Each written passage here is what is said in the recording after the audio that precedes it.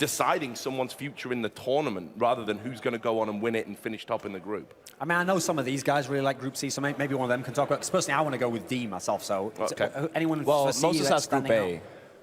That's what he told me, because I mean, we have Cloud9 in there. It's all right. It's a group of death for you guys, because you're not going to make it out of groups. I think every group is a group of death for North America. The thing about Group A, though, if you're talking about Cloud9, is like if Cloud9 were to lose, I imagine they'd probably be quite vexed. But then you've got Luminosity, the shining lights of the NA scene, technically an NA organization, but they're from South America.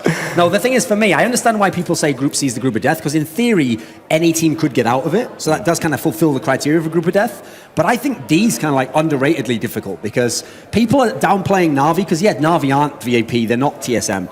Na'Vi still aren't in general going to lose to low-level teams on LAN. So to me, having Na'Vi and Envious in there, that's pretty dangerous right there. Then you add in some of those other teams. No, but then you have, like you're saying as well, when you have Na'Vi and Envy, sorry. Then it's a clear cut for me. Like those two will advance, and on top of that, I heard like a rumor from Guardian. He's like, this is the first time he has ever practiced individually coming into tournament. He's like, I'm pumped. I want to win a major. The interesting thing about that group is that CLG played Na'Vi close at the last major in the group stage. 13-16 was their loss. So I mean, if CLG wants a chance in that group, they have to win both their best of one. So that's kind of the saving grace. Is if even if CLG gets one win, they're going to have to play in a best of three against a European team, which they really struggle in. I actually feel like I always say, like, it's not that you can't be critical, it's that you have to just give the context, and then it makes up for the fact that you can be critical. So, okay, it's easy to look at these groups and say, we don't know if any NA team will get out. But the difference is, Cloud9 historically have always been the best chance for North America. So, okay, they're in the easier group, the one they've got a good chance to get out of. But then you look at people like Team Liquid and CLG, it's going to be very hard. But if they can just get out of those groups, they'll at least show us they're coming with something. At least it's going to be hard to get out in the first place. At least for Liquid, right? Because I think that they always get rough groups coming into like an international tournament, and that's why they usually get in the majors. That's just in general, the general tournaments. But yeah, Group C for me is definitely the group to look out for. I mean, we have NIP Titan, VP, and Liquid. And VP for me is like one of the teams that I really hope they will show up like they did last major. I think Liquid must have been thinking, what have we done to deserve this? Because it's Team Liquid are a team that have been showing improvement. Obviously, they've got a Hiko in there now. We were very impressed with what they were able to achieve at PGL. And now, of course, they're in this group where everyone they're playing, it's going to be a real reach for them to beat. So. I think though that the names are deceiving in this group. Like people look at Group D and they're going, right, well, Na'Vi aren't in great form. Dignitas just changed play. Hey, what, are Nip and Titan world beaters now? No, they're in like the bottom half of the rankings. Then you look at Virtus Pro. Actually, Team Liquid came close to beating Virtus Pro in a map when they were at the PGL offline finals. So there's chances even for someone like TL, even though on paper the names look really scary. I think there's some cracks there that they can maybe exploit if they're very good. I actually think Liquid has more potential to be more than Cloud9 to become a better NA team. I think they have more talent. They're geared better as a squad. I agree, because I think Hiko was right. Well, here's the scary thing about them, though, is they're actually falling into the same trap that the old Cloud9 and Complexity rosters fell into, which is where you rely so much. You have this Hiko who's winning all these insane clutch rounds, and they're not realizing because they're winning the rounds that something's going wrong in them. When Hiko's winning 1 versus 3s and like twice a match, 3 times a match, you're actually not doing something right. You just have a crazy player. And if they start to rely on that to get round wins when you go up against Virtus Pros and Titans and Nips, they're not going to give up that many 3-on-1s. Yeah, I mean, it's going to be a good tournament. Obviously, it would be remiss if we didn't mention the first game of the day, which is going to be Fnatic versus Vex. So I guess we'll switch our focus onto that. Now, even though we've talked about Fnatic as being on this downslope in their career, I mean, the only way was down. Because they were the best team in the world. Of all time, maybe. Yeah, and of all time, in your estimation, and I'm sure many other people's. Now, they're going to be going up against Vex today. Bit of a kind of a surprise package, bit of a wild card team. Just a few thoughts about how we see this match. The problem is, this first match isn't so sexy, because even as much, every time you say something like Fnatic's in a slump, they've got losing matchups, the context there is of the highest possible caliber. They're in a slump, they still come top 4 at every event. They can't make it to finals. They lose, but to the absolute best teams in the world who are so scary. Vex is not within the realm of where Fnatic has to be worried. Like, actually, of all the teams in the tournament, I actually think Vex is the worst in the whole tournament. For me, Flipside and Vex are sort of the ones that I feel certain can't get out, but these teams actually played, from what I remember last time. I think when Vex was E-Battle, they played Fnatic at the last major, and they just got absolutely crushed. So you have to remember, E-Battle originally, when they shocked everyone, made it into the Cologne major, did so super narrow matches. They barely got in overtime themselves. Against Titan. And that was like the first event that new Titan lineup had played together, and sometimes, so I mean, they got fortunate there. But yeah, I feel like this has to be a whitewash. And let's not forget, Hyper went absolutely hyper. He lived up to his name. It was a ridiculous performance from him. But I mean, last time they played each other, it was online. It was a 15 days ago, a little bit less, and that was actually a close game. But on top of that, it's Fnatic, it's online. They had a rough time coming into, but I think they're going to be super pumped for this major. I do not see Vex, even taking double digits. All right, well, look, we're going to talk more about that game in just a moment, but we are going to throw to a short commercial break while everyone gets set up. When we come back, we're going to give you some more in-depth analysis of that game in the map veto. We will see you soon.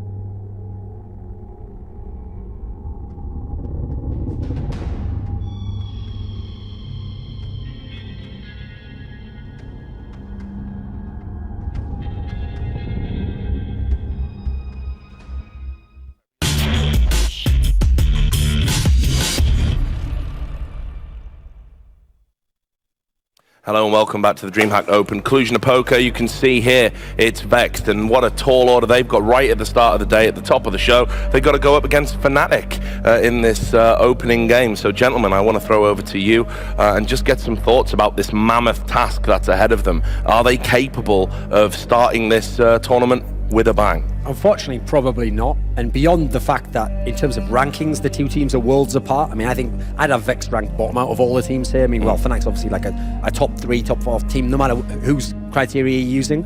But the main problem I see right here is when I looked into the history of Vex and what maps they like to play, where they want to go, 2 of their strongest maps are 2 of Fnatic's strongest maps. You know? Yeah. So unfortunately, that gives you like a very small chance you can get an upset because you are going to play one of your best maps. But it also means that it's not like you're going to maybe get them on like a 50-50. Odds are you're going to be heading towards one of their home grounds where they smash everyone. That's been a Fnatic conundrum for quite some time, is when you go up against them, you know, if you're not in that top 4 team, what map do you play them on? Yeah. It's just like, oh crap.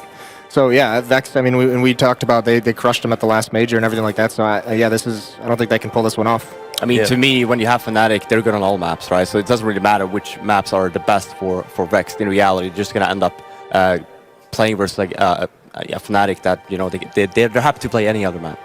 Here's what they can do is there's some talent on this Vex squad, individual skill, and we've always talked about these teams that are such huge favorites always come out with that no respect style. They force you to like beat that back and really you have to force Fnatic to respect you. So if Vex can come out and do that early, they can maybe make this first half interesting. They can get out to a little bit of a lead, temper the aggression out of Fnatic early and see what they can do from there. But in the end, I just think it's overwhelmingly going to go for Fnatic. But that's their one real shot, is to kind of punch them in the mouth early, hope they can't recover. Yeah, well, let's talk about some of the individual components of this. We'll start with Fnatic.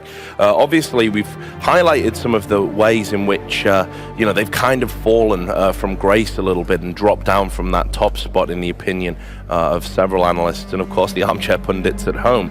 Now, instrumental in that has probably been Olofmeister, who's still obviously an amazing player, but hasn't been quite as impactful as maybe he has been in the past. In fact, some people have been saying recently that predicated on what happened at the Gfinity Champion of Champions especially, there was this big push where people were saying, hey, Flusha's more important to Fnatic, he's the guy winning the clutch rounds. But overall, their level of individual performance seems to have dipped. So let's talk about this worrying trend. I mean, is it being overplayed on social media? I don't think you can overplay it, because when you look at Fnatic, I always used to stress over the last 6 months or so, the thing that almost defies belief for me is that when you tried to figure out who's the best player in this team, who's the second best player, it was changing. There was Olofmeister, he was consistent, he was the best player in the whole world, and he could really carry them for a map or rescue them. But then who was going to join him? Who was going to be the sidekick? So it was Crims a lot of the time, but then every now and then Flusha was coming in for these, like the last major. We saw his stats at the majors are historically actually the best. Yeah. But then, for example, recently, okay, so we're saying there, Olofmeister's kind of dropped a bit. He's still fantastic. Yeah. Just dropped from being like otherworldly good and wrecking every match.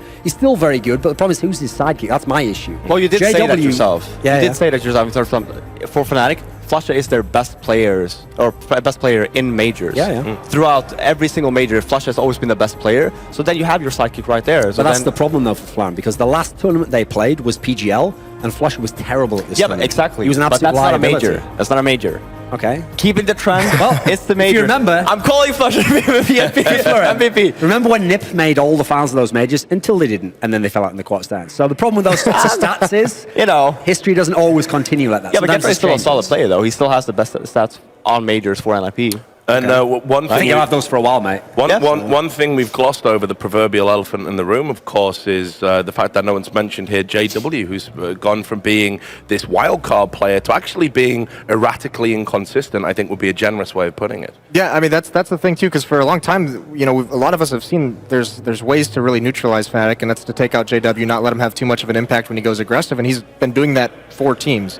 Hasn't had as much of an impact as he's used to. He's had a little bit of a slump individually, so that really helps teams out when you go into those later rounds. You don't take a kill or two from JW early, and then you can really put the pressure on any of the bomb sites. It's really hard for those passive players on Fnatic to recover when JW's not doing that early damage. The thing is, I've never seen JW as Fnatic star player at all. I always saw JW as one of the wild cards that they have, one of the few. So when Fnatic's down or whatever, who do you rely on? Well, then it's JW, because then he might just show up and do one of those absurd rounds that just ends up winning the game for him, right? So that's what I see JW. He's never going to be the star player in any game for me. It's always going to be Olofmeister, depending on what map it is. Maybe Crims even if it's Inferno. And then we have Flusha as well. One thing JW does really well that we haven't seen for some time is when he's hot, he takes control of maps. He dictates everything on a map, especially when he's on defense with that AWP. When he's feeling it, he's mobile, he's aggressive, and he's getting those kills, and that really just shuts down so much for an opposing team to do on their terror side. And we haven't seen that recently. The funny thing is, though, when you think of JW at his best, this is why the question of why is JW not so good now, almost to me doesn't make sense. It's the other way around. How was he ever that good? I used to say, even when he was at his peak and he was wrecking all these lands, I used to be like, these are decisions that don't make sense. They shouldn't be working. And I don't know how he's getting these no scopes and these, these four-man takedowns with an AWP where he's in 4 health. And he should be pulling back, but he doesn't, and he goes and gets the next kills. That should never have worked. What's amazing is he made it work for so long, and then eventually, you can't maintain that kind of style of play. It's going to be so erratic. So for me, he now kind of plays reminds me of what happened when Makaleli came into NiP. He was never the best player in NiP, but if he had an explosive half, that could ignite them to win the game. Yeah. But his kills to deaths were always going to kind of level out, because his risky style of play would get you kills here, but then he'd die in other games. So for me, JW's like that at the moment, but he crucially has not been around in the big tournaments for quite a while now. It really has been the other three, the Olofmeister, Krims and Flusher kind of combo.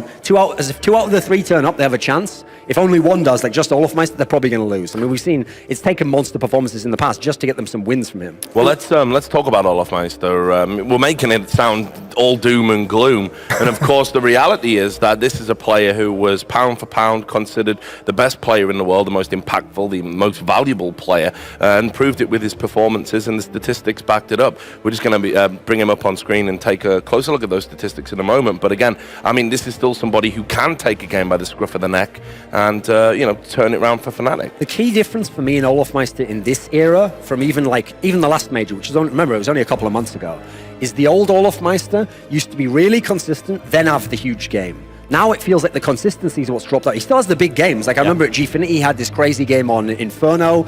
Again, I think that was the one where he was playing against Envious in the final, I think it was. It was on the 6th map, so you got 4th map, so you got him to a 5th map. They had his monster performance, but the difference is the overall, like you can't anymore rely on Olofmeister every map to get those certain kills, those certain spots. He's still very good, but now for me, he's just like a star, bordering on a superstar. He's not just going to take over the whole game and always be the best player in the server, which is the advantage they used to have before. I mean, he couldn't keep that pace up he was at to open this year, and most of the stretch of it. I mean, even halfway through the year, when you look at how well he was playing, that was just like, oh my God, how is he still playing this well? Yeah. So much like JW, where you talked about it's going to taper off, we all knew it was coming. It was just that he extended it so long. Well, there's a reason why when you get those peaks of the greatest players ever, none of them ever last like 4 years long or something. It's like you get.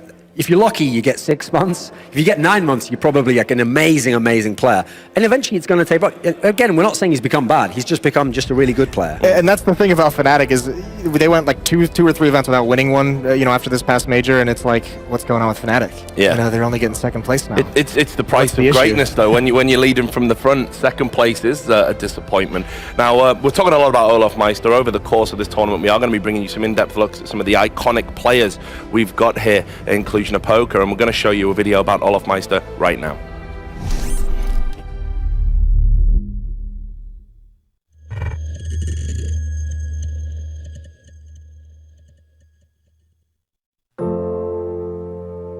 I've always had that goal to win. If I can't be the best, then it's not fun for me. I played a lot of football when I was little, probably starting when I was 4. Well, he was very talented at football. I remember me and my father going to watch most of his games. That's a huge part of his life. And I think he was quite good when he was about 14, 15 years of age. But he got hurt in one knee. When I got injured, we went to a specialist in Stockholm, and he told me that I couldn't play for a year. I think he was quite sad. Sadder than he showed. I actually went home and was really mad and pissed off, but I actually went home and played Counter-Strike on that evening. That was the only thing I could do, actually.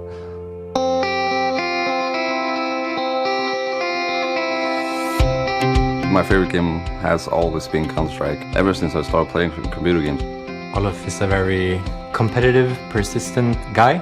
Likes to be the best at what he does. He started playing and he became really, really, really good. When he's practicing in the evenings, and he's getting a bit angry sometimes because he wanted to be perfect. My dad has always been supportive of me playing, yeah. Told him if I can just focus on the game, I will have it as a full-time job, and he was like, go for it.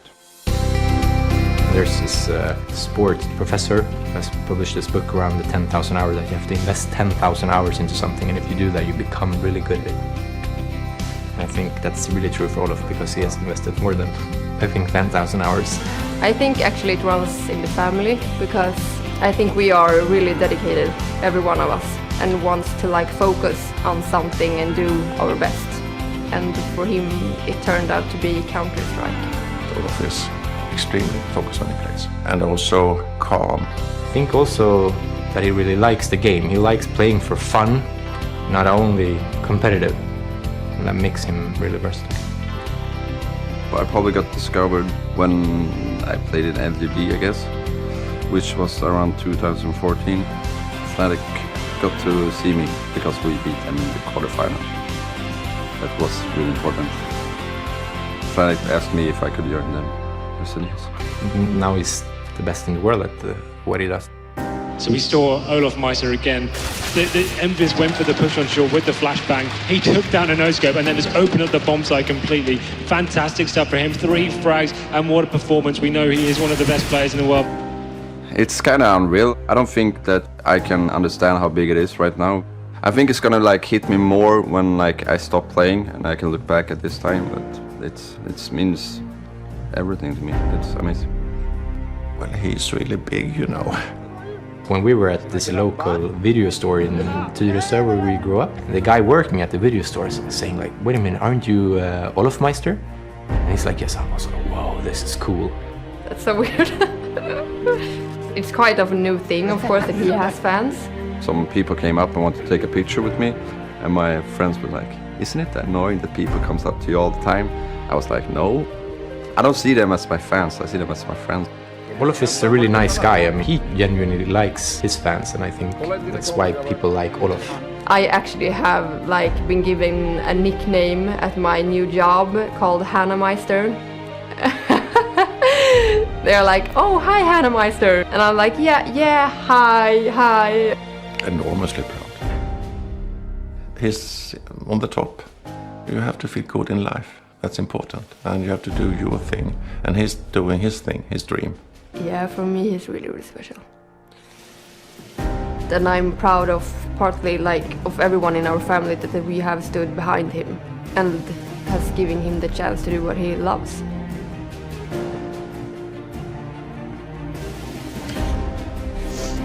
Yeah, Counter-Strike proved to be a nice alternative to football. Now that he's done it, it's really, really cool to see. We are one of the best teams in history.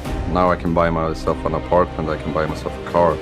This was things that I wasn't like thinking of when I was starting out. Now it's like my full-time job. I always said that the best part is being able to play the game that you like. Right now, I eat, sleep, breathe Counter-Strike.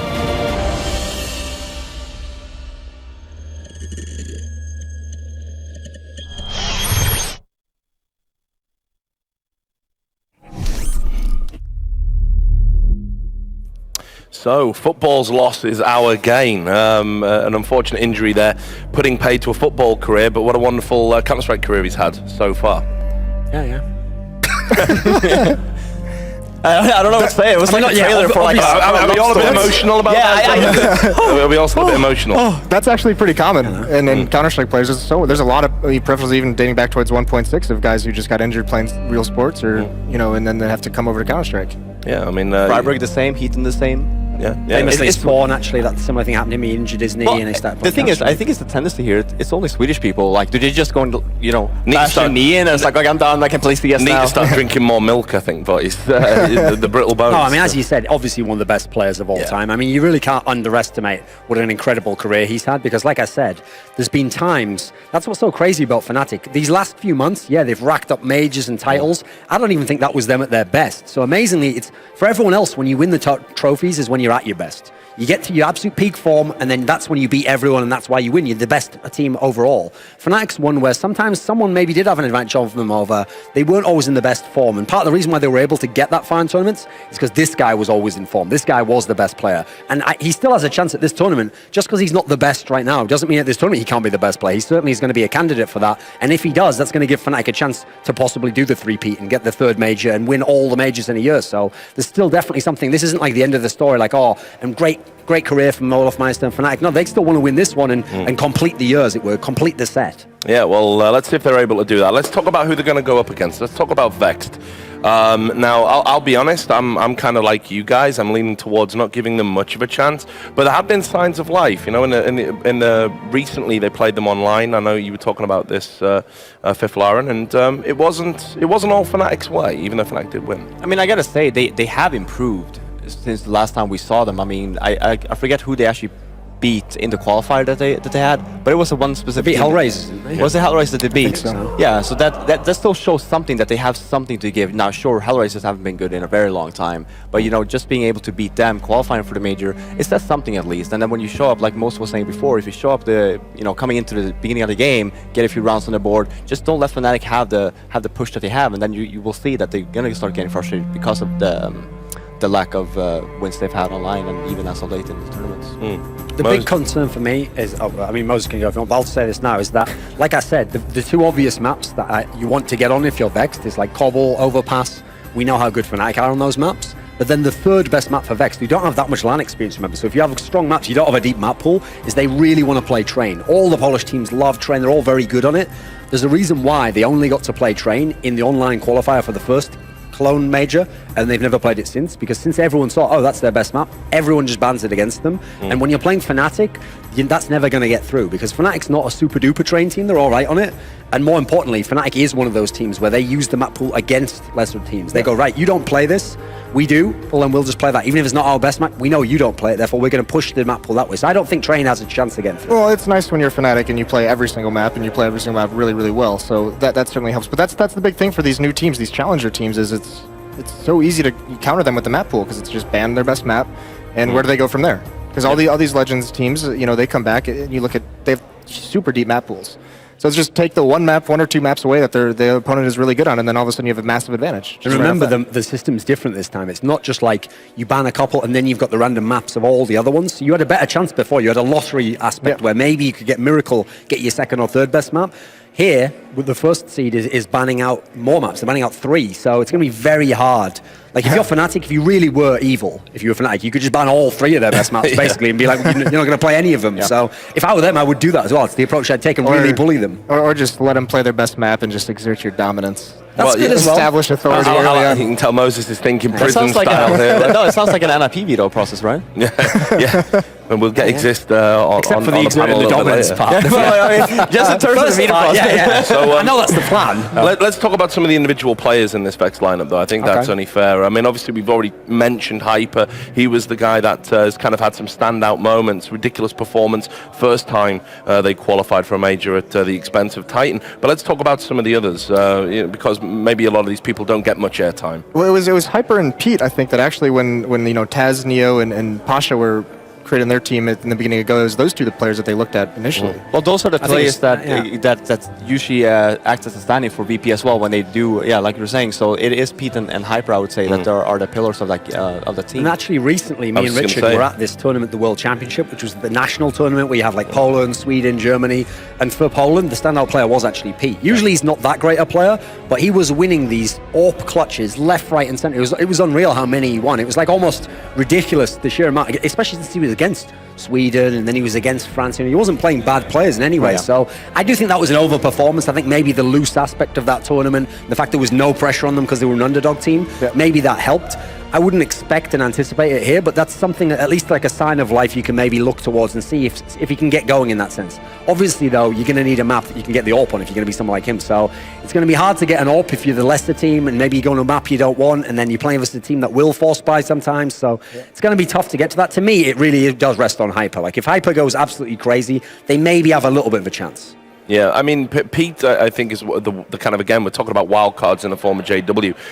Duncan's absolutely on point. I couldn't believe what I was seeing. The amount of clutch rounds this guy made, I mean, I would have loved to have seen the statistics because it was just terrifying. And 1v3s with regularity. But for me, the test of whether he can step up to being an elite level player. And when we talk about elite Polish players, it's really weird. We always talk about them like there's some substitute potentially in the future for Virtus Pro. That seems to be the benchmark. But actually, the Polish scene is getting a bit stronger. They have a really good foundation of up and coming players and teams. And I think Pete can be part of that new wave if he can start finding that level of consistency he did in Serbia. Is there anyone else on the team we feel as well could be having an impact, or are we lumping them in with the sort of faceless also? I mean, the other name's probably Rowland. He's been around a long time. The problem is the stigma that comes with him is that he's an onliner. That's what people have always suggested. I mean, people used to say about this whole team, you have to remember, because until the last major, they weren't going to big lands. So it makes sense as to why they did. But that just kind of sets the tone for the team in many ways, because the problem this team has is, they've qualified for 2 majors, but they did nothing in the last major. They haven't really done anything since then. So they have to show us more. It's not good enough just to take part. You have to at least, even if it's not win the game, someone on the team has to show a big performance, has to show that they've got some kind of talent. They've got something more than just, they were just a name on a field that was eliminated immediately. The thing is, when you have a title like an online, like Rellan has, for example, or even Pete, when he's not really performing at events, it was the same thing with JW when he first started off. Whenever you practice against JW, he was amazing. He did all of the things that you see JW do now. He never did that in an official game, and then all of a sudden he got that extra push from his team. It's like, do whatever you do, during practice online, and if it doesn't work, it doesn't work. If Vex have these players well, especially Rallen, online or whatever, if he does what he does online, and he got the clear from his team, and it doesn't matter if you end up dying 10 rounds in a row, just try it. Just play because that's the main issue that people have, even to this date, the lower tier teams, whereas they don't play like they do during practice. Same issue that North America teams has, right? When they scrim against one another, they don't play like they do in an official game. They just run around and shoot heads, and that's what they're good at. But then when you go into an official game, they don't. Try and get a little bit more strategical on I was going to say, sometimes structure can be a bad thing, right? But anyway, look, thanks a lot for your thoughts, gentlemen. Now, as you'll have noticed, we're slightly behind schedule, but not massively, but we've got Valve on site. They're going to be sorting out the Steam issues, and when we come back after this short break, we are going to get into the map veto and discussing what that might mean. So hope you'll join us very shortly.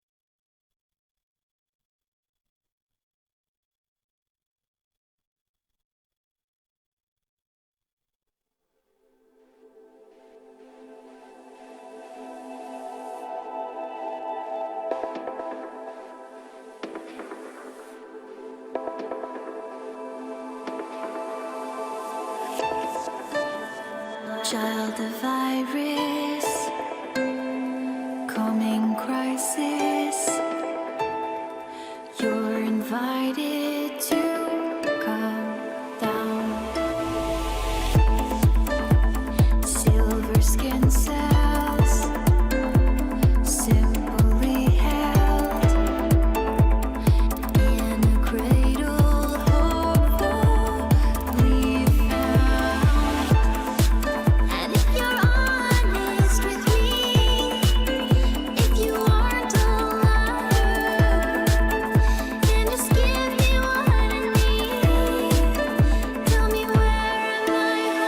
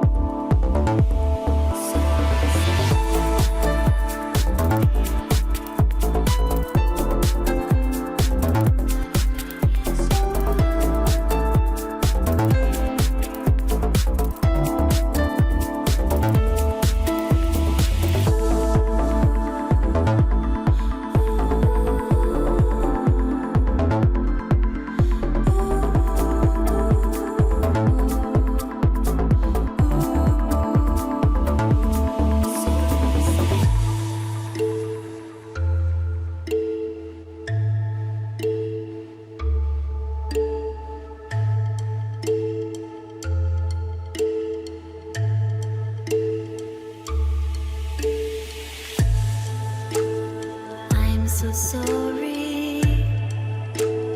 That's my story.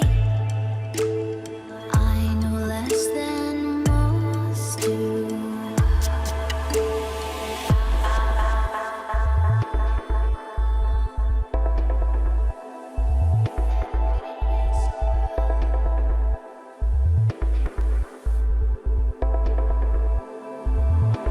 See yourself.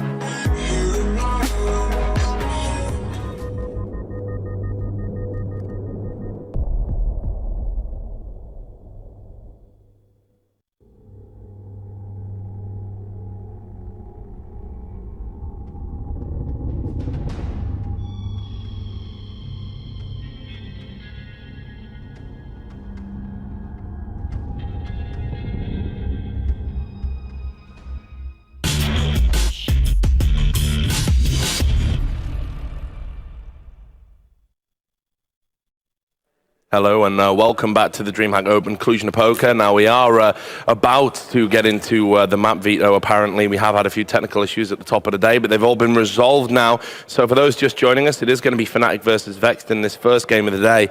You haven't missed anything. And actually, it would be remiss of me not to mention, of course, if you want to catch some live score updates, we've had a lot of people who are obviously at work and whatnot asking what's the best way to keep up to date with what's going on. Well, you can download the Score app. They're proudly sponsoring this event, and you can use that to keep up with all of the scores while you're on the move. All the details of how to get that app are down there on the screen right now. So I believe we're going to be getting into the map veto shortly, but just to do a sort of quick recap, Fnatic versus Vexed, we talked about maybe how the veto is going to work, that Fnatic could be really cruel and just take away all of their best toys. How do we think the veto is going to pan out? No, sorry, that's the only relevant thing is Fnatic. Yeah, absolutely. All that matters is Fnatic. Yeah. And if you ask me if there's any other things that could happen, probably Fnatic. Okay. Guys? I mean, I thought that we hired Thorin to fill. he's got it written in his contract now. Yeah, it's like, He's like, you know, whatever sentence you may have, it costs I get extra. paid by the word. Yeah. Okay. Explain some of the articles. But no, I like I said, Fnatic, their map pool is so deep, so I just don't see. It doesn't matter how the map veto process goes. You're learning from Thorin. The thing it is, doesn't matter, Fnatic. If you look at the maps, okay, that they all like. So for Fnatic, the most liked maps is Cobblestone, Inferno, Overpass, Dust 2. So of those maps, the best for Vex are Cobble and Overpass. They really like them, so they share those two maps. The problem is, the other two best maps for Fnatic, Inferno, Dust 2, they're actually the two worst maps for Vexed. So Fnatic, they don't care. They can definitely get 2 out of their best 4. Yeah. If you're Vexed, you're going to have to be trying to ban towards Inferno Dust. You don't want to play those. And you want ideally to get a train, but you're not going to because Fnac's going to ban that. So you're hoping, okay, let's get a Cobble or Overpass, which I think is doable. I think Fnac might want to play them on those. They won't be scared of them on something like Cobblestone. It's very rare that they lose. It's only world-class teams can beat them on that. So I think actually this is going to be one where it will be a map both teams like, but that's not going to do a lot for Vex, I don't think. I think the best map that Vex could possibly get is the Cobblestone. Mainly because, if you have a good CT side, if you start off well, it's one of those maps where it's extremely hard. You have to be, somewhat prepared for it. So for Fnatic, I mean, just speaking from experience, when we play Cobblestone and we ended up going out in ESWC versus a new team, then, Platinum, never forget. Stuff happens, and PTSD, right? Yeah. So yeah, for sure. Yeah. I think I just got a stroke. Well, we saw in the most recent PGL, obviously we saw Team Liquid take Cobblestone against Fnatic, right? So that happened. I'm pretty sure it's in my brain. There's something that did occur. So. You'll never forget it. Yeah, exactly. I'll always where were where you I on was. that day? Exactly. I think that means that there's got to be a chance for Vex if they can get it on Cobblestone, right? I mean, maybe Fnatic aren't the overwhelming force that they once were on this map in particular. Yeah, well, probably not. But if I'm Vexed, I'm probably looking. It's such a bummer that one of Vex's worst maps is Dust 2 because they have the skill. They have the individual talent, much like we've seen, Kingwin or G2. Those guys just can run people over on that map just based off that skill. So the fact that it's actually surprising to me that it's one of their worst maps. Because that's where I think, I know you just said you think it's one of Fnatic's stronger maps. I think it's a map that Fnatic's actually not weak, but exposed on. I think there's ways you can really hurt them on Dust 2. The difference is, though, the teams that they lose to are amazing teams. They lose to TSM on Dust 2. You know, these are the teams you can lose to. They're amazing on that map. The problem is, a team like Vex, it's going to be hard for them to beat them on Dust 2. Like, Fnatic's fundamentals are so good that even though normally we think of Dust 2 as like the pugging map, etc., well, you see certain teams, Envious, TSM, Fnatic, they're incredibly good on the map consistently, though. Because the way they just play the map just as a fundamental aspect, I mean, at the end of the day, pugging is playing basic CS, and that's what the fundamentals are, and they're the best at that. So if they can play that style, and then they can play the tactical style. So while we're just still waiting on that veto to come in, I think we've picked out 2 players that we've highlighted that we're going to do a head-to-head on, and of course, it's no surprise, Olaf Meister, who's been heavily featured at the show. That's Olaf Meister, not Hannah Meister, to everyone at home. I was quite interested in what she had to say, though. Yeah, well, yeah, I could tell by the way you were intently watching the screen. I'd love to do an interview with her sometime, you know, maybe meet up for drinks or something. Yeah, well, I'll see if we can arrange that. But obviously from Vex, we've picked Hyper, a player who has indeed, like I said, been known for some of his, crazy performances. And indeed, yeah, very much crazy beard, a Linkin Park style effect thing. So let's talk about these 2 players and why we've highlighted them. He might be crawling, numb, faint, close, what's it, breaking the habit. At the end of the day, I wish this was the end of the segment. If it was, you'd be able to find a place to rest your head. Right. Any others? No. Okay. So let's talk about these players. So obviously, Olaf Meister and Hyper are the ones we picked out. I mean, we picked them out for very good reasons. They are kind of like the fraggers, if you like, in the team. We've already waxed lyrical about Olaf Meister, so let's start with Hyper. Yeah, the thing is, Hyper actually, I mean, you kind of referenced this before, but back in the days of end of 1.6, where you had not the original Golden 5, but one of the Golden 5 lineups that had still won some majors, and it was a very good team, and the only new player at the time was they'd brought Pasha into the lineup to go with the other 4 legendary players, one of whom is a coach now behind them, Cuban. At the time, I used to talk to some of the players, and they were always saying, like, oh, if we did have to make a player change, the 2 people they were looking at there was Snacks, who obviously, I mean, it turned out did come into the team like a year and a half later. They did end up picking him up, but the other one was Hyper. That was someone else they were thinking about, and they're thinking, maybe this guy can come into the team. The problem is, as I seem to remember, at some point in the game, I think there was some sort of, people said that maybe Hyper had cheated, or there was some sort of confusion about that or something, so there's a reason as to why they didn't. Anyway, here we have basically the map pool going down live. Yeah, so you see here, presumably... So 1 and 3 is obviously Fnatic vetoing. So Fnatic vetoes Overpass, Vex vetoes Mirage, and Fnatic vetoes Dust 2. So currently I'm expecting... the next veto for Vex. You'd expect Inferno to be the ban for Vex now, but actually they're going to ban Cash. I think that's actually a mistake, because actually of all the maps at the moment, that's the worst map for Fnatic. Now, it's not a great map for this team, they barely play it, but you'd think you want to be, if you've done your numbers, you want to be going towards it. I'd imagine they haven't looked up the stats for this, by the way. They've just looked and they said, right, these are the maps that we feel strong on. Fnatic has done the maths because they don't want to play on Train. Like I said, that's the one map that I wouldn't say Vex to be a favourite on, but it's the best map Vex could get in terms of it's not a great Fnatic map. I'm surprised that Fnatic actually vetoes Dust 2, but I think one other way that Vex can have an advantage is, think about CLG upset them at the Pro League finals. They just religiously stratted out one map, and I stratted Fnatic, figured everything out, and maybe that's something that Vex is going to bring to the table. Here's the thing, though. We're in a situation now where I think it's random map selection for the last 2. I think it's like a split between the 2 as to who gets what, right? I don't think they pick. So if Cobble comes out, great for Vex. You've got one of your best maps, brilliant. Problem is if Inferno comes out, that's a map they've actually never played on LAN, at least in the last 3 months. So playing with that would be a nightmare to play Fnatic on that, who's extremely good on Inferno still, and that was the map that obviously they established the whole dynasty of Fnatic on. So actually this random element now is potentially going to decide, does Vex have a chance, or are they just going to get completely blown out? And of course this is happening in real time, everyone at home, so we're going to be able to tell you which map it is, but you're absolutely right, Duncan, that Cash ban coming in, and there we go, it looks like Cobblestone has come in. Vex have got that bit of luck that they needed. They avoid Inferno, and they're going to be starting CT side Cobble. So right, let's start getting into what this means within the context of the game. I'm guessing we're feeling like out of what was left, probably is the best scenario for Vex. Here's the problem, okay. So Vex in some ways share some similarities with Virtus Pro. Maybe because they take after their style, maybe they watch their demos, talk to them, play with them a little bit. And so as a result, they're both really good on Overpass, Cobble, Train, these maps that Virtus Pro are extremely strong on. The problem is, I know Virtus Pro to be an extremely good Cobblestone team, but when you looked at the stats for Cobble, it looked like actually they're not very good at all. It's kind of like an average record, one of their worst records. Then you look who they're losing to on Cobble, it's like all to Fnatic. They were losing like half the games to Fnatic. The problem is, Fnatic is not just good on Cobble, they're like supernaturally good. I mean, them losing to Liquid was a massive shock to me. I did not expect that. So I think even with this being a good map for Vexed, it's also a very good map for Fnatic. And they're a team where they could win on both sides of this map. It's not even like they have to start out and do well on T side. They could lock it down when they get the CT.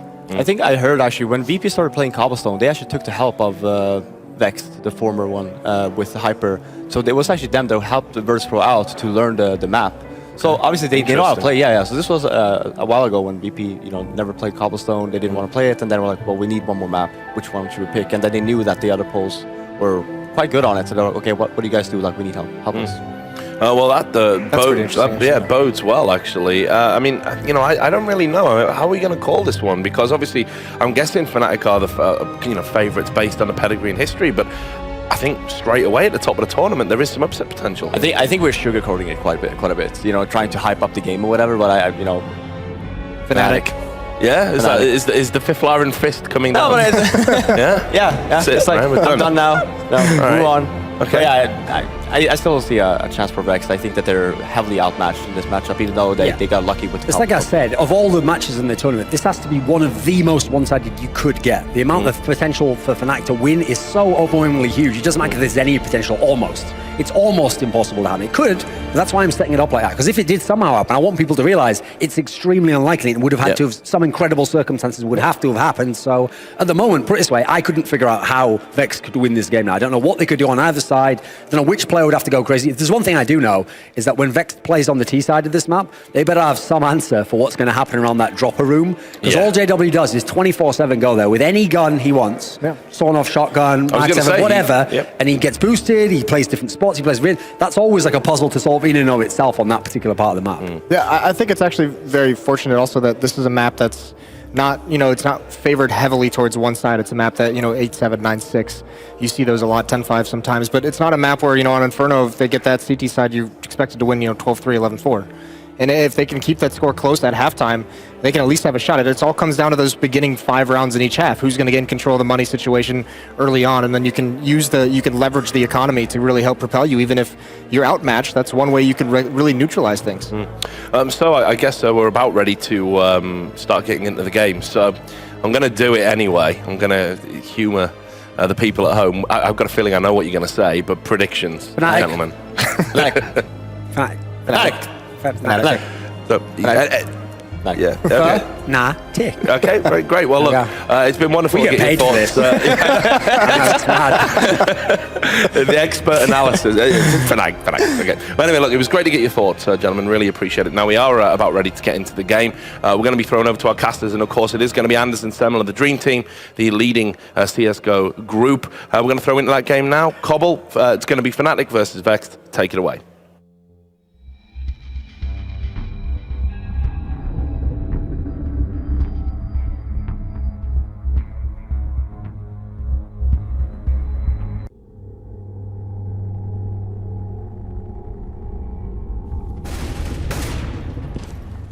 And welcome, ladies and gentlemen. It's Fnatic versus Vexed here, the first game of this major tournament, Inclusion of Poker. Semlet, how are you feeling? Are you excited for this one? Map turned out to be Cobblestone. Means some Cobblestone drops out there already. I think a lot of people are excited to get another chance at a Cobble drop, but I mean, how often are we going to see Cobble this tournament, Anders? Because it felt like last major, Cobblestone was pretty much the map for every team out there. It was all about Cobble. We saw so much Cobble, it almost felt like 2 years ago when all we saw was Inferno. And now it's like Cobble is the new Inferno. You just see this map every series, it seems.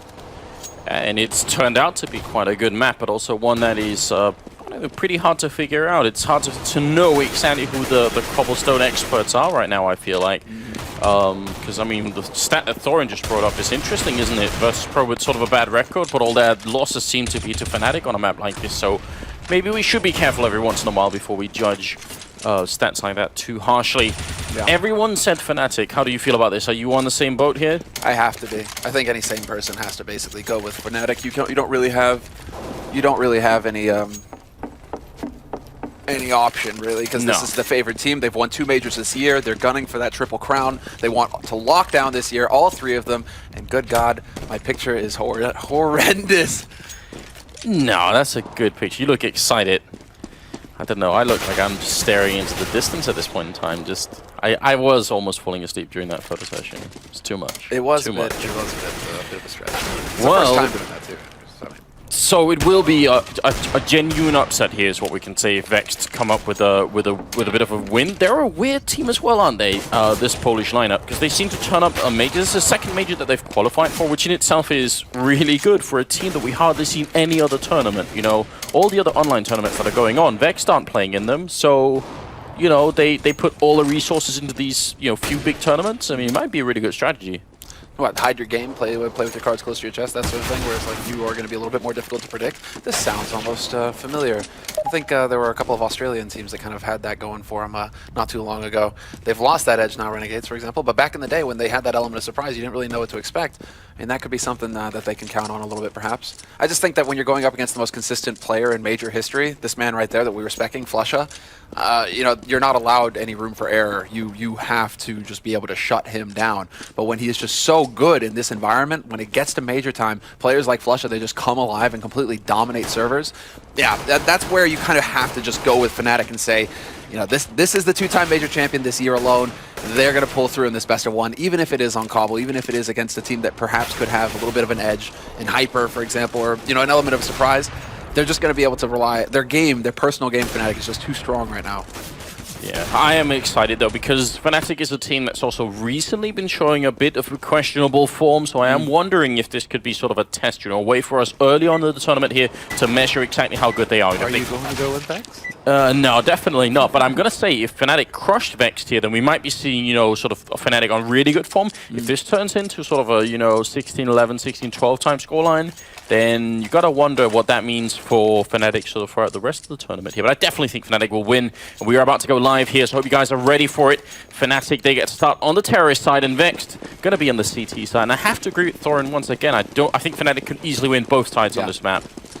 That's going to be the main issue here for Vex. It's just that they have to come out swinging. I mean, it's always the case with the underdogs where they just need to get so many rounds where it's just they're not going to give Fnatic any room to work with in the next half, right? They have to be able to come out really strong here. And Vex, especially in this current meta for CT, where it just feels so important to pick up the first 3 rounds to get your nades and everything.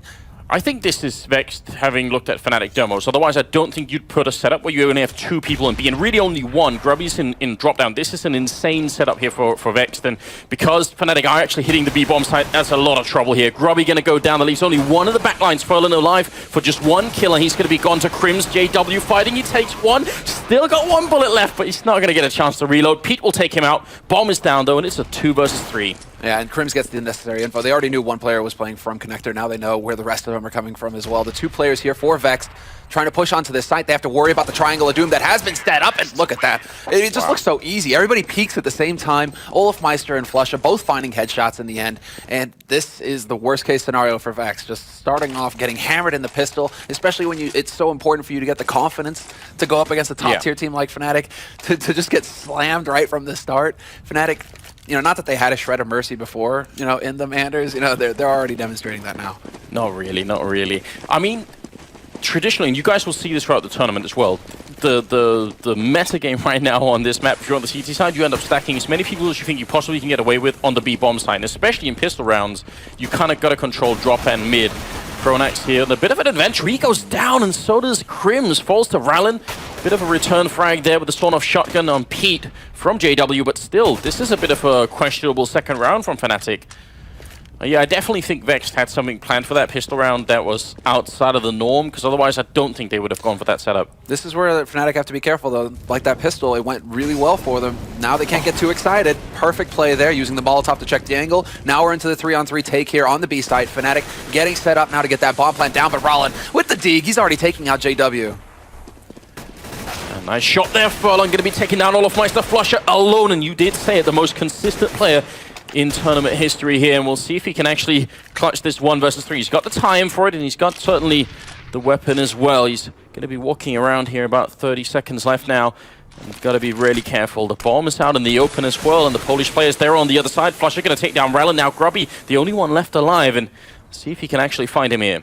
This is a really clever gamble. Fnatic, I mean, you can clearly tell that Flusha expects there to be a backstab of some sort, that it was a crossfire, but Vex put both players onto that site. So Flusha, he's having to figure this out. He's actually going to walk right into Groovy, and Groovy with the CZ75, this close, just takes the shot. He's got no bullets. He's out of ammo now. He's only got the knife. He's around the corner. Flusha going to take him out. It's ridiculous.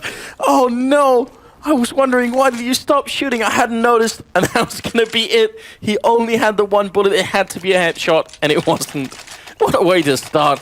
It's going to put us into the third round here, and Vexed, I mean, even though they did so much damage, for them to buy now and try and put Fnatic economically behind, that would be insane. No, there's no way. They took their risk. You can see, I mean, a couple of players have actually got some money going into this. That's why you see Rollin going up to a Deagle, for example. A bit more of an expensive pistol to work with here rather than going for the cheap P250 option. But yeah, 3 guys on Vexed having to go for the hard eco. And this will give, I mean, JW another chance to put that Son off. Pretty much the only guy who does this, he's the man who started doing this, using this Son off shotgun. It's the shortest range shotgun. But when you're up close like this, he's just looking for an easy target and drop. Not going to find one, though. And there, you see him swap out to the CZ once he has to do the long-range work.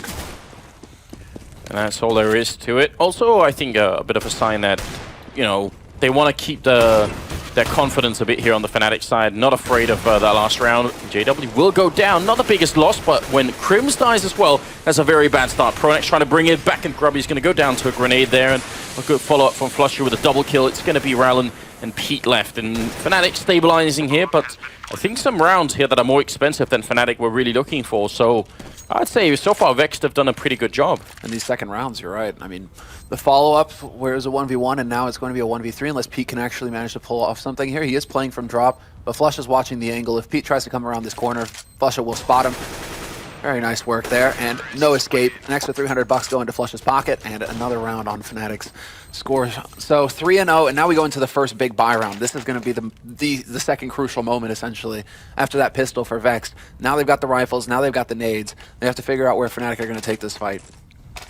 Yeah, no AWP picked up on anybody yet, so a bit of an interesting sign. In spite of the, you know, if you look at the map architecture, it looks like a map that lends itself very well to AWPing. It's not always necessary. It's been proven time and again that you can control pretty much every choke on this map without an AWP, so some teams make really good use of it. We've seen Mouse Sports, I think, a couple of games where Chris J has gone completely mad with it, but it's not, I think, a requirement in that sense. I mean, the one round that comes to mind is when he got an ace right up here in the apartments, and yeah, that was ridiculous. But, you know, sometimes Chris J, he's just one of those players who can go completely wild. We will have the defensive smoke go up into drop, so only a single man holding there for now. That's Groovy. The rest of the B defense, Hyper and Furlan, they're hanging out on the site itself, and one is close to drop, so it's going to come down to whether Olafmeister, the man who used to just be dominant on Plateau until people started to figure out his tendencies, he's going to be taking point here. 50-some seconds left. They are going to make their way out on that plateau. Hyper playing close up. Furlan's a little bit further back behind the statue, and they've got to be careful. Nice shot there. Hyper going to take down one. Still got plenty of bullets left here. He's playing with the M4A4. They've done terrific damage already. Fnatic very low, and if they get this round Vexed, then Fnatic won't have that much money. And a double grenade to take down both those players. Crims and JW gone in one split second, and it's going to be up to Flusha now. 1 versus 5. Trying to see if he can stay alive up here and maybe do a little bit of damage. They need at least a couple of kills, and Flusha is going to give him the first one. Yeah, he's still got that bomb. He's just not going to have the time. He's got 20 seconds left, 34 HP, finds 2 kills so far, but he's in a 1v3. The flank is going to come in from Pete. Easy kill there. But what that round boils down to is the nades. When we're talking about Vex going into this rifle, why they're needing to save all their money in the third round when they lost the Force Buy in the second, they needed all the nades that they possibly could have, and this is why. Fnatic, they get bogged down. It was actually one big anti-flash that got thrown in by Vex. Wow. The timing was perfect. It stopped all 3 players on Fnatic on that plateau, and that allows for Vex to get into position to just whittle Fnatic down. So Fnatic, they need to be more decisive. When they're throwing out those flashes, they have to take advantage of it, because then they just turn into targets. Then there's nothing they can do. Can I just, because this is the first time that we actually get a chance to do this, Semla, can we just give a bit of an appreciation for how incredibly skilled the PGL team is at doing this stuff? It's so cool. Like all the camera angles and all the replays there. I love it. Mm-hmm. Now, 5th round is coming up, and that early round win here for Vexed, and because they did the damage earlier on, Fnatic, they're back to almost nothing here. Yeah. This used to be a strength of Fnatic, just like with Envy. They keep buying, they keep putting the pressure on, and eventually the opponent breaks. But right now it's Vex putting on the pressure, and we'll see if they can pick up this win as well, it'd be a huge turnaround early on. Well, I like the change of pace here from Pronax. They're going to change up all the angles. Good spray going on to Pronax, though. That's an AK down, but it immediately gets picked up by Crims, and JW in drop finds a kill on Groovy with that shotgun, but it's going to be Pete. He's boosted up. They have no idea, Fnatic. They walk right into him, and that's completely falling apart now for Fnatic. Once again, it's going to be one last man standing here, Olafmeister. He's got that bomb, but he has no way to get out onto the site. Fantastic round so far from the Polish side, and we'll see if Olaf can do a bit of damage. He's going to walk right into Ralling, goes down. They lost 2 people last round on Vex side. This time it's only 1, so their economy is going to be stronger. Fnatic, no bomb plant. They just won't have the money to buy. This is a really big switch early in the game. And I'm sure we're going to get this replay, and here it is.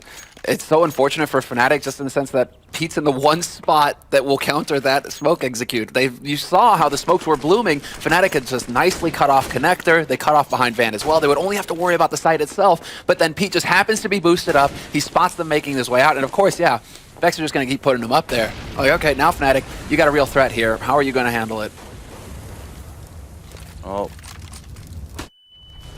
So far, they're playing it very cool on the CT side. You can tell already that they've got a lot of grenades saved. Even that B bomb side, where you tend, especially if you're a little bit nervous, which you would be playing Fnatic at this point, you tend to throw all your grenades on that plateau right at the beginning because you don't want to be rushed down.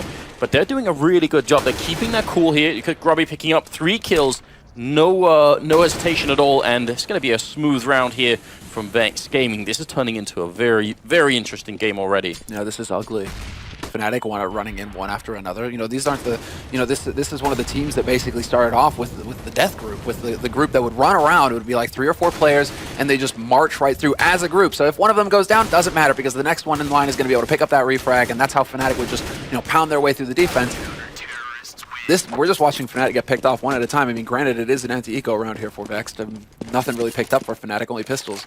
But now we need to see if that's going to carry through, if Fnatic are going to keep hesitating and losing players one at a time. Right, but so many matches where Fnatic are a little bit down, then they at least get so much out of their eco rounds that, you know, they still get the damage in, so the other team has to buy up a lot of rifles here.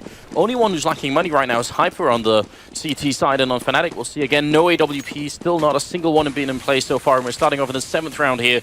See if they can change their pace. Very quick in the middle. Just the terrorist side, just establishing a bit of control. You can see the bomb is not picked up yet, so they haven't gone for any kind of real push, although Olafmeister trying to get out on that plateau is going to get shut down by Hyper. Yeah, that was great read there by Hyper. Again, Pete boosted up, is going to pick off Pronax. JW will be there to take out Groovy, but this is the threat now, is that JW controls this connector area. Timing couldn't be worse for him to pull out a nade, though JW goes down and Rollin takes out Flusha in the meantime. So it's going to be down to Crims, last man here in a 1v4 for Fnatic. But again, just getting picked off one after another. These are the sorts of situations where there's just so much individual talent on Fnatic. They could excel in, you know, they're going to win those duels. But we saw, what, 2-3 kills there where Fnatic, there's just no way for them to answer. And look at this right here. Also, the setup from Vex's side. You can tell how keenly aware they are that they need to stay alive with all these rifles. They can't give anything up. And they also realize that if they fight Crims one at a time, there's a real chance he'll win all those 4 fights and clutch the round. So they're not giving him really much to work with here. He's going to spot one guy in the corner, and you see him clicking it away. There's Furlan going down, and Hyper hiding in the background here by the henhouse. Crims has the bomb, and he really wants to put it down. Gonna just test it once. Hyper should be in an optimal position, and now they're closing in around him, so time is essentially up for Crims. He's just going to go for the plant, and once he gets it down, he shouldn't be able to escape. He goes down to Hyper. It's about the best that Crims could have already done there. So a kill and a bomb plant, it's going to give them a little bit more to work with, but still, I've got to say, right now, I'm really impressed by Vex here so far. They're looking excellent. They're looking very good. Dialed in on what Fnatic are trying to throw at them here. They're winning all the individual duels with clever positioning. The timing that it worked out as well. Olafmeister, those 2 steps that he took before he dropped that flash, that's all Hyper needed to turn away from the flash, not be blinded, and take Olafmeister out before he could get through the smoke. Those kinds of situations, I mean, Vex are clearly showing that they're up to snuff, that they're up to the task. And now we have to see, you know, Fnatic, because of that bomb plant, because Crims went for the safe play rather than trying to win the round, he just guaranteed his team the money. Now they actually get a buy out of it. But again, Vex changing it up. This time we're seeing a boost and drop. I'm super curious about what grenade it is Vex is throwing over at A long, because they keep putting the same grenade up over there, and we haven't really seen it yet, so maybe we can follow that in one of the upcoming rounds. Right now, Hyper playing close to the hole in the wall here by the plateau. See if he can find someone early on, but looks like they might try and boost him up here. get a bit of an edge on the Fnatic team. Ah, they want to put the AWP up there, Furlan now. That's a little bit dangerous. A good flash and rushing bodies coming out of there. I mean, an AWP can kind of work against you sometimes. If you get that one shot and you miss it, you could just get overrun. Oh, I thought he was going to pull the trigger there for a second. That would have been scary. He's ready for it, and he's got Hyper here, maybe to try and slow them down a little bit. Nobody so far from Vex is pushing up anywhere, so they're going to be careful. Olofmeister's going down here. Grubby's going to spray down one. He goes for a second, can't land it. Still a really good start here for Vex as they get a couple of kills in. See if they can actually get the bomb down on this site. Fnatic, though, in the corner. Hyper's hiding. He's going to only get the one kill, so still not a bad situation either for Fnatic. If they could just get the bomb plant through, but Pronax stopping in the middle of everything. A little bit of hesitation, and that gets him killed. Now it's JW. He spots him as well, but they see him go up to the platform. Now he's kind of stuck. Oh, he wants to go for the AWP. Could go for the shots. He's going to miss the first one. Just dancing around. This is pure JW here, but the smoke goes down to block him off. And now this gives Vex a little bit of room to move. Again, JW, is he just going to be trying to go for the plant? He's only got 7 seconds left. He doesn't have time to mess around. He hits the first shot. 4 seconds, just enough time to get this bomb plant. And now he's turned it into a 1v1. JW, he's in a position to win this, but he has to figure out where the second man is. He has to figure out where Pete's playing from. And if Pete actually walks around this corner, he could actually pick off JW, but JW, he's on the hunt. He's closing in. Pete checks, and Pete hits the headshot. A clutch win this time for Vex in a 1v1 versus one of the best clutchers in the world. Yeah, and I mean, for anyone new watching, that kind of movement, I hope you guys can tell at home how different it is when JW does it from almost every other player.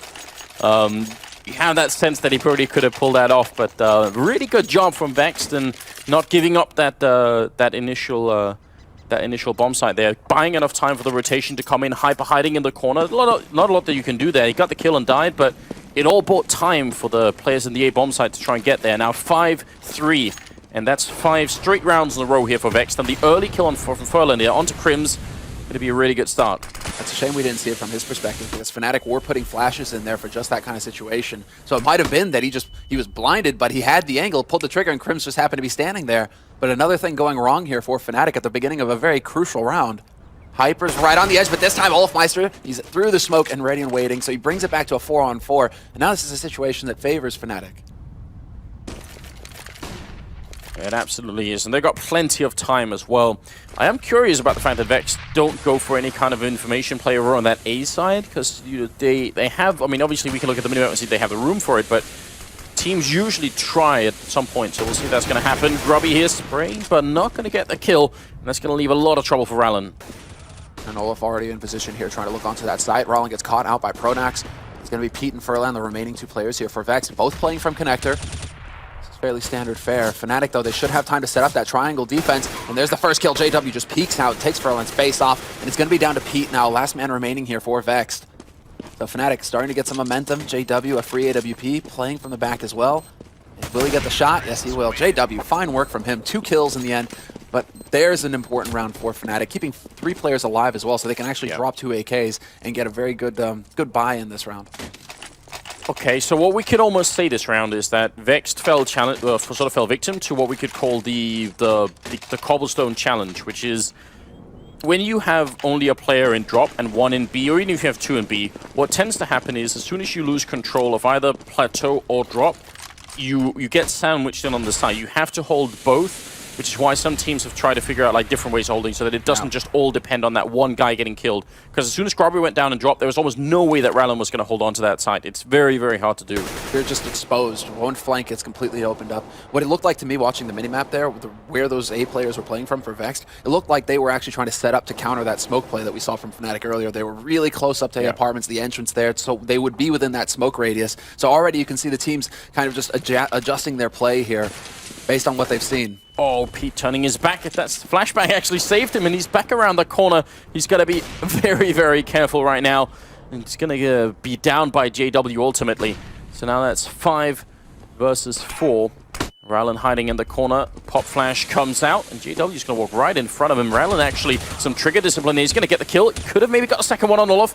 A little bit preoccupied behind him. It's going to be Flusher to take him out, and now it's looking good still. 3 versus 3 here in favor of Fnatic, who are on the bomb side. They just need the bomb to get up here. Good pacing here by Vex. They're waiting for that bomb plant sound. There's the shot, the peek from Connector. find the perfect timing to take out Olafmeister, and now it is that man advantage. Let's see if Furlan can make it last, though. Pronax is going to take him out, and it's going to be down to Groovy and Hyper, the remaining 2 players here for Vex, trying to move up, but this time Pronax stepping up his game, turns it into a 1v1. Crims has got the advantage due to health, but then Hyper with the angle steps out, catches Crims looking the wrong way, and Vex will be picking up that 6th round. And an absolutely crucial round win here. Again, shutting down the Fnatic economy. They get the bomb plant because they killed 4 people. This would be where I could see Fnatic taking a big risk here and just saying, all right, we have to buy. We know that we killed 4 of them. We know that their economy is going to be impacted by it, and ours is going to be just good enough here. So they will risk it and try and buy. It's not really a big risk considering that they can still buy 3 AKs and Galil and Stornoff here. I'm not too bothered about that. Not sure if I think the Stornoff is worth it at this point. I think I would have much rather have seen JW with a Tech 9. Tech 9 armor and grenades. JW things, right? Yeah, but it's especially ridiculous because they actually don't have that many grenades on everyone else. He could have had a lot more to work with. He's going to be taking point, actually. He gets spotted, though. Great spray by Groovy, but this is... What a mid-air headshot onto Crims! Okay. I thought for a second there that JW had done his job. If Crims' feet had touched the ground, he could have taken that fight. What a crucial kill. Yeah. And well, there goes the shotgun. You know, the whole point of that shotgun is to go and die, but get the info for his team to follow up and get the kill. And now it's falling apart now for Fnatic. Ruby finds a headshot on Olafmeister.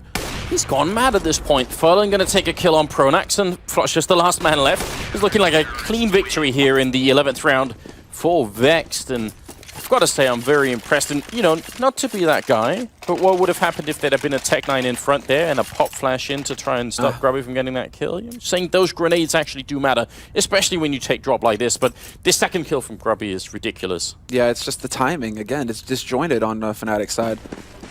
Crims was just a couple seconds too late, and that gives Ruby the time to reset. And you know, we're talking about, you know, Fnatic players just dying one after another. That's a clear case of it. Crims trying to force it afterwards. He's trying to like, okay, well, now I know there's a guy there. Maybe I can get it, but he's just that half second too late. So this is a level of like hesitation that we're not used to seeing from Fnatic. We're used to seeing them win these duels straight up, and then if it comes down to the brute force method, just being very good on, you know, the timing between when teammates take fights and being able to follow up to get the refrag, which is basically get the follow-up kill. Well, it's going to be a bit of a cleanup here. Crims with a kill just to try and do a little bit, and Pronax going to be overrun at the end. I've actually heard it said from various top teams when they have some of these sort of, you know, kind of bad performances, especially early on. You ask them afterwards, what happened? Well, they say, well, we came into this match with a plan, but somehow we forgot about it until very late in the game, and suddenly we realized, wait a minute, why don't we just do what we planned to do? And then they pick it up again, which sounds a little bit ridiculous. And especially at a major level, you should be there. They've got a coach there as well. Everything should be on point. But right now, it definitely feels like Fnatic are, you know, they're not sticking to what we usually see them do, and it is a little bit upsetting. Lacking that confidence. Pete with some early damage here in the follow-up Molotov. Are they going to really try to go for this? They will. He actually burns himself, and that's not the best way to start. That's a little awkward. Explaining that to the teammates. We have the rotation now coming out towards that A side as well. That's going to be Furlan trying to get over there, put that AWP into play. He's looking into mid as well, so if JW takes that peek, he sometimes does. He steps out there, that could be an opportunity for Vex to bring this back. But Fnatic, they still have the nades necessary for an execute if they want to go for it. They're a little light on the flashes, but they all still have their smokes. So they could make this really tricky here for Vexed, who are playing far back on the site this time. There's no boosted up Pete. There's nobody holding close to the entrance to the apartment. So this could be the moment here for Fnatic to really go for that A smoke. See if they're going to try and do it. I would say as soon as you get that opening frag, rotating B must be very, very tempting for Fnatic because it's so hard to hold B with once you're a man down. But they're going to try and see if they could do it here. Furlan with a good opening frag on Olafmeister. That's going to even out the odds a little bit here, but Molotov goes up to buy some time. 30 seconds for Fnatic to make it in. Are they going to have the time? Yeah, he's cutting it really close. Rollin and Furlan. There's the crossfire. It's going to be down to Flush and Crims, and Groovy right below the balcony manages to pick off the one. Still, Crims alive. We've seen him get close before, but it's not meant to be this time around. And what's going on? Like, Fnatic throwing two smokes into connector as well? Is the communication not on point right now? Are they doubting each other? Yeah, there's definitely something up. And again, I think you mentioned the word hesitation. You can tell, you know, how once they telegraph that they're on the site, like there's no point in really stopping too much of that. You gotta keep moving, and they were really slowing down. Good position from Grubby as well, because he can see the shadow on the floor before on the ground before anything actually happens. So he's really able to get those free fires in there. And you know, you've got the guys set up in apartments. If Olofmeister, why isn't there a flash coming out of the apps? You know, just something towards that connector area. I mean, obviously 20/20 hindsight, etc. But you know, the likelihood of Furlan, he's shown that he likes to play connector with that op. So if you're just going to step out into the open right in front of him, that is a little bit risky. 14th round, though, and now Fnatic, it's a combination buy. It's a quasi-buy coming out from them. A few Tech 9s, some P250s, handful of nades, and it's going to be the push onto the B site very quickly here, but Hyper and Groovy are in position. Furlan still alive on this site. Right there on the edge, Pronax is gone, and another 4 players living for Vex. They just seem to be getting these rounds, racking up these rounds where it's just very clean wins versus Fnatic. $12,000 on Groovy. Yeah, and so for this 15th round, they've got everything that they could possibly need. No need for any extra money here. And we are in the last round of the first half, so we'll see how much further they can push it here. I mean, even if this finishes 11-4, I won't rule Fnatic out of it. Historically, they've shown to be a team that can make some pretty ridiculous comebacks, and the skill gap between these two teams should be such that Fnatic can sort of rectify almost anything. But right now, I've got to say this Polish team is looking great. Good opening from Flusher, and Pete, less trigger discipline this time, and he ends up dying for it. Yeah, they didn't even check that corner going right in. But some good anti-flashes again coming out here from Vex, trying to slow Fnatic down. Pronax up on the side is going to spot the first man close, and he does manage to survive as well, playing peekaboo. Not going to work in the end. 2-on-2 now, and out in the open, Furlan just gets completely slapped. Hyper is now going to be in a 1v2 versus Flusha and Crims. Still some nades left to use as well. Crims could chuck that flash to buy some more time. He's just going to dunk an HE in there, though, but doesn't really do any damage. And there's no saving in the last round of the half, Anders. No, it's going to be all up to Hyper here, see if he could clutch it. He's got a little bit of time with the kit as well. Picked up a smoke there. He only had the Molotov before. See if he could put that to good use. But he's already making a bit of noise. They know where he is, and Fnatic, they're playing very well together right now, just trying to see if they can distract him, and that's going to be it. Flusher with the last kill there. Triple for him in the round, and a 10-5 scoreline. Top fragger is Flusher, in spite of them being pretty far behind, together with Furlan there. But overall, you know, Olofmeister kind of almost disappearing from the match here. 3 kills in 15 rounds. Not good enough. It's the return of the old guard, the first major winning team. You know, Flusha, JW, Pronax, they were part of the original Fnatic roster that won the first major for CSGO ever. And Crims and Olofmeister, we're not used to seeing these guys sit at the bottom. I mean, Crims on CT side is really his time to shine a lot of the times, it seems. But Olof, you know, he's the kind of guy who just steps in and gets work done. So for him to be sitting on 3 frags, feels almost odd. It doesn't feel like you should be able to say it, but like, is there so much pressure on Fnatic right now that you know, they have so much on their minds? Is this impacting their game at all? In particular, it could well be. I mean, that it must be that there is a lot of pressure on them. You can tell. I think all of those is the kind of person who responds well to it, but it might not be. I mean, I'm actually wondering now. We've got like a minute and a half here between the two halves. I'm not sure if that's going to be quite enough time for Olof to get really angry at himself, but I think if they come close, or if they lose this match, but even if they come close to losing it, actually probably even after this performance in the first half, Olof is going to go backstage and have a serious conversation with himself and say that this is not good enough, and he's going to come back stronger. But it kind of needs to be now, though. Exactly. They're running out of rounds to basically mess around with here. 10-5. Yeah. And that is not a very good scoreline for Fnatic, especially considering, you know, Cobblestone has kind of taken that shift over towards more of a T-sided map.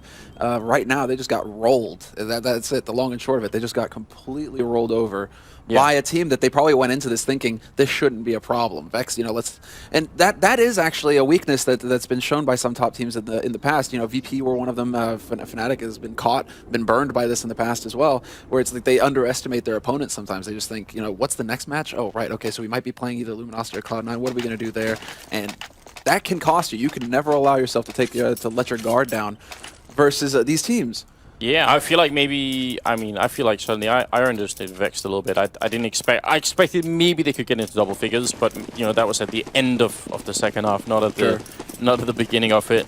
So we're gonna see here, second half is coming up right now. The Polish team Vex leading with 5 rounds against Fnatic. Now they're gonna be playing the terrorist side, see if they can win the pistol round. They didn't win the pistol in the first half though, and if they had, just imagine what the scoreline would have been.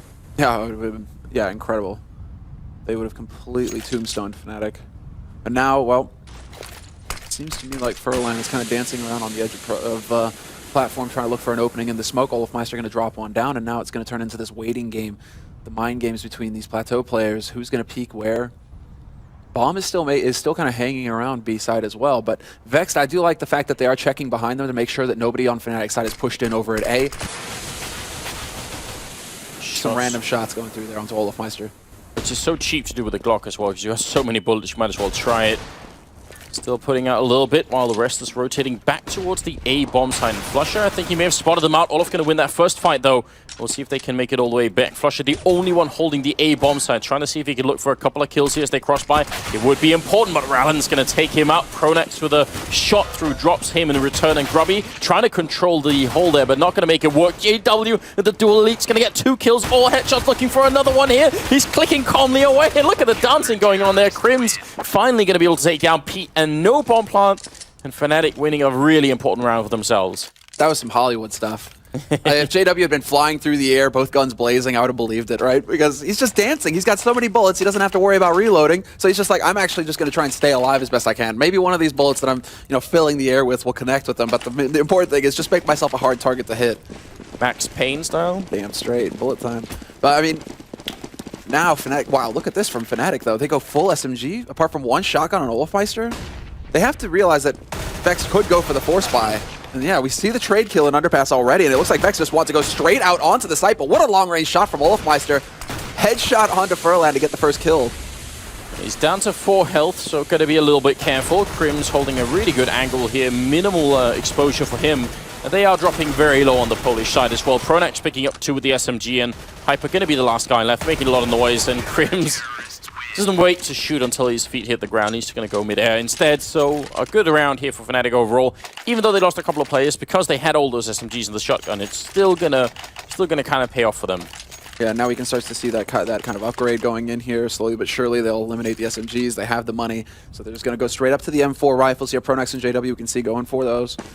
Good nade count here on Fnatic as well. And this is just going to be the hard eco out of Vex. No surprise, no bomb plant either round. No bomb plant, and so they are really light on money at this point. So Furlan might actually have a little bit of an issue getting enough money for that AWP. Unless they can get a bomb plant here in this round, Vexed, it'll be a little tricky for them to really establish that strong offense. Flusher almost getting caught then. It was a little bit scary because if he's a little bit further up, then they double peek him and he's only got the SMG. That could be ugly. And we'll see how much Vexed are going to rely on that AWP. I mean, Fnatic were in a position in that first half where they almost couldn't afford it. Maybe like once or twice they could have, but they didn't really choose to go for it. Shots, well, there we go, Flusher. At least he catches out Furlan here, and it seems like JW's got an idea. Spots one man, they trade places, so he doesn't actually know how many people are coming at him, but they are trying to keep the pressure up here, just whittling him down, and eventually JW will fall without getting a single kill, but a touchdown nade does massive damage from Pronax. And it's going to be that 3-on-4. Now a 2-on-4 as Crims rotates in to support his teammate, and it is going to be down to Groovy and Hyper. They have the M4, and they're hoping to make good use of it. I mean, Hyper's still crouched back there on Plateau. Perhaps he's going to be able to pick up a surprise kill, but Olafmeister spots him. With that Spike 7, it's going to be really tough for him to stay alive. Oh, you got Crims killed at least, so still not too bad of a round here for Vex. Getting a couple of kills in with minimal investment. And here we see they are going to go for all AKs. AWP will be picked up on the other team, though, and JW obviously the guy to wield that. So 10-8, and suddenly it seems like a very open game again here. Fnatic winning 2 pistol rounds, it does have a really big impact on the game still. Yeah, and Furlan was at 4,700. He was just $50 short of affording that AWP. I was curious to see if he would just barely make it, and then be able to go for a glass cannon, something to play with there. But instead, Vex prioritizing the HEs. JW up close. Did he not spot the AK barrel there? No, I don't think he did. Now he's sitting right at the edge. It's a bit interesting. Oh, this could be really scary. Once these nades start coming in here, JW, yeah, he needs some room to work with. He needs to be able to give himself an out to just stay alive a little bit longer. Molotovs, flashes, full smokes, and the Molotov behind the box as well. JW, if he's right on the edge, he needs to hit that first shot, but he's got nowhere to go. They line up for Crims, and he gets 2 in return. Grubby with the double of his own, though, and now it's back into a 2 versus 3. Grubby, see if he can pull his team through right now. 50 seconds left. A grenade is going to be raining in. Bomb still not planted. The Fnatic have so much time, but Grubby finding a 3rd kill, and Pronax crouched in the corner. He's going to win that fight. That would have been a disaster for Fnatic. That would have been a quad kill for Grubby if he could have picked that up. Now Pete, 1 versus 2, but he's got some time. Does jump off the ledge. Not sure he made so much noise there. I don't think they heard that. With no reaction out of Flusha. He's actually heading back into drop right now. So if Pete does decide to come through connector, I mean, there is the element of surprise here. He could catch them off guard. He has been spotted, though. Pronax should have seen him, and now, yeah, life gets difficult because up close flusher with that Swag 7. Perfectly lethal. 2 shots, and it's actually Pronax who's going to rob him in the end. But well played there in the end by Fnatic, trying to just close off the angles, making sure that they weren't exposing their backs so that Pete couldn't get an easy frag. It was very good to have Pronax sitting all the way back on the side, just spotting towards connector, not making it very easy there for the remaining Vex player. Wondering if Pete saw Pronax and return as well, because if he did, then that henhouse in the back there is just basically made of cardboard. You can shoot right through it and deal a lot of damage. So I'm wondering if he just didn't feel like going for it, or if he didn't actually see him. Kind of made it like a movement, like he was aware that someone might have been there, but just a little bit too scared. I think 10-9, and moving into the 20th round. Fnatic just bringing themselves back in this game, you've got to say. And Flusher here could get shot in the back, but the team is actually just going to continue. They're not going to slow down, so Flusher gets the kill on the bomb carrier, and now they're all up in the bomb site with no bomb. What is going on? Yeah, Vex, you just left your bomb carrier alone to peek and underpass. You can run up onto the side all you want, but if you don't have a bomb plant, I mean, you are not going to win this round. So Olofmeister gets caught, but still 4 players alive here for Fnatic. A minute left on the clock here for Pete to make something happen. He's got that Deagle. Seen how effective that's become after the last update. It just seems to see, you just see like Deagle aces all over the place.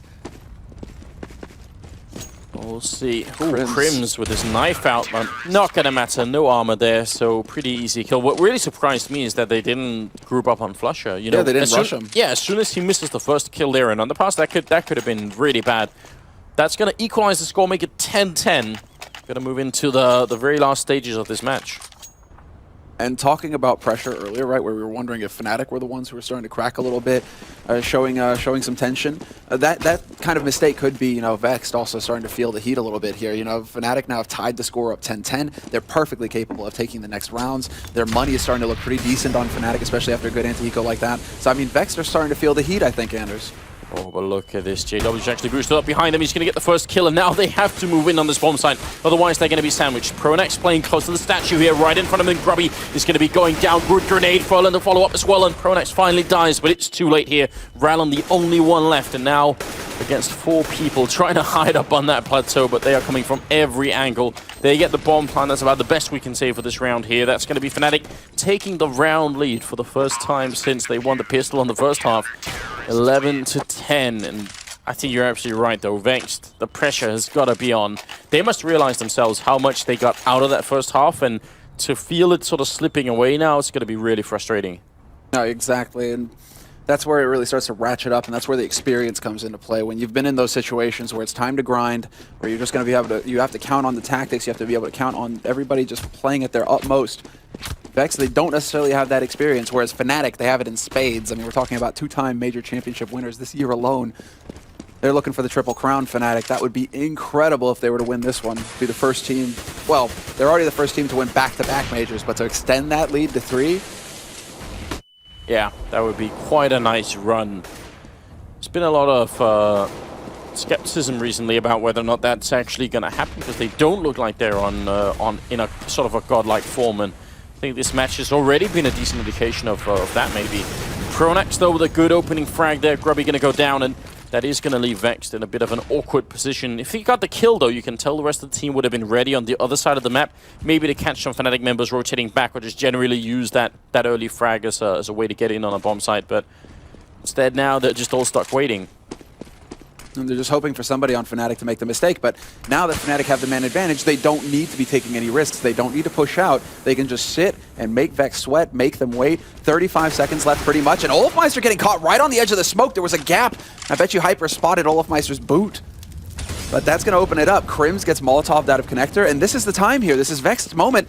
Take advantage of that Molotov, start pressing up onto the site. Flush is the only one here to stop this. Well, speaking of time as well, they have to. There's only 20 seconds left, and Flusher's doing a really good job. These counter grenades going to make Vex spend even more time. The bomb is dropped all the way in the far corner, and that's a disaster. Rallen, a little bit off course there, and that's really going to lose them the round. Furlan is going to be going down as the last member. Good job from Flusher there. The grenades initially were good, but the fact that Rallen made his way essentially the wrong side of the SWAT truck there meant even if they got the kill on Flusher and somehow secured the bomb site, they would have to spend an extra 4 or 5 seconds that they really didn't have to pick up the bomb and go and plant it. So got to be careful about where that bomb carrier goes. That's 2 bomb carrier mistakes we've seen so far from Vex, at least. Yeah. Whereas like the underpass one, and then this one right here, you know, you have to be, well, I mean, not only that, I mean, did he even know he was carrying the bomb? That sometimes happens, where the bomb gets dropped randomly onto somebody, and they don't know if they have it or not, and then they get caught out in the middle of Africa. I mean, right now, it's going to come down to this rush again, and this time they're successful. Furlan will take out Flusha, but it is an eco round, or kind of semi-quasi coming through here for Vex. They will be able to close in on Olofmeister, but still a 2-on-3 situation here. Fnatic fully equipped with the Kevlar, with the nades, and AWP on JW. This shouldn't have any trouble at all here, just locking down the remainder of this round. And Pronex with the blind spray through the smoke, taking out Hyper and looking for more. Still around where Vex do get a little bit out of it, considering the weapons they had early on. 2 kills is not too bad. Keeping Fnatic a little bit honest, and we'll see if it's going to actually matter now that they can buy once again. 13-10 is going to be the scoreline. They could even go for the AWP and see if Furlan's going to want to pick it up here. And it looks like it's going to be a tactical timeout here for Vex. Now is not a bad time for it. I think they should be slowing things down right now and see if they could find a way to essentially get back in this game. Probably thinking about that during that last round. It was pretty straightforward stuff. Kind of, it's been a long time since we've really seen teams take like Titan timeouts, right? Where a very game's timeout, where they would just kind of sit and spawn on an eco and say, okay, we're going to run down the clock, use up pretty much a minute 30, and then just go run somewhere and die. But now you have that option to just back-to-back it. I like that they actually take the timeout before a big buy round like this, though. Yeah. I mean, it's one of the sort of points of criticism we often bring up amongst the top teams, is that they seem to be bad at figuring out when to do these timeouts. Usually it ends up being so late that it kind of doesn't matter. So I feel like now is a good time for it. There's still a way back in the game here for Vex, definitely. But you can tell that Fnatic have found the traction they were lacking in the first half. Now they're feeling it. They're ready for it.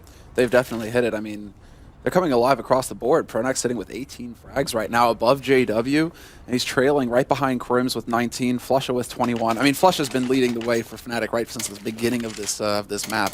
It's good to see that he can just continue to maintain that major form that he's famous for. Olofmeister's still trailing though, so that's something, you know, it's obviously it's the first map of the major, and you know, we can't look too deeply into you know, individual performances just yet.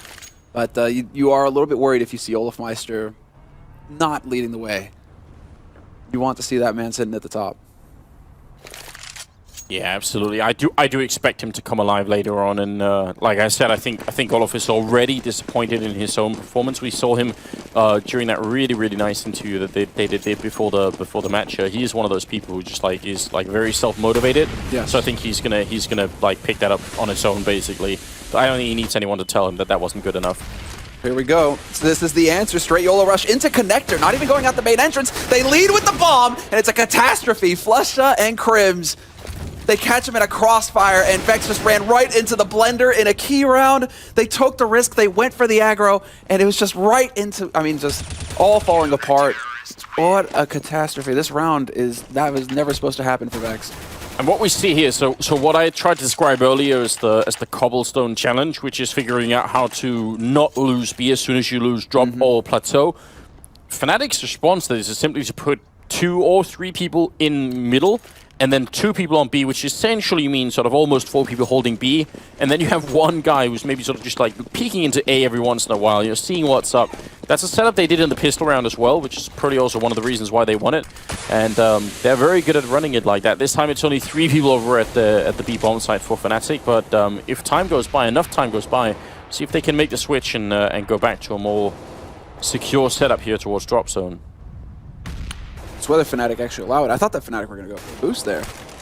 JW's up on plateau instead, trying to find a gap in the smoke. He actually refreshes that smoke, but he does have it. He's intentionally put it a little bit onto the right. He's going to be able to spot it through, but Vex so far, they aren't falling for it. It looks like Pete, he's been boosted up on the box. He's got the AWP. He's just waiting for JW to misstep. But it's not going to happen, it seems. JW deciding to play it a bit more passive. Definitely a little bit more reasonable than we're used to seeing it. I mean, I would totally expect, you know, it's like JW, the only guy I would expect to see do that is him, and he actually gets rewarded for playing the safe angle. Yeah, Pete literally jumped right down in front of his crosshair there, so that's a bit unfortunate. He's down to 38 on the Swedish side, so now we'll see 38 seconds left here, and a nice headshot from Hyper. Flusha going to be coming in, followed up with a really good grenade there. It's the M4 kill, and that's going to be Hyper gone. Back to a 4 versus 3, and Flusha spraying him down. Furlan gone, and Rallen caught in a corner with very little HP. not a lot of ways out in this round. It seems like Fnatic are really getting back into this game here. Right now, Vex have not won a single round in the second half. They are just being crushed, essentially. So that's match and map point for Fnatic. And I've got to say, I do feel a bit bad for Vex right now. I feel like they showed us so much in the first half, and they never got a chance in the second so far. No, they've just been caught in this vice-like grip. I mean, Fnatic, if you were doubting them in the first half, and I mean, there was reason to. You were seeing some disjointed play from them, but not the confidence. But here on the CT side, after that pistol, they've just never given Vex a chance. You're right. And now, I mean, because Vex didn't get the bomb plant, they're limited on the money. They have no nades. They have a single flash, and they're down a man already. Pete gets caught out in the open at the top of Underpass. Furlan is there to get the refrag onto Olafmeister, though, so they do manage to bring it back to a 4-on-4. But Fnatic, they still have all of the edge. They have all of the advantages in this round. Trading kills here and there, actually falling back. JW is going to be hunting them with that AWP. He gets a shot through the side of the wall, and Grubby's almost dead as well. Grenade not going to be working out too well, in fact. Exploding himself a little bit up. Not going to be too much. And we're back into a 3 versus 3 here with a health advantage decidedly in favor of the Fnatic team. 3 kills, and they will have gone through with their first map. This is nasty here by JW. He's actually going to use this smoke, and they're going to go through drop instead. Crims is hearing this as well. He hears the steps. He needs to react, and he picks off the man with the most HP. This should be easy now for Fnatic to close things out. And look at that JW. Only JW is going to run through and try and knife the guy. 30 seconds left, and the bomb is dropped in front of Connector, and now both players are ready and waiting there for Fnatic. Furlan with the AWP needs to make a godlike shot right now. But the problem is Fnatic don't care. They can just wait for him to try and go and pick up that bomb. So Furlan doesn't have the time to play this game. He has to just go mad and run in here. As soon as he picks it up, they're going to be right behind him as well. 15 seconds left. He gets a shot through, and Crims right through the door, and it's going to be 10 seconds now. Furlan punching in those numbers and seeing if he can get the actual ace here to clutch it. That would be incredible in the first map. He's looking the right-hand side here. Pronax is behind that rock. The smoke is making him uncomfortable, but there's the kill. And Fnatic, they will make it through. Furlan just one click away from doing it. Fnatic going to take it 16-10, which I feel like is a predictable scoreline. It just didn't happen the way that we were expecting. Look at that, all blue in the second half. Yeah, the wall of blue in the second half here. I mean, that's just an incredible performance. Flusha just nearly dropping the 30 bomb as well. He kept his shape throughout the entire first map. Yeah. Well, quite a performance from Fnatic in the second half. Vex, I think they did show us a lot, though, and I'm looking forward to seeing what the desk is going to be up to here. So, Richard and the boys, take it away. Yeah, thanks a lot, Anders. So, yeah, exactly like Anders said, it's a fair summary. Might have been a predictable scoreline, but it wasn't a predictable fashion in which that scoreline was arrived at. Very strange performance. In fact, they've ultimately got to be disappointed. You get 10 rounds in the first half, and then you don't get a single round in the second half. It's here's the weird thing about this map, because it's not like a mainstay, not everyone plays it, and so I think people, in terms of the dynamic, it can be quite off. People wonder, like, well, what sided map is this? I notice when the best teams in the world play the map, they make it T-sided. They'll just be racking up T rounds, 10 rounds, 11 rounds on T-sides. They make it seem like that. But the best teams in the world, if you're not one of them and you're on T-side and they're on CT, they can just win the CT half, and that's what Fnatic showed us here. So they had what looked like a nightmare first half. Like, if someone gets 10 CT rounds, well, that should be the game right there. Like I said, if you're a good, really good cobblestone team, but Fnatic on CT is just way too good. So it actually wasn't even a game beyond that point, even though it should have been like at least some tension, you know, at least worried, but they kind of cruised in the second half. Yeah. Yeah, I mean, it didn't look like a nightmare first half. That was a nightmare first half. That was an ugly T-side out of them. It was Olafmeister's nightmare, that's for sure. Yeah, 3-12, I think it was. It happened. Yeah. It was just the fashion of it. They weren't getting entries. They weren't even trading kills. They didn't even have the proper setups to trade these kills. You see Crims just, I think you call it a cannonball, right through that smoke, right down in drop zone. And that was probably the most disjointed and disorganized T-side we've seen on a Fnatic in a long time. Just a very slow start, I'd say, for Fnatic. You know, very unsynced completely throughout the whole first half, and then coming into their seat side, and then they know that, okay, if we play seat side, we're way better than these guys individually. Just stick your ground, shoot some heads, and you should be fine. And I was never quite worried. It was just that tendency when he dropped in the drop zone there, and just first of all, the first guy that went down when guy got shot through a smoke, I think, and then I think it was Crims that just like, well, you know, you're dead. I'm just gonna go as well. Goodbye. But overall, it was pretty. The old suicide pact. Yeah. But anyway, look. So we're going to talk more about that game in depth very shortly. But now we are going to go over to Scoots, who's got a representative from Fnatic, to talk about that win. Thank you very much, guys. I am joined by Crims. All right, you have a lot of fans around the world. That first half, obviously, kind of a shaky start. Second half, pure Fnatic. Obviously, didn't even drop around. Kind of walk us through like how you guys like level yourself to go into that second half. At the beginning of the T half, we got a perfect start. Won the pistol, 3-0. Then we lost the first weapon round. We were kind of low of money, so I don't know. It just went out of control on the T side, and we didn't take a pause because we believe in ourselves. We have so much skill, and it feels like just take a breather and talk it through in the when we're gonna switch to CT side, and yeah, that's what we did. Can you just walk us through that superstar jump of yours through the smoke into drop? Like you followed your teammate. A little late it seemed for us because you couldn't get the trade. Were you just thinking that maybe he pushed back out of the way? Yeah, he got stuck in a smoke, I think, so it was not planned, but we thought we were just gonna go drop fast 3, but he instantly died, so and I got a little late and didn't work out. Yeah. Does it also have to do with a team like Vexed? Obviously, you can't watch as much demos. Like if you were playing a TSM or an Envious, you'd have a lot more of what they might do on every map. Is it a little bit of an unknown with a team like Vexed? Not really. Of course, you can watch like TSM, Envious, and NIP more, but there are plenty of matches that Vexed have played, and they're a really good team, and they have some really good strats on T side. So forget the match for a second. Obviously, congratulations on that. Obviously, #1 team, a little bit of a slump coming in, but obviously you are the back-to-back major winners. How do you guys mentally kind of set your mind right to kind of let those egos settle a little bit? Like, how do you, and what also did you train? Did you guys boot camp before you came here, or what, that kind of stuff? To be honest, we don't have the best ego coming into this major because we had some really down results lately. So we just played more, and no boot camp for us actually. We don't like it at all. So we just played from home and took it easy and be with our family and friends, and yeah. Just a couple quick questions. Within your group, who are you most worried about, Cloud9 or Luminosity? I must say Luminosity. They showed up some good results on practice, and I'm really scared of them.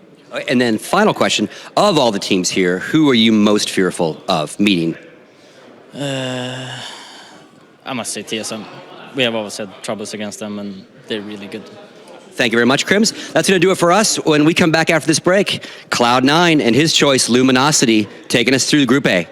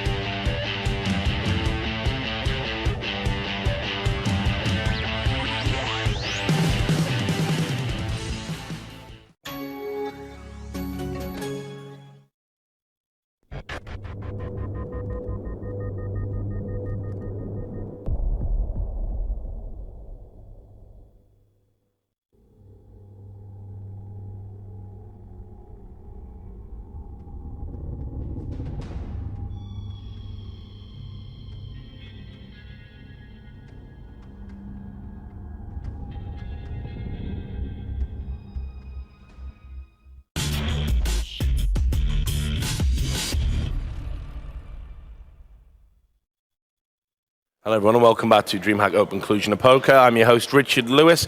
We just got the first game of the day out of the way. Fnatic managed to come back against Vex, and that's right, they had to come back 10-5 at half-time, but they managed to win at 16-10. And we're going to now break down that game for you. With me, of course, is Thorin, Moses, and Fifth Laren. So let's get into it. We're going to have all the sort of statistical breakdown, but I'll start with you, Fifth Laren. Just a few thoughts, because it wasn't a vintage performance or a polished performance from either team, really. Well, I can't really speak that much about Vex because starting off, they got 10 rounds in the beginning, then switching over to the other side, they didn't get a single round on the board, right? Whereas for Fnatic, yeah, sure, only 5 rounds on their T side. A little bit sloppy. I think that it comes to the point where when you play versus so many top teams all the time, you have a kind of a feel of what works and what doesn't work, right? But when you're playing against, let's say, a mid-tier team, some of those things that works in all the top-tier matches you play might not even work here, because they have a different mindset, right? And I think for Fnatic's part, yeah, having 5 rounds, sure. It's just, oh, here we go. My sound just died. I apologize. I just got so water. That's just when you don't talk. Keep whoa! I can hear myself. Just keep talking. Good job. But yeah, so everyone quiet in your brain. That's never happened before, ever. No, but okay, getting the pistol round and then only 2 weapon rounds, sure. Fnatic could have probably asked for more, but then switching over Stellar Seed side throughout the whole half, so not really much to say. First game of the tournament. You'd want to believe, right? This is, they always use that term, wake-up call. You're really going to have to, you can't underestimate these teams. No, actually, that pretty much showed that you don't need a wake-up call. You can underestimate these teams. You still win all the pistols. You still completely close out the second half with no rounds lost. If anything, you haven't learned anything from that. You did get away with playing with fire, letting them get a lot of rounds on a map they're good on, and you still won anyway. That's the problem. Fnatic was such an overwhelming favourite to win the map, and you saw from the side of, I think calling mid-tiers kind of a bit generous, and Crims himself was saying, they're a very good team. I think that's just what you say to be polite afterwards. They're a team that were always going to struggle to beat Fnatic. Fnatic didn't have to come with peak form, but they had always enough in the tank there. Actually, what's interesting is flusha was the guy with most of the kills for most of the game, but actually, a lot of them came in the first half when they weren't getting rounds anyway. So some of them almost weren't even impact kills to a degree. The big shock, though, obviously, was Olofmeister, even after the great second half they had, only ended up with 12 for the whole game. Yeah, I was probably thinking they maybe should have brought Hannemeister to this event based on his first half performance. 3 for 12, I think it was overall. That's all right. As majors go on, he tends to boost his performance. Yeah.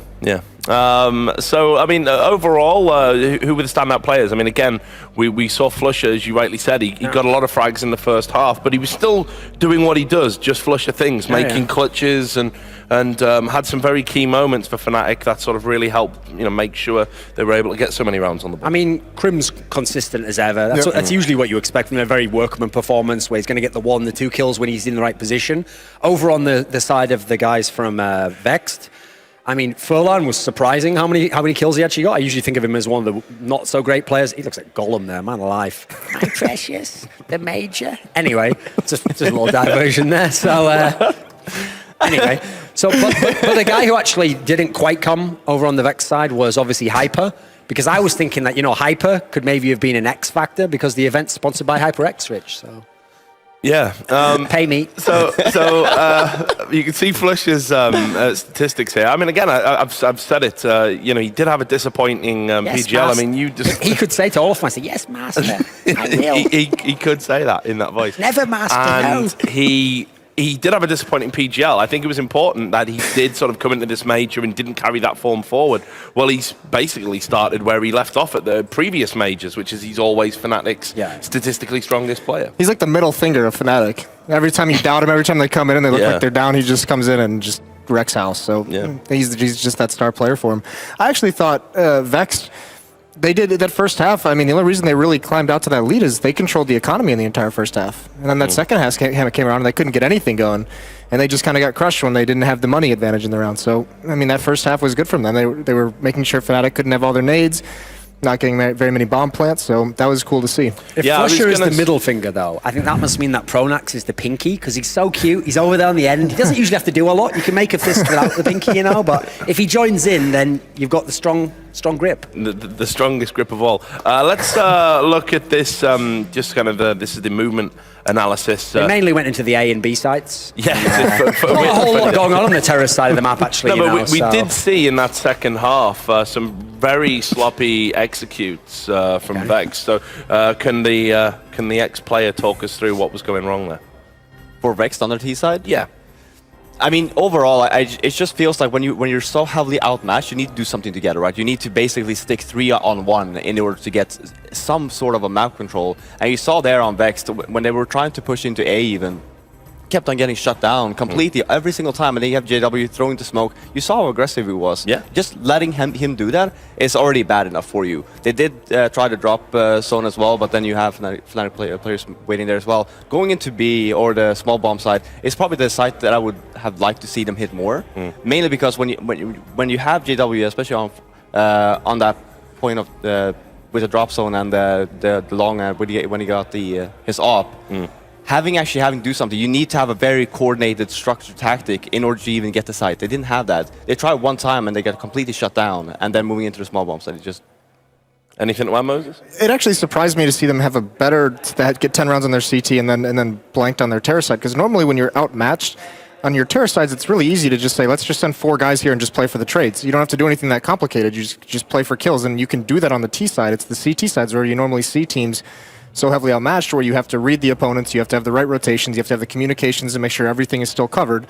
And so it was really, really interesting that their T side was that weak. I think they just, I mean, they didn't really ever give themselves an advantage in too many rounds. There was so many just executes where it was just drips and drabs. Like one guy would go out, usually hyper, he goes in, gets an entry frag, gets traded out, and okay, where's the rest of his team? And they were hiding behind a smoke, hiding behind a wall, and it just sort of allowed Fnatic to reset themselves and kind of shut down any momentum they could have had in any of the executes they had. It was really sloppy, actually. Yeah, that one eco round that East Semler commented on, it pointed out perfectly, where they sent like 4 people through halls and the bomb was alone down in the connector, and he gets killed and all that. Like, that was just kind of, just a nice little view of their entire T-half. It was just a little bit uncoordinated, a little bit questionable decisions at times. Yeah. Well, look, we can bring up what that means for the bracket now, so you can see at home. We've got a game in the books, and this is how things look. So Fnatic, perhaps unsurprisingly, going to go through into that winners match. That puts Vex into the losers match. They're going to be battling for their tournament survival against either one of Luminosity or Cloud9, which we're going to see next. So. It is worth pointing out, though, on the side of Vex, obviously this is a much better showing than we've ever seen in the past major, because the past major was the one where they got 16-2'd by 2 teams and they were just out winning 4 total rounds. So they've got 10 rounds here, they got to a map they like to play, they at least got to win some rounds off a world-class team. They're not going to, when they play whoever is in that losers match they're not going to be massively outmatched. Actually, both of those teams, they can make it a game, perhaps. So I think it's not going to be the favored. It's not going to be the same sort of tournament, I don't think, this time around. They're going to have a chance at least. I think they have a very good chance of beating both Cloud9 and Luminosity. And I mean, just looking at it, down there. If you're coming into a tournament like this and you have Fnatic in your group, and then you have Cloud9 and Luminosity in the same group, if I was Vexed, I would just spend more time in just trying to figure out Cloud9 and Luminosity and just, okay, Fnatic best in the world, blah, blah, blah. But let's get the number 2 spot, right? And just focus completely on them. I hope that that's something that they have done, because they can definitely beat both of those teams. By the way, how happy are Cloud9 and Luminosity enough to play Fnatic to go out of the tournament? They probably saw that first half and they were just like, oh my god. Yeah, there was some sighs of relief from over of that part of the room, I believe. Anyway, gentlemen, thanks a lot for your thoughts. Obviously, we'll be back at some point a little bit later. We're going to go into a break now, but just before we do, I obviously heartily recommend that you go over to the score, or maybe you're on the move and you're at work and you want to keep up with the scores. You can do that by downloading the score app. There it is at the bottom of your screen, how to do that. And now we're going to take a short break. When we get back, we're going to be going into the second game of the day. We certainly hope you'll join us. See you then.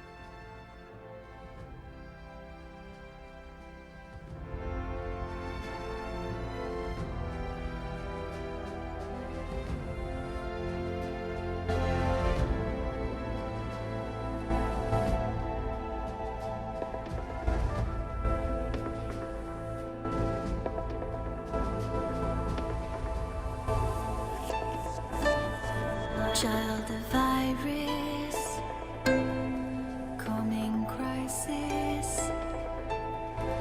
You're invited to come down.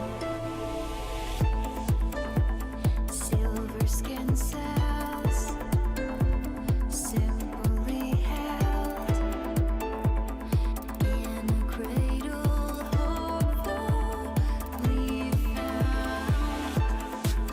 And if you're honest with me, if you aren't a liar, then just give me what I need. Tell me, where am I wrong?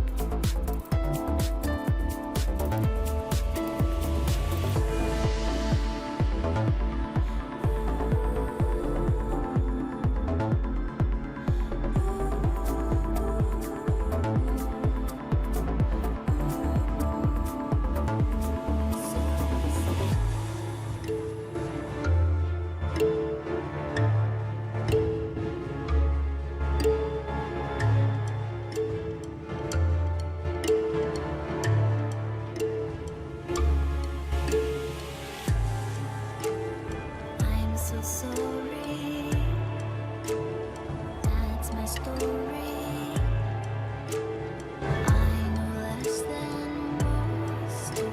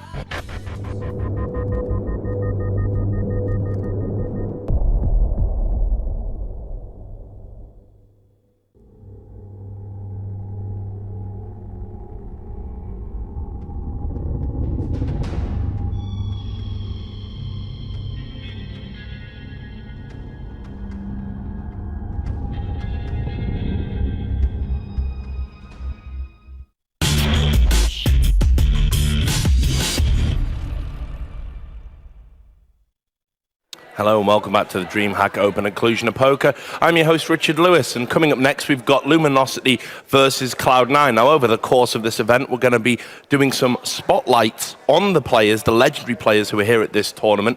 Next up we've got one for you about Fallen from Luminosity, which we'll show you now.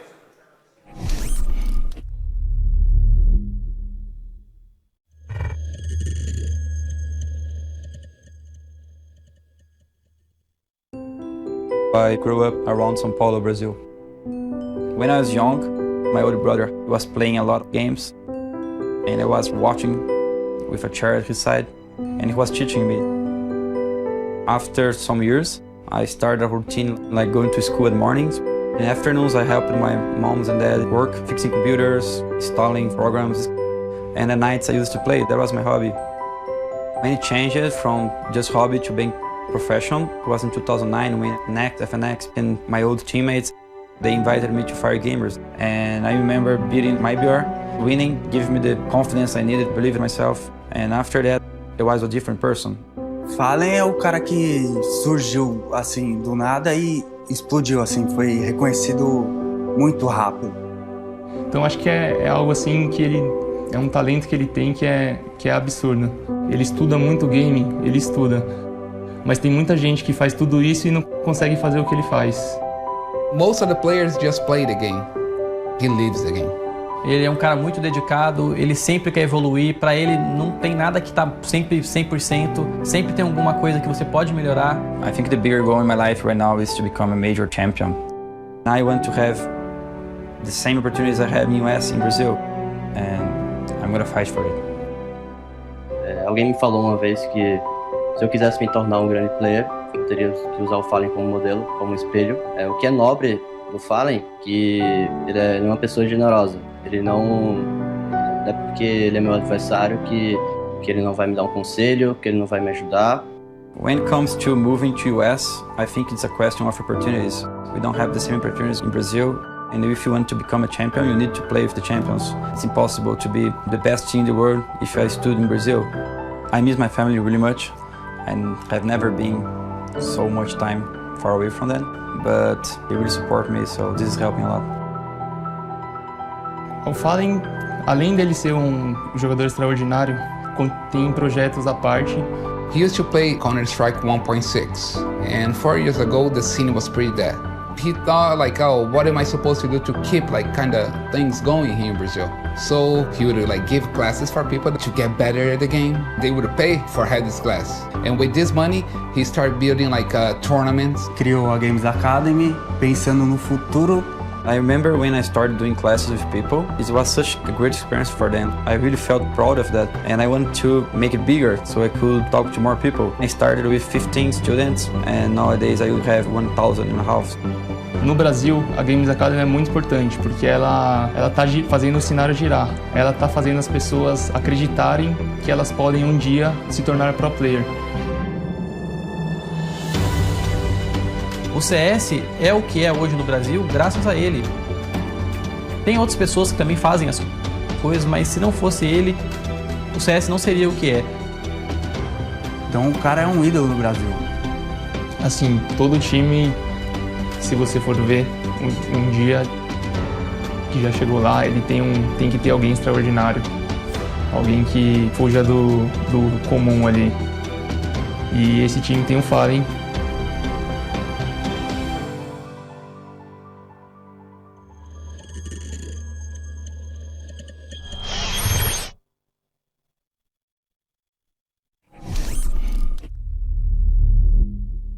So there we have it, an in-depth look at one of the legends of the game, I would say, Fallen. Certainly if you're a South American. He did play, obviously, 1.6 Counter-Strike Source, and now he's here doing great work in CSGO. Recently back to sort of AWPing for his team, and has been an instrumental figure for Luminosity. I mean, nowadays, sometimes North Americans trying to claim him, you know, but Yeah, he's exactly. definitely from South America. ours. I just wanted to We will explain to take you him. guys.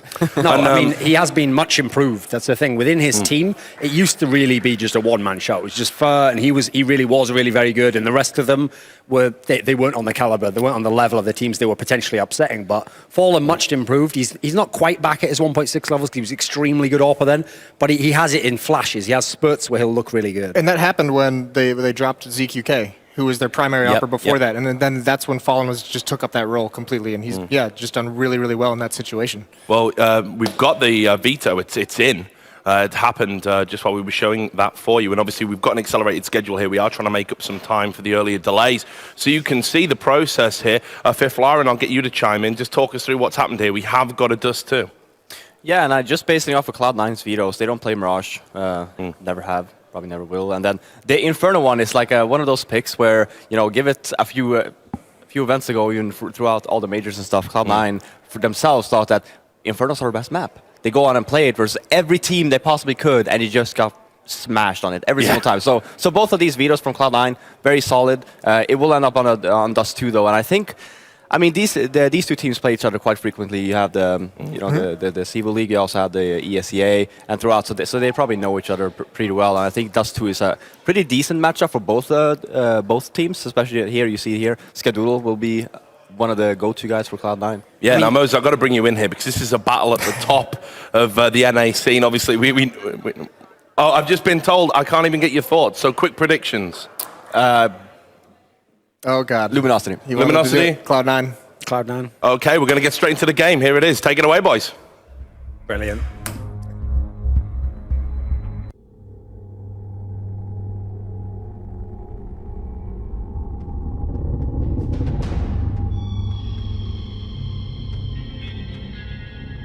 Hello, ladies and gentlemen, boys and girls.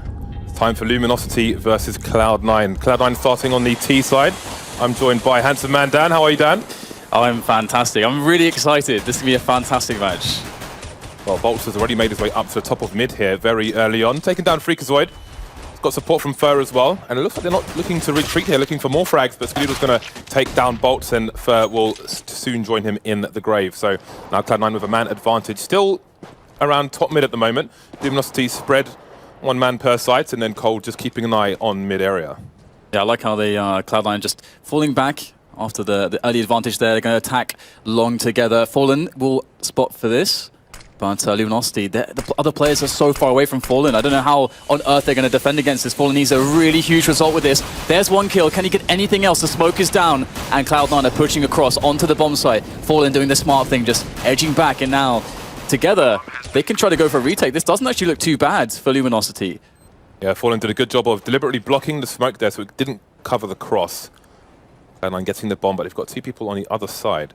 So what is the play from Luminosity? They've got one guy going slope with two coming up from the short area. Only Skadoodle to face him at the moment. The other guy, Shroud, will be near the car. Soon to go down, though, by Cold. Skadoodle, and nothing, trying to hold things down on his own. These two players don't have a kit. Steels picks one up off the floor. Can he get the defuse in time, though? That bomb is ticking fast. Cold's down to 3 HP, but is that defuse coming in? Indeed it is. Just in time, Steel taking the round for his team. I cannot believe they managed to actually retake that. There was, I mean, that situation where you've got, because this is Dust 2, that we saw the distances between all the teammates there for Luminosity. They're all over the place. Yet Fallen takes that frag, falls back, somehow manages to actually build that into a retake where two players survive with the last second defuse. Fantastic way to open up the game. And Luminosity, that brilliant economic start, are going to be definitely having a good time. But Cloud9, of course, they do have the Tech 9s. They did go for the force-up despite getting the bomb down. So a bit of a surprise buy, and you would expect that they have a very specific plan behind a round like this. So we can see Cloud9 taking control of the tunnel area at the moment.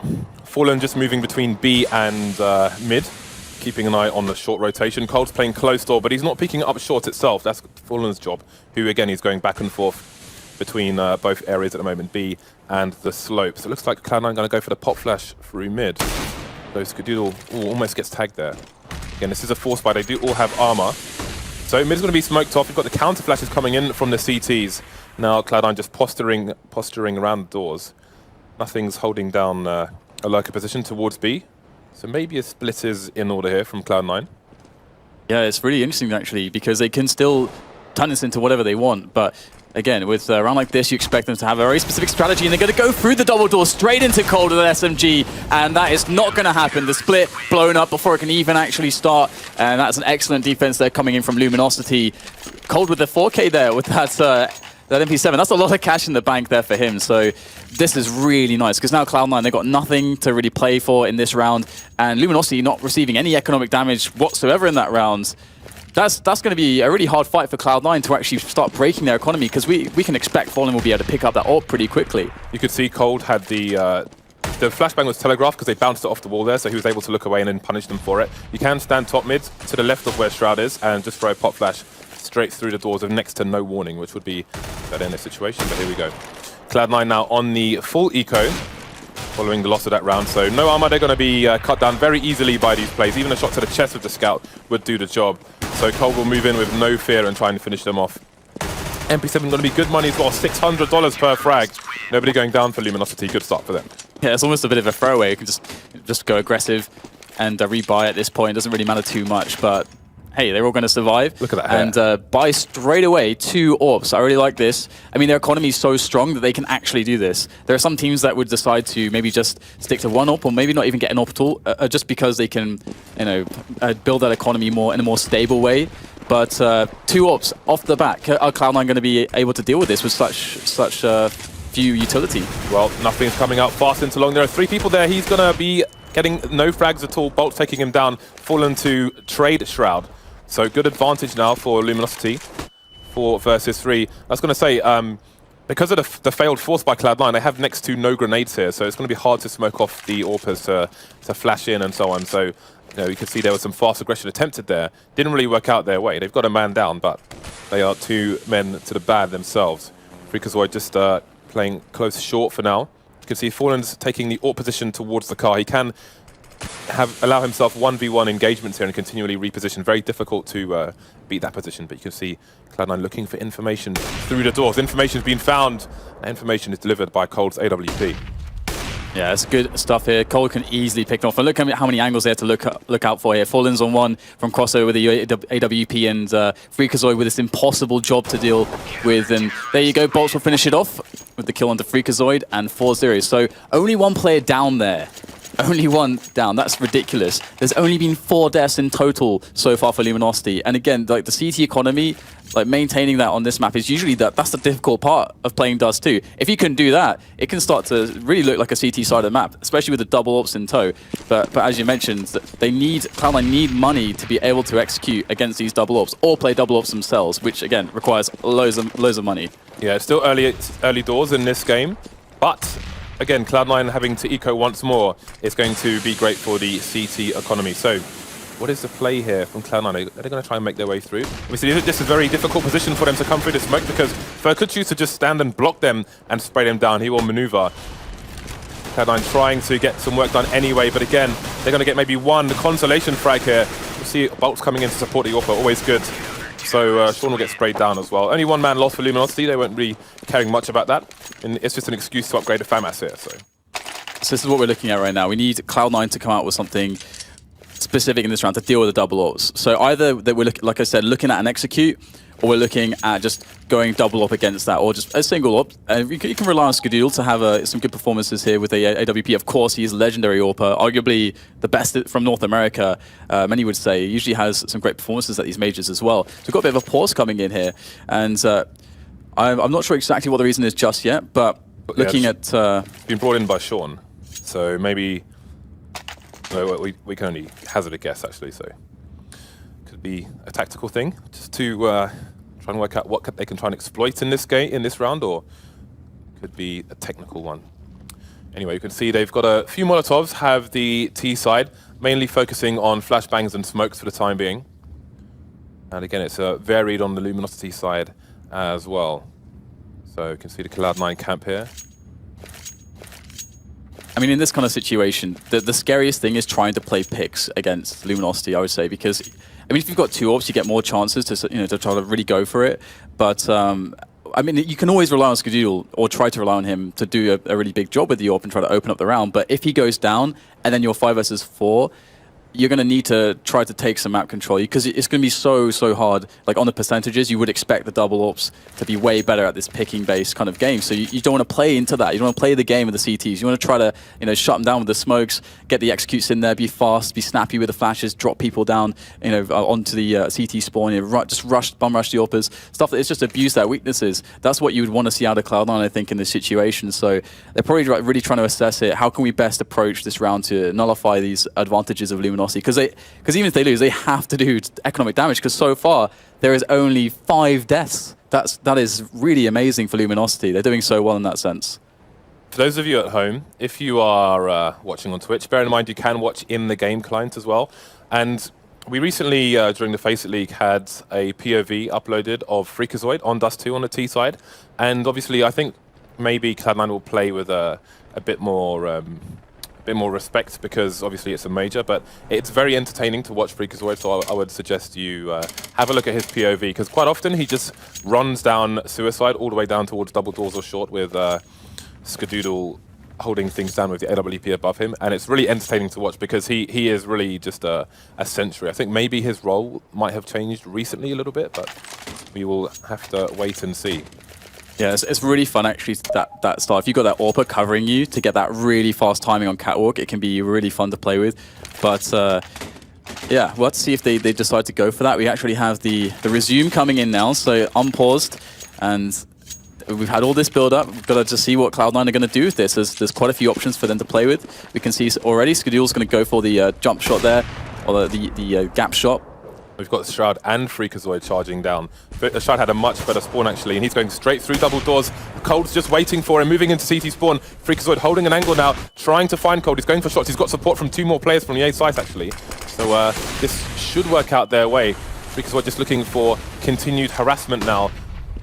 He'll go back out of the doors. And you can see there's nobody outside long doors now for the T side, so Skadoodle's watching it from lower tunnel. So Cloud9 in a bit of an uncomfortable position after that early aggression from Shroud didn't pay out.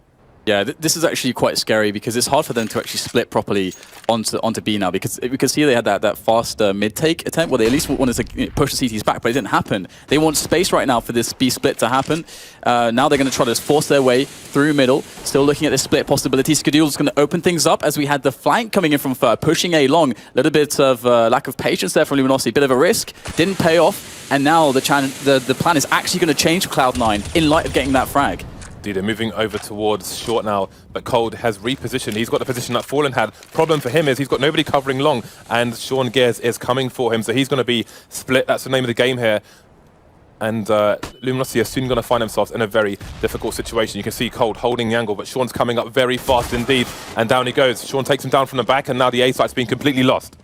Yeah, we're looking at another really horrendous retake situation for Luminosity. This time, they do have weapons to play with, so we'll have to see if they can pull it off. Of course, Pistol Round was a bit of a different beast, and we've got Sean Gears moving straight away to hold down long for Team Cloud9. And a couple players sitting in Goose, which is not super expected, and already the kills are coming in very quickly for Cloud9. So they look fantastic on this defense right now. Brilliant hold, and still a bit of damage there, taking down Nothing. Finding him as he looked, well, Nothing was looking for him, basically. They want to try to crush as much economy as they can in this round, so would expect them to maybe send an extra player to try to tackle the steal, but it looks like they're fairly content at sticking to their guns. And that said, their economy is not too great either. So yeah, they can't afford to chase him. The average money for Luminosity is about 7k, save for Fur, who only had a few $100 in the bank there. Whereas now with the round win, Cloud9 are going to average about 4k before they go for their rebuys. So still an advantageous position for Luminosity going forward. Going for double AWP again though, so they're going to really need to make this round count. Yeah, and this is what we were talking about before. This is something that NIP is always really cool to watch them do, or Envious. 2 teams that play the double AWP on the T side as a response to the CTs with a lot of AWPs. And it can be really fun. We'll see a lot of awesome picking angles coming in from both these sides. And so far it looks pretty standard here. Luminosity with that just 3 men trying to go aggressive. But hang on, we've got a really fast push out of middle from Cloud9. That is really fast here, but Fallen is ready for it. But Freakazoid gets the entry, and the B-bomb site is opened up. They've got Steel hiding behind the smoke in the site. I'm not sure if he's been detected yet. It's going down finally, and it's going to be a 3 versus 3 retake attempt for Luminosity. Fur's already past the angle. Freakazoid is trying to hold down. And again, try and just watch Shroud and Freakazoid on your GoTV, because they are running around like absolute savages at the moment, ruining the timing of the CTs. Are they going to go for the retake now? They're going to have to wait a long time for that smoke to dissipate. They've got nobody in the tunnels. It's a 3-man push through the doors and the windows. So here we go. Flash coming in now. Skadoodle's been avoiding it though. Nothing's holding things down with the angle. You can look over those the double stack into the window area. Trey's coming in now. Only Fallen remains 17 HP. Surely he's got to go for the save here. Yeah, he's trying to get out of there, but he won't survive. Freakazoid will gun him down and collect the AWP. So, well, I'm pretty successful around there. It's quite funny that Cloud9 go for the double ups, and again, you usually are setting yourself up. Well, as viewers, we're like, okay, we're gonna have a slow round here. They're going to work the picks, but they just charge straight down middle, and that explosiveness really seemed to pay off. So we'll have to see if they're going to mix the pace up now, because we've got a bit of a weird situation on the weapons here for Luminosity, of course. Everybody died. They decided to actually force it up here, and that's an AWP on Fallen. Quick entry there from nothing as they go for that long take. So a bit of an anti-eco, kind of anti-force buy sort of strategy from Cloud9. So far looks pretty good, setting up the A split, and Luminosity have a lot of work to do. Yeah, that last round was savage. They had 4 people running into B tunnels, and there was no one in CT for the CT. So I thought, well, they're changing things up. This is looking good. No, Shroud and Freakazoid are just going to come in like wild savages, looking to take all your food, all your fresh bread, all your tasty plums, your money, your wives, the lots.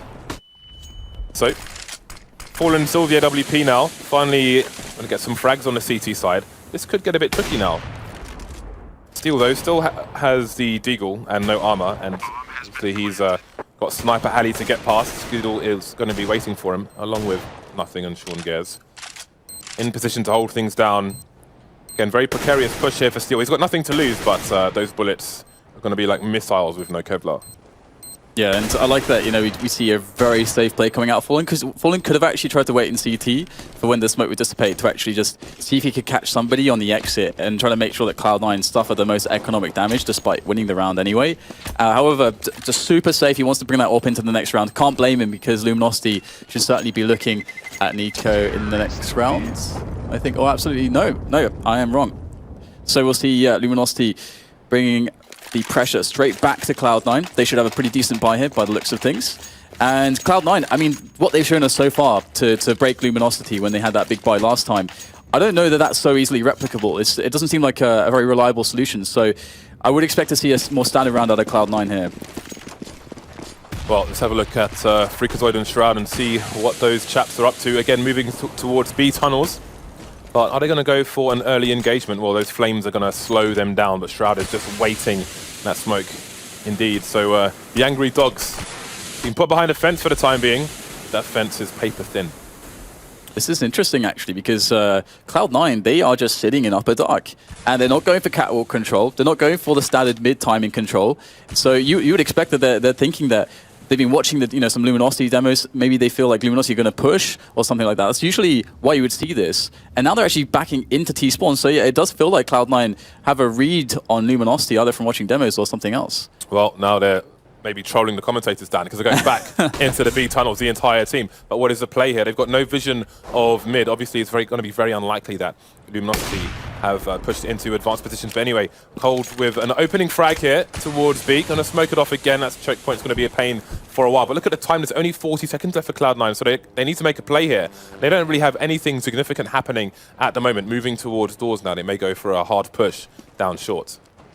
Bolts is going to hear them running, though. So he'll probably hear the desperation as well, because this round is certainly not planned out as Cloud9 originally intended. They're going all together on long now, so Fallen gets to use his AWP. In they go. Fallen's going to drop Freakazoid straight away. The trade comes in, though. So Cloud9 with an opening, but with 15 seconds left to get to the bomb site, this could be absolutely disastrous. The bomb is tossed over to make sure that it will get onto the site, and it will be planted in time. And another retake situation here for Luminosity. So somehow Cloud9 have scraped together around. So it looks like it's going to be all 3 coming from CT and short once again. There's a player in pit for Cloud9, which is going to make things quite difficult on this push. Nothing holding a close angle. And I don't know how they've got themselves to this point with such little time left. The frag's not going their way, though. But they've all died immediately. No one can cover the bomb. That's it. Luminosity should get this round. I'm amazed that Cloud9 managed to make that work in the first place with such little time. 2 people long. And then obviously they have to get across elevator as well. Yeah, I mean, the thing is that we have to question is what were they thinking at the beginning of the round? Because we saw them sit in upper dark, and they weren't really going for engagements. So you can only imagine that they're expecting a push from Luminosity to go for information, despite Luminosity having a lot of money. But Luminosity had the Molotov followed up by the smoke in the B tunnel as well, because it may be that they were just looking to walk into B with 2 people, one facing left, one facing right. We may never know. So now we're going to have a fast push from Cloud9. 2 players out in long once again. Freakazoid and Shroud. Who else would it be? And Luminosity will react to that by having a player push down short, which is Fur, just holding the angles there. There is a player in lower tunnel looking for the rotations as well, making loads of noise, so he will know where Sean Gares is. Bolt's coming in for support, and Long has been completely lost. Oh, this could be problematic, actually, because if they actually take the A bomb site, the retake's going to be so hard to deal with without having anybody that can hold down Long or anything like that. They just will be everyone stuck on catwalk. That's not a good situation for the CTs. So this could work out quite well for Cloud9, depending on how far they want to commit to this. And this mix-up, will it work here? This cat control. Fallen's there trying to look over the smoke. Has no idea how many players are there. Has no idea how close they are, but he's soon going to find out as Cloud9 go for the push, and they're all going to charge Fallen. He's got to deliver something strong right now. There's the first frag, gets taken down almost immediately by Sean Gares, and the bomb will be planted for Long here. Cloud9 look like they could have another strong situation here on this A side. Luminosity, they have Fur on shorts already. Bolt's coming in from CT once again, and then 2 more to follow in quick succession. Jumping up, trying to find out where the plays are. Unable to connect with the bullets, however. Will they go for the boost? They've got people there. Cloud9 with 2 in Long at the moment, including the AWP. There's Scoodle. So, see how this is going to go. Only Cold remains, and he is going to take down nothing, but surely he can't do much else. Does he choose to go for damage, or does he make his escape? Seems it will be the latter here. And the money, the economic pressure is going to be bad on Luminosity. This is a great chance for Cloud9 to tie things up.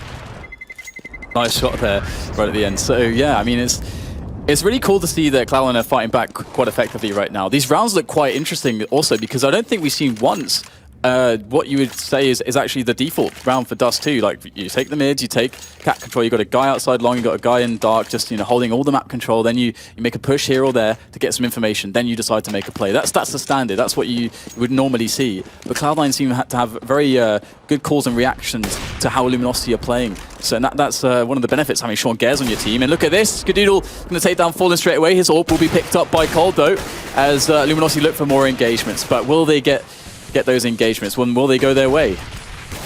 Well, this is more or less an eco round for the Luminosity side. Freakazoid takes the bait there, taken down by the USP. Bolts though, how much more can he do? Cloud9, do they want to continue their engagement in this particular area? There is a gun to pick up for Luminosity, of course. Indeed, Steel has grabbed it. I'm sure he'll throw it over to someone else if he can, because he's only got 5 HP. Sean keen to try and find a kill there towards the left, but he will have to abandon. 3 CTs there now as Cloud9 opt to take A, actually, from short. So they'll have the range advantage versus these players.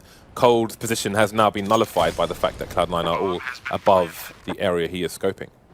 Yeah, I mean, Cold just thinking they're keeping that AWP alive at this point, and Luminosity, you can see they're all huddled around, the rest of them are huddled around Long at the moment, and that, of course, is not going to be somewhere that Cloud9 really probably care to push. They've got that short plant going on, so they can safely fall back to what is safe, which is catwalk. They want to keep as much money on the team alive as possible. Again, that economy battle is very important, and their money is quite low at this point, so it would be quite a big win for Cloud9, not just, of course, to win the round, but to actually survive with only losing 1 player. That would be fantastic for them. So looks like they should be able to do that. Love how safe they're being, how much respect they're giving Luminosity here, knowing that they've just got pistols and there's only 1 AWP in the mix. Cloud9 with full respect. And now we're moving into the 6-5 situation. Luminosity will be able to buy. They've got that AWP that they saved. Cloud9 can win this round. They can really take a good lead here. Indeed, but even if Luminosity prove victorious in this round, they will need to win the next. Otherwise, their economy is going to get absolutely wrecked. So what is a player from Cloud9? They've been super aggressive in a lot of these rounds. Skadoodle going for he's going for a timing pick towards Long, but he's unable to make a connection. Meanwhile, Shroud and Freakazoid, guess what? Charging mid once again. Cold playing through the smoke, though. 2 men going down for him. Shroud will take down Fallen first, but things are going the way of the CTs finally. 4 versus 2 here. Skadoodle and Sean Gares to do what they can. Nice snap by Skadoodle onto the A site, taking down Bolts. There's a lot more to do here. Throwing the bomb up to short. Yeah, it's not going to pan out as they expected, and that's going to actually give Fur an opening to come in from the flank, and that's going to be what completely destroys Cloud9 in the end. From the back. And that's not really a good situation, of course. Luminosity winning a key round there to keep themselves in a position where they can have a really strong half here, because we're talking about the momentum right now, because on the money, both teams, they're kind of suffering. Luminosity could very well get a 10-5 kind of finish on the first half here, which would be really massive going into that second half against Cloud9, and that would be a big result for them. And Fallen's on that AWP, and that man is scary. Skadoodle, will he be able to answer with anything? He's actually AWPing from T-spawn as well, so could see more like a slower round here from Cloud9. Definitely is. Shroud and Freakazoid now. The Hounds of Justice being sent over towards long doors, but not really doing much at the moment, just holding angles on smokes and such. Nothing's going to be the lurker in the lower tunnel. Trying to keep an eye on things, making sure Luminosity are not up to any shenanigans. But it seems the intentions are towards the A side. Again, Fallen playing towards the car, and two people still towards long for Luminosity, though Bolt's rotating now. Maybe a timing thing, or maybe because there's not much noise going on. And it seems Shroud and Freakazoid might start to just creep towards long, but Fur is deep in the blind spot. He's been flashed down. Freakazoid will take him down. So Long is now in control with 3 men. Nothing else could do, looking to split towards short. Yeah, Fallen, this could be really tough by that car position. He's going to get completely destroyed there as this push seems almost unstoppable at this point. Sean Gares and Shroud hand in hand taking frags, and that's going to be that. Round is shut down by Cloud9, and I'm quite surprised that they did so well. Nobody lost at all. That's a really brilliant result there. And Luminosity, oh dear, that's not a good way for you to lose a round. Especially considering now that they're on more or less an eco. They've been broken like the bats, Dan. Now they're going to have to try and crawl back to a standing position, but first will come some more pain. Eco round for the Brazilians, no armor. Got a few Deegs though. See if one will make an appearance. Not Bolts. Going to get taken down in the pit, so not expecting much from Luminosity. Nice anti-eco play so far from Cloud9. We've got the flashes coming in again, and Freakazoid, the man sentry, just coming in to clear out the A site one by one. Ooh, still taking down Shroud, but that might be all she wrote. The interesting thing is, as well as how Cloud9 have been approaching their T side.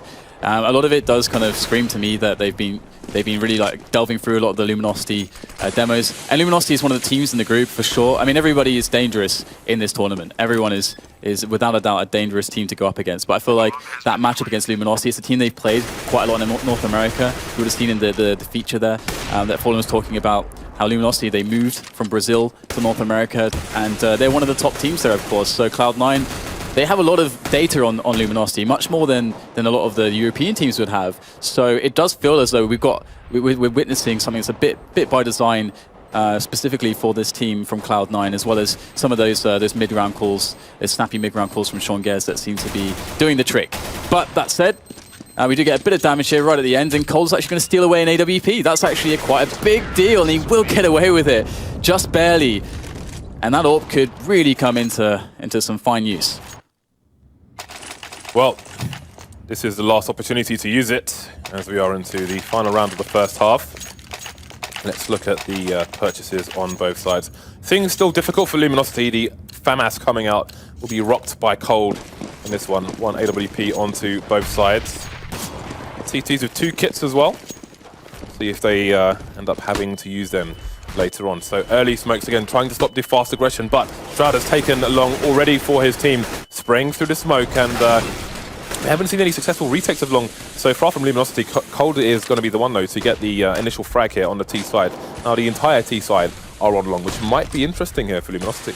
Yeah, this is again that hard situation for the CTs, because you want to retake with some players from Long, and there's such strong control there for Cloud9. To see how Luminosity try to go for it. Right now they're just charging in, and 2 players straight from CT spawn. Nothing's there by Goose. We'll see Freakazoid planting in the smoke at the moment. A bit of a boost going on for Colt to maybe get an angle. He's got a really sick angle here, and he's going to just pop Shroud straight away. There's 2 more players on the bomb side itself. So with the boost here, Luminosity, they're actually looking fantastic. They're going to send the top frag at Cold straight, and he's going to take down Freakazoid as well. They don't even know what's hitting them at this point. Switches to the CZ, completely annihilates nothing, and the defuse can come in here now. Skadoodle is being handled by Steel, and that was absolutely beautiful. 4K from Cold. I think he's on 23 kills right now. This guy is having a mental first half. Cold, widely regarded as probably the best player coming out of Brazil right now. Look at the scores. With some thug jitsu.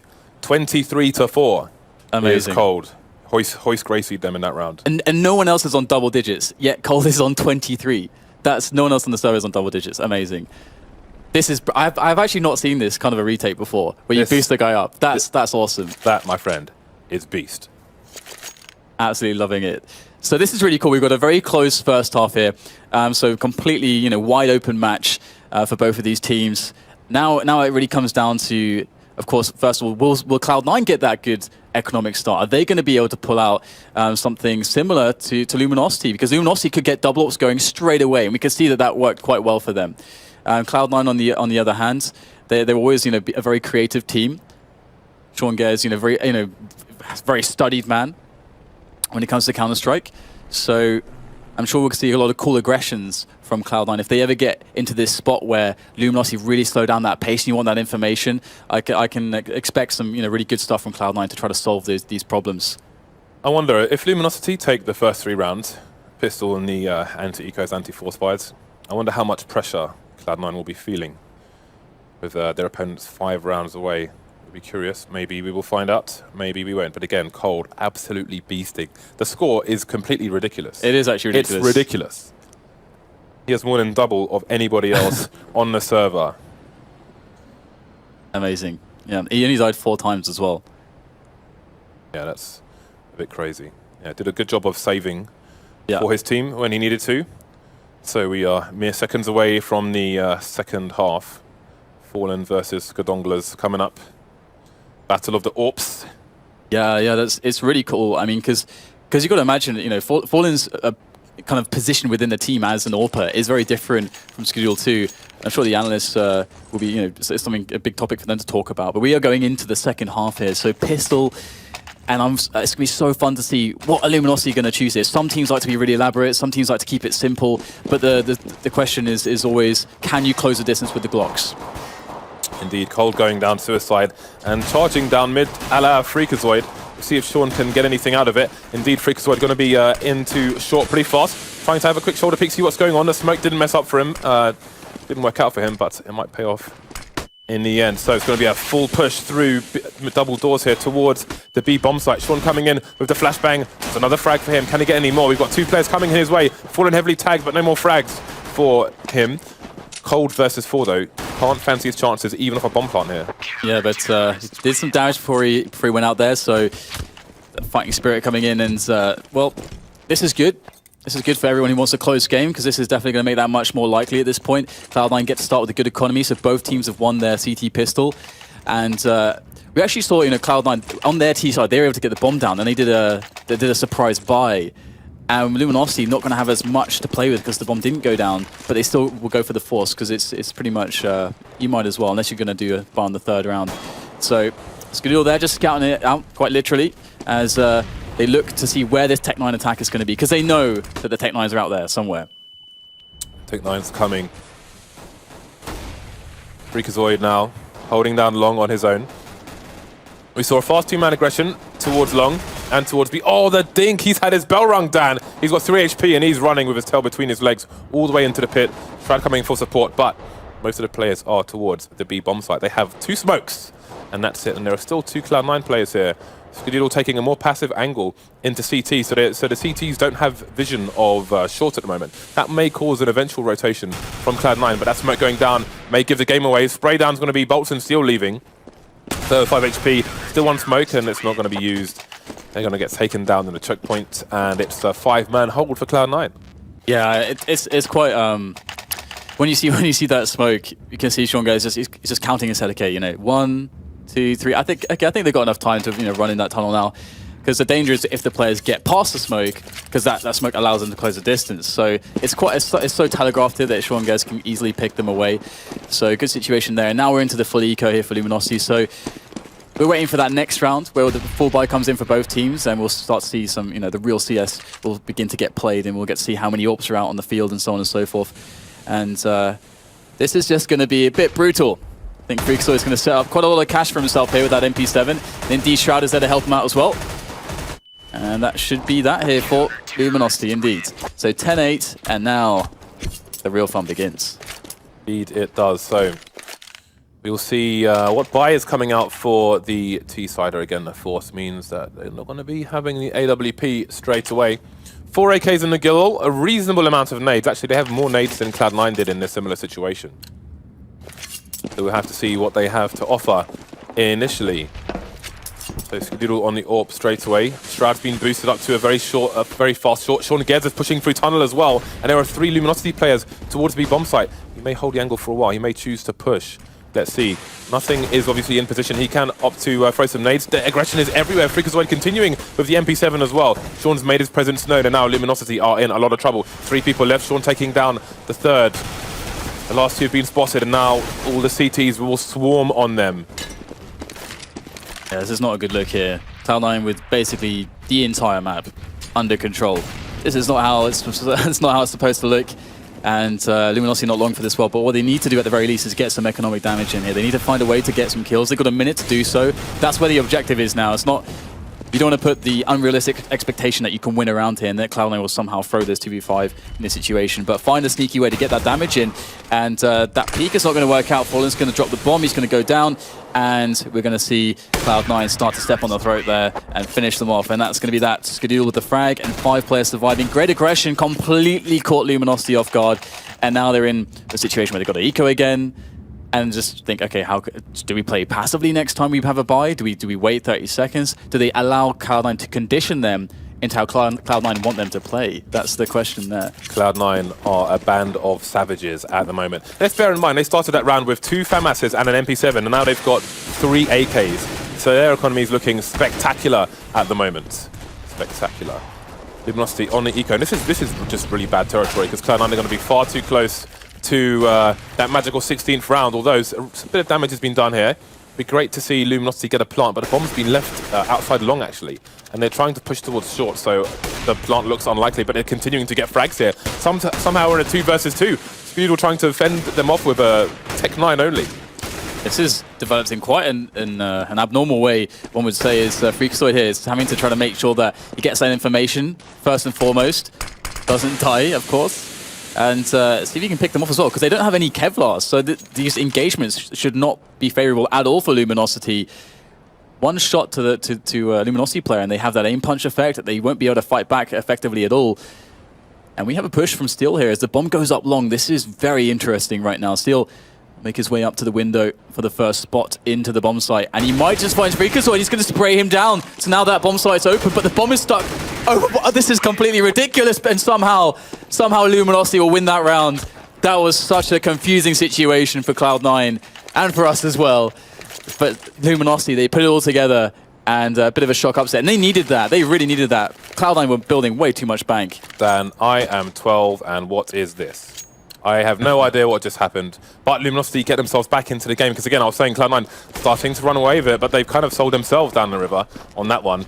So we're going to have a fast aggression towards long, it seems, here from the Luminosity side, doing to Cloud9 what was done to them. Revenge is sweet, unless you're tasting the bitter end of the pill. Skadoodle going to trade with Fur, though, so not entirely in control of long are the T's on this occasion.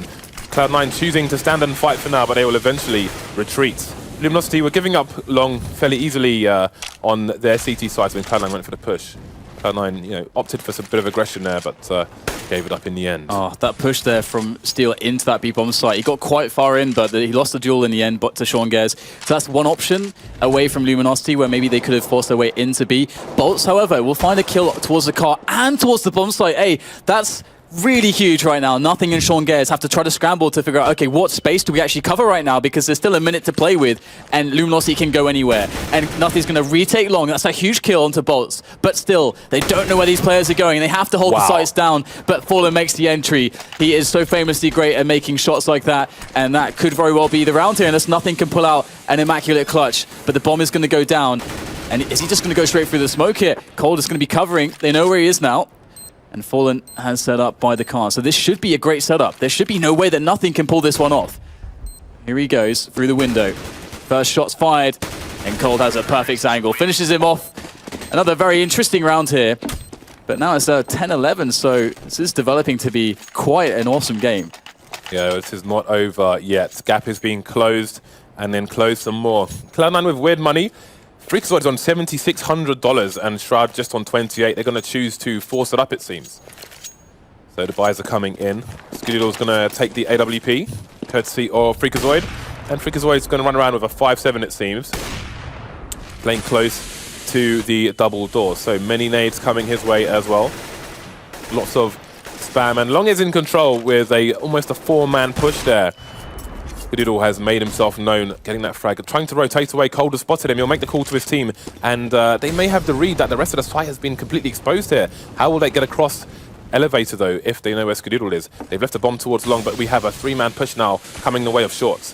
Yeah, this is going to be really interesting. Cole's position is actually quite amazing. If he gets that first kill quickly, that could just end everything. There's the first frag. They know he's there. Oh, he's going to pop there to nothing as well. We have Freakazoid who's there on the stairs, but he's got so much work to do. Skadoodle's really low as well, so they might be thinking about saving, but no, Freakazoid gets the kill. The bomb will finally be planted here for the T side, and Fur will eliminate Skadoodle. So Freakazoid, again, he can still try to salvage the AWP. He's going to go for that play and back away now. But what a take there. It seems like today, or at least with this match, we've got this theme running, these fast long takes. Cloud9 were doing it, Luminosity have also been doing it. It seems to be opening up a lot of options on the T side. Cold is heading towards the 30 bomb. The nearest person to him is Sean Gares with 16 kills.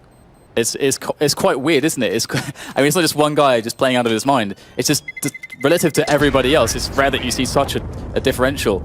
It's GBH, Dad. Grievous bodily harm all over the place. Dishing it out like Oprah with cars. So 11 to 11 now, and the money for Cloud9 is broken. Skadoodle has an AWP. He can't really afford to spend too much money. He's going to opt for a smoke, but not armor. So they're going to try and slow down Luminosity, maybe try and smoke off a few key choke points and lead them into his waiting arms. But what will be the play of the T's? Fallen going for a snapshot towards the B platform. Not going to get it though. Shroud getting taken down by Fur elsewhere, and there goes nothing as well. So we may see a gravitation towards that direction. Cold getting taken down with smoke in his hand. Bolts can't trade. He goes down as well to Sean. Sean can't pick up a rifle. He's going for it, but Steel's there to take him down. Going for a fast reload, and Fallen will have the angle for him. So now things back in control of Luminosity. That could have got really ugly real fast. Skadoodle by the doors with the AWP. He'll have all the sound cues he needs, but there's a player going towards B and a player going towards short. Which way does he go? Yeah, and thinking about the money situation here, I mean, Skadoodle's really got to be just trying to save and keep himself alive, but there's so much time that, and Luminosity's economy is starting to grow so much that they can easily sacrifice everybody to try to kill Skadoodle here. So he's got to try to kill them as his survival strategy. And when this round is over, that's going to be the 4th round lost in a row. So Cloud9 are going to get $2,900, which does put them in a decent spot for a buy. But of course, if Skadoodle can save that AWP, that's going to be a massive difference for the team. So he really needs to try to do this. And you can see Luminosity, they've already sent pretty much everybody to start hunting down Skadoodle. That's the name of the game at the moment, as Fur is moving towards along. And Skadoodle will be spotted now. Here's the first shot. Oh no, that can't happen. He just tags him in the legs, and Fur finishes him off with ease with the headshot from the pistol. So 12-11, Luminosity taking the lead. And but Cloud9 can still get a buy in there. The Sean Gares has called for a pause. I think the first one was technical, looking at the camera shot, but this one you have to assume is a tactical one. Difficult times for Cloud9. This is a must-win round for them, and the money is not in a great situation. Freakazoid has 5,900, so he can drop an AWP for Skadoodle, should that be the option. He may choose to go AWP only with no armor. Skadoodle, we'll have to see how things go once this clock starts to tick once more. So what is the play here for Cloud9? How do they get the match back in their control? What do they think Luminosity will try and do? That's the difficult thing, isn't it? Because on the TT side, you don't want to try to take too much initiative. Because if you go for aggressive plays on a map like this, it's not like Overpass, for example, where Overpass, aggression is kind of the name of the game. It's standard play because you can, even if you lose a guy, it's not nearly as bad because there's really fast rotation times between the bomb sites and the retake possibilities, as long as you don't lose A on Overpass. They're pretty good, it's not too bad. But on a map like this, you're spread out so far that taking those aggressive moves has carries a much greater risk on your ability to win the round as the CT side. So they need to rely on that bread and butter. They need to rely on just getting that information and hoping that they can just outplay Luminosity to begin with. But of course, if you go down a man early, you do have to take a risk, and you've got to pick a place to push, and we'll have to see what Cloud9 do decide to do. But I wouldn't expect anything too crazy from them. Maybe a cat boost at the most for like Skadoodle to get like a fast pick with the AWP. That's probably what I would expect out of them. So Freakazoid has thrown an AWP over to Skadoodle, and Skadoodle has returned him his own weapon. So 4M4s in AWP. There's quite a lot of nades actually for the CT side as well, which is great. Luminosity going for 4 Molotovs now. So they'll be looking to clear out the nooks and crannies. Freakazoid heading towards the long area with 2 players in for support. Luminosity with passive play towards long doors so far. Maybe just waiting to see if there's any crazy aggression from Cloud9. You can see Fallen holding the AWP in Suicide, presumably looking over towards short in case there was a boost. Holding the angle for his team as they all come in. So very nice play there with the lasers as they creep. The procession creeps towards short. Nice flash there from Fallen for his teammates to get through onto the stairs position. Now we can see they're looking to see if they can get a quick entry and set up all the nades. And here it is. Bolts might actually just go for the quick drop there into CT. It looks like he's on the box here, so could very well be what's happening right now as nothing's on the bomb site. Indeed, we're going to get Bolts dropping down straight away past Elevator. Has a teammate Cold with him as well, so they've got really good angles to cover all this. This is a great take here. Great setup coming in from the T side, but quick response from Sean Guest. But will it really be enough here? There's still 2 players left in the long area here for Cloud9, so they could hold this. Steal there, catching Skadoodle. That's a really, really big deal right now. 3 versus 2. The bomb is down. Cloud9 have a hell of a task on their hands. So what is the play here for Cloud9? They've got a man disadvantage. They're both focusing on long, so it seems the save has been called. Desperate times, desperate situation for the North American side against their newly imported rivals. Luminosity holding 2 AWPs at the moment. Going to be changing things up going into the next round. That's really nice as well, actually, because Cloud9 might be thinking, okay, we got to switch something up. We've got to try something different. I mean, they're potentially on... I'll just check their money real quick. Yeah, they're going to be on the max loss bonus, so they're going to get $3,400. So with this save, they'll be able to buy.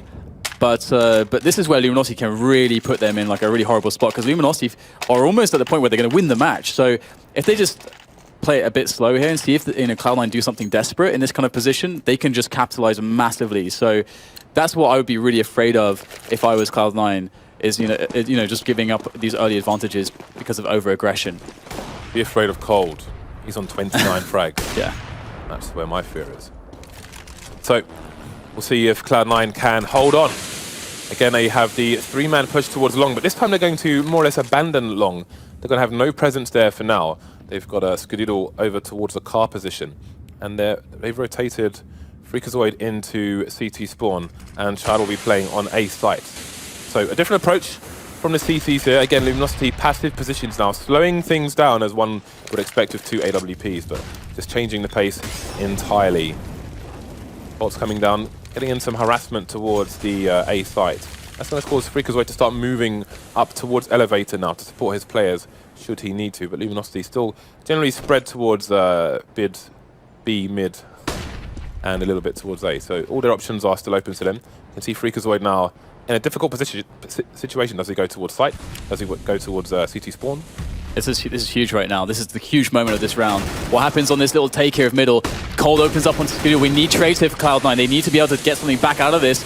Freakazoid's going to deliver, but Bolts is back in onto Shroud. So now we've got this explosive situation. They try to force their way into B to Luminosity, but not going to pan out. Good defense coming in from Cloud9. Now we're into a 3 versus 3. 20 seconds is left on the clock. Great shot there from Steel onto nothing, but they need that bomb down, and they need it down now. And I don't think there's time, James. There are 12 seconds left, and they're going to make it. Take down Steel. Oh, they are going to make it after all. Planting for long as well. So I don't know how this happened, but Sean is the last man standing. He's running towards long, which is where the T's will be going as well, or at least Bolts.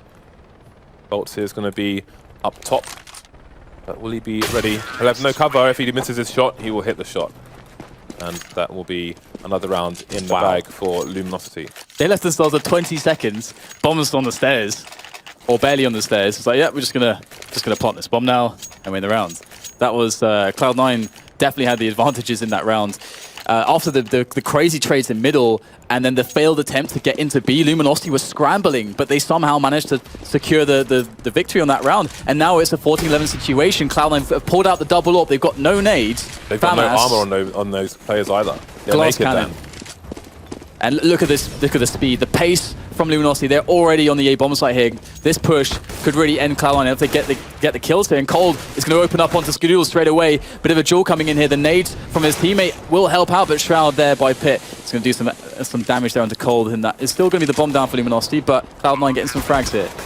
We see the short plant coming in. Sean trying to hold things down in CT spawn, but not having much success here. It's just Sean and Shroud left. Shroud coming in on long, and now Shroud is all alone. He's got the AWP versus 3, and he is running for dear life. Cloud9 facing match point in their first match here in Cluj-Napoca. Not really going their way at the moment, and now they are running out of chances to fail. They must win everything. Steel Court staring at the walls there. The consolation frag at this point. Yeah, and Luminosity, they've been playing really, really well. You can see they're dotting all their I's, they're crossing all their T's. You know, they got all the Molotovs in there when they're trying to create space on the map. They're doing everything right with all the grenades. Like, that level of detail, fine level of detail from Luminosity really shows you they've been working incredibly hard with the level of coordination they have. And that push there that they sent with 2 guys onto the A bomb site with this fast timing, they're just using their fast timing. That, you know, that's not necessarily them saying at the start of the round, okay, we want to take A. They're just trying to create opportunities and see how far they can push it. And right there, they pushed it all the way. And now it's 15-11 in Cloud9. They don't have the best situation to fight back with. Nothing has an MP9. He's firing potatoes at these players. Cold coming in for a fast aggression, and those potatoes will take him down. Traded though by Fallen. 4 versus 4. 2 FAMASes on the Cloud9 side. Skidoodle's the only man with the defuse kit. Again, Luminosity just holding formation at the moment. Gonna slow things down after that initial aggression. Keep Cloud9 wondering, deny them information, not let them see the bomb. Unless they want to sell them a fake. There's no one up long for Luminosity at the moment, so they'll need to be paranoid about a potential push from Cloud9. That's something that will be weighing on their mind, but they're just creeping into the B bomb site now. Gonguez, though, sitting there behind Big Box. Can he make the difference here with the FAMAS? No, doesn't get anything right now. Freakazoid's going to have to go in immediately behind the smoke, but I think he's lost his bearings. Won't find his way through the doors, and the window of opportunity is missed for now. We'll wait for his teammates to rejoin him, and we have a really nasty situation because Bolts is on the catwalk. He could just drop down into CT and completely crush this retake attempt from Cloud9. He's biding his time, waiting for his teammates to call for this. The CTs are going into the site, and he's going to finally make the drop, take down a player, and now it's looking really grim here for Cloud9. Fallen looking to finish the job. Bolts is going to take down Freakazoid, and that is that. 16-11. Luminosity will win against Cloud9 on Dust 2.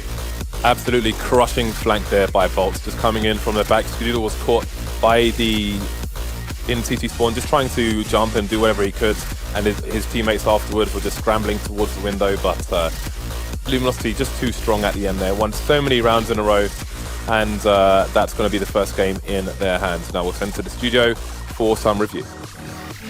Thanks a lot, my Face-It friends. So there we have it. The nightmare begins for NA nice and early, and we're fortunate enough to have a big flag-waving American right in the middle of the analysis test. What did you make of that, It's Moses? not the American flag anymore, it's the surrender sign. We're done. And can we just reiterate again that Luminosity does not represent North America? I think it is. They're a South American team, you see. Yeah. Actually, the hope of North America is Cloud9. So They just took a beating. Keyword about hope. Here's the thing about Cloud9. They always have...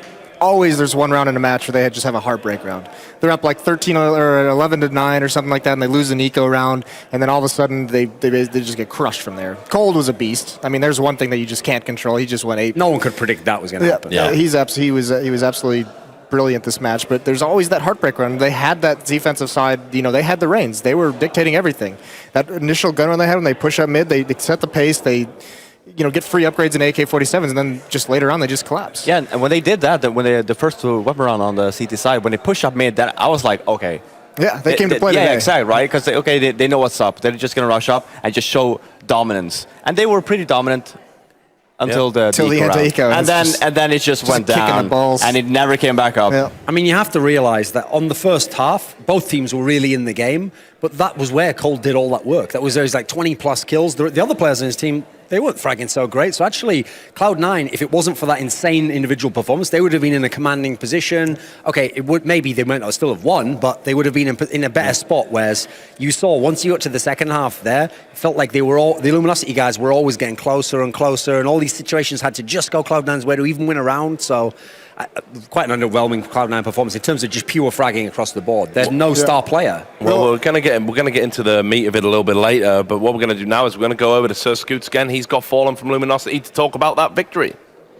Thank you very much, Richard. Yes, I am joined by Luminosity's Fallen. Congratulations. Obviously, I'm a big North American guy.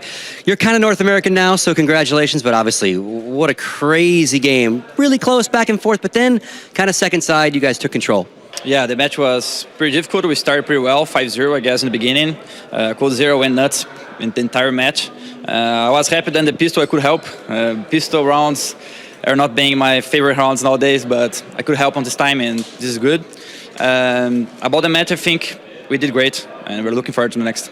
Yeah, and again, like Cold Zero, that first half, 23-4, I think. So, I mean, obviously that set the pace for you. If he has a half a good game, who knows what that first side is like. Yeah, exactly. It's difficult to say, but Cold Zero is the player we needed when we made the change. He's really explosive, and when he's feeling, when he have the enough confidence, he's this kind of player, the kind of player that can destroy a game. And I am really happy that he could do it this time for us. Now, the sad part about this victory is you get to face your nemesis from last major, Fnatic. They 0-2'd you in Cologne in the quarterfinals. Good stuff. You got to the quarterfinals. Obviously, you're a legend team, but now you got to look forward to them. Thoughts on Fnatic? Fnatic is always a stone in our path every time we face them. I think it's 2 quarters already we faced them. This time when the groups have been drawn, we got happy because we knew that if we pass the group stage, we don't gonna face Fnatic again. It's good, but we're gonna go to this match, the match we want to win. I mean, we can't be happy yet because the one match doesn't means that we have passed the group stage. So right now it doesn't mean anything, and I have to put that in my friend's mind. And we're gonna beat Fnatic tomorrow, hopefully. All right, and overall prep. You know, I asked Fnatic, did you guys boot camp? They didn't boot camp at all. You guys actually are seriously boot camping. You actually have a team house on the west coast of the United States, right? Yeah, exactly. When it comes to us, it's different because we have to change our entire lives to play Counter-Strike. We moved from Brazil to live close to Los Angeles, and we did a boot camp in Germany for almost 10 days in order to prepare for this tournament, which is really important. We are used to play boot camps before majors, and I think this is why we perform well on these tournaments. All right, now, obviously Fnatic is the beast to beat, but any other teams that after you beat Fnatic that you're most nervous about? I don't want to face VP anymore. There was a time in major I said I want to play Virtus Pro. I got crushed, so this time no Virtus Pro. Thank you. Thank you very much, Fall. Congratulations again. That's going to do it for us. And we come back after the break. The guys at the desk are actually going to break this match down for you.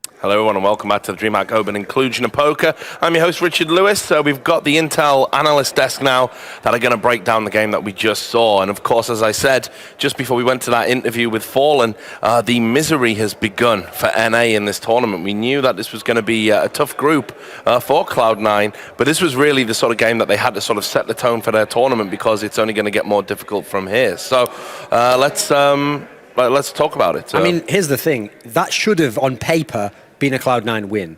You managed to get somehow in the pick ban onto Dust 2. Like when I'm looking at the maps that the teams are strong on, supposedly Luminosity is supposed to be a team who plays Overpass. They ban it. I think it was the first ban even. Somehow Cloud9 gets the game onto Dust 2. If you remember when they went on that run in the summer, the two maps that built that run was Dust 2 and Cash. If they could get teams to these maps, even good teams on those maps, they were going to win the game. If you're not winning on Dust 2 when you're Cloud9, you've suddenly got a very small map pool. Yeah, it's kind of a shame they're just not good on Dust 2 anymore. Like that's just what it comes down to. I mentioned as soon as we went off the air. Is it that, Moses, though, or are we really talking about this would have been a Cloud9 victory if it wasn't for that monstrous performance you see on your screen right now? Yeah, it would have been close. Like it wouldn't have been a certainty that Cloud9, but the difference is it would have been like a 16-13. It would have been a lot more up in the air. And the thing is, keep in mind, like Cold was the one after the first half. He only died 4 times, and it was an 8-7 scoreline. So he saved a lot of rounds, and that's a lot of exit frags, yada yada yada. Switching over to the side, he didn't get that many on when they flipped over. So I still think it would have been close, but I still think Luminosity would potentially just end up winning. Yeah, C9 didn't chase down very many guns that half, but I mean that first half. But the weird thing, I mentioned as soon as we went off before the match started, that this is the new Inferno for Cloud9. It's a map that served them really, really well a few months ago. It was like their home map. They had always been confident in that Inferno based on a couple wins over very games. And now they're still very confident in Dust 2, but their CT side is so atrocious. It's so static. There's not a lot of motion. We mentioned Skadoodle. Like, why is he so static in one spot? You have one of the best oppers in the world, and he just sits over towards long A car. He's so easy to avoid. So easy to neutralize any impact you can have by just simply not going there. I mean, if you play against any other world-class AWPer, you play against Guardian, Device, Olofmeister, you're never going to have that problem, okay? Because what happens is if the guy's at all rolling, if he's hitting shots, the CTs, their in-game leader's supposed to be going, right, this time just come for the initial shot at mid, then another time you're going to go long A and we're going to do 2-man set up there. They just go, stay in your spot and just, I hope everyone goes to you and you kill them all. That's not the way you use a world-class player. I mean, you've got to kind of set your guy up to succeed. I mean, the thing is, when you have players like that as well, most of the times they get to decide their own fate. Right? So when you have an opera like Skadoodle, if I was Sean Garris, I would just be like, Skadoodle, just call in the beginning of the round, where do you want to go? And we'll just adjust for play that. around you. That's a concern with him as a player, though, because I get the sense that he's a guy who he just gets microed by the leader. So if you don't tell him to do it, he's not going to take his own initiative, and just go take a JW-style mid-peak. He's not going to do it. I mean, think of this scenario. He's a chess piece. You just got to tell him, like, make him do it. That's so many in-game leaders would love to have someone like that. We can see that we've got the MVP here. It's not really a surprise. No. I mean, even with the fact that a lot of the kills made in that sort of first half, he was just a killer machine for Luminosity, absolutely lethal. And of course, this is one of the more inexperienced players here. I think this is his second major. Yep, last one was his first. Yeah, so this is the guy, and you heard Fallen speaking very highly of him, saying this is the player we needed when we made that change, and we got ZQK out of there, and we put me on up. This was the player we needed because he was explosive. So there was lots of question marks about him, but I guess when you're doing it against a team like Cloud9, even if they are in a slump, it's still this is the proof. This is the arrival of a very competent player indeed. Well, the thing is, of all the teams, I always stress this, the way I always think of Luminosity is, for me, of all the teams who you don't think are going to win like a series and they're not going to play a top 10 team and win like 2 out of 3 maps, this is the #1 single map upset team. They've shown it every tournament they've been at pretty much. They always come out and they always beat someone who's ranked higher than them on like one key map at least. Just on one map, they're really dangerous. And obviously, in the group stage, you start out playing one map. So Cloud9 had to be aware of that. They've seen it happen to people in the past, Fnatic, Virtus.pro. People lose maps to this team. So the danger was always there. Even so, though, it feels like part of what contributed to the loss was Cloud9 being a bit underwhelming. Yeah, well, let's talk about the Cloud9 slump. It's been something that's been on North American minds for quite a time. This isn't the first instance of the slump that we've seen. That there was a period, of course, we all remember it well, where they were in the finals of big tournaments, had that run of 3 second places in a row. Since then, Cloud9 have really failed to deliver. There was perhaps this thought felt a bit of a pregnant pause that they might, kick on and are they going to win an event? It never arrived. And in fact, it's actually only been downhill. And now there's a lot of uncertainty around the team. People are talking about maybe roster swaps. Maybe they're going to bring in a high-profile European signing. So I don't really know where Cloud9 can go from here. This seems to be they're at the lowest ebb. I think we're witnessing almost like the last life cycle of a lineup. That's what it feels like to me. They have no one in the lineup right now that they can rely on to put consistent numbers up. I mean, nothing has never been consistent in terms of, he has those huge ceilings, but like he has those huge lows as well. You can't rely on him to have this massive impact match in, match out. Shroud has got to be that guy, but even he's not been super consistent with it. And I already mentioned at the opening, Skadoodle's history in majors is not good. Yeah. Doesn't matter. He's been on different teams. Yeah, well, if he loses this one. 0-5 at the moment. Oh, is he? There was one he didn't play because he didn't play the okay, yeah, that's true. Yeah. But yeah, he's never made it out of groups. Yeah.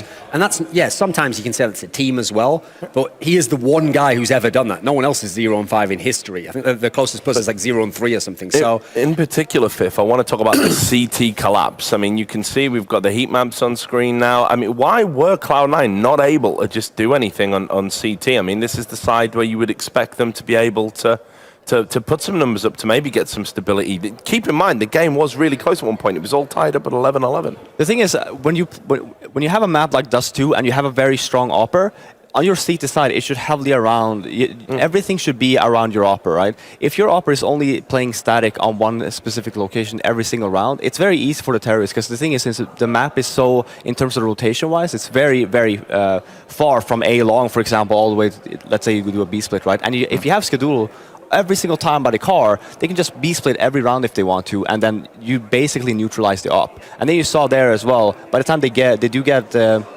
when Cloud9 loses the entry, Skadoodle, but where does it go? Yeah, it goes on A site. Okay, so if we know that, then obviously Luminosity knows that as well. It's really easy to counter, and that's something that Luminosity did good. Even on Cloud9's T side, which was the better one.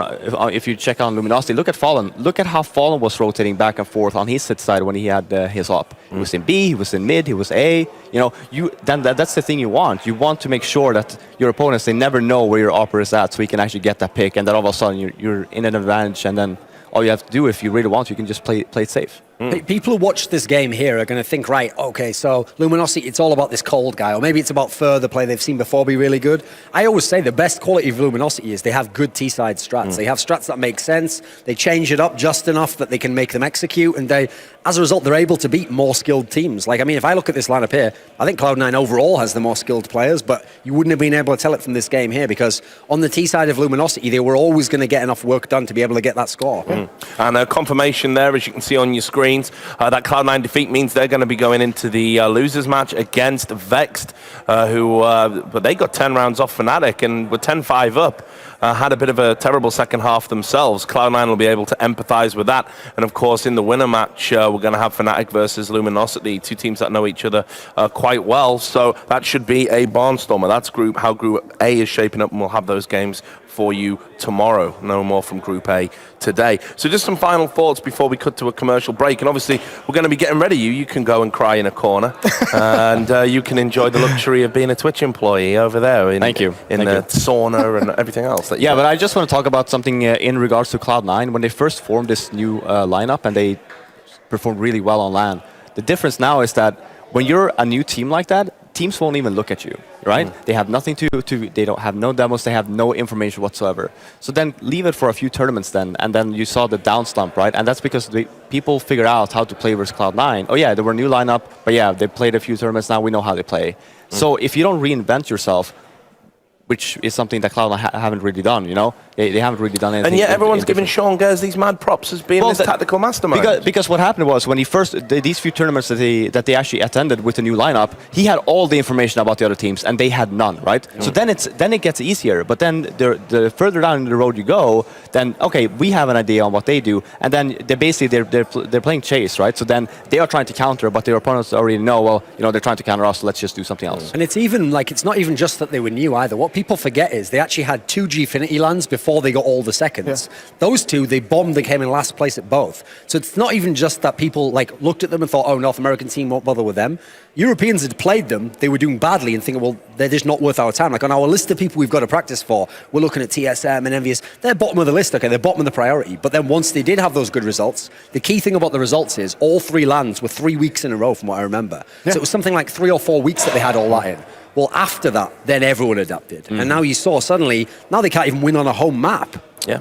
Yeah, I think the big thing too is that, just to build off what Fifth said about rebuilding, is they only have like one tactical mind on that team, and it is Sean. Whether you think he's great or you think he's just decent, they don't have a coach, they don't have an analyst. He's doing it all himself, and that's so hard between all these events. A lot of pressure. They're going to Australia, they're doing promotional events for sponsors. They don't have a lot of time to do that retooling. Well, look, guys, great to get your thoughts. Enjoy the rest of your day, gentlemen. I know that we'll see you on the desk again soon. We're going to go to a commercial break now. Won't be too long. And when we come back, we're going to have TSM versus Flipside. Do not go too far.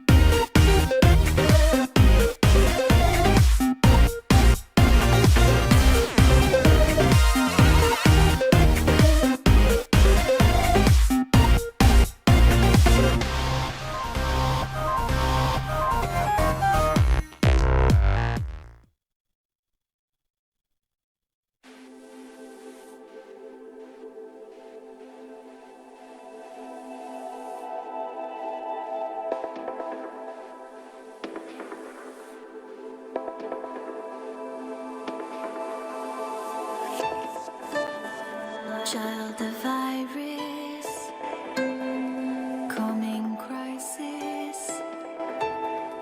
You're invited to come down.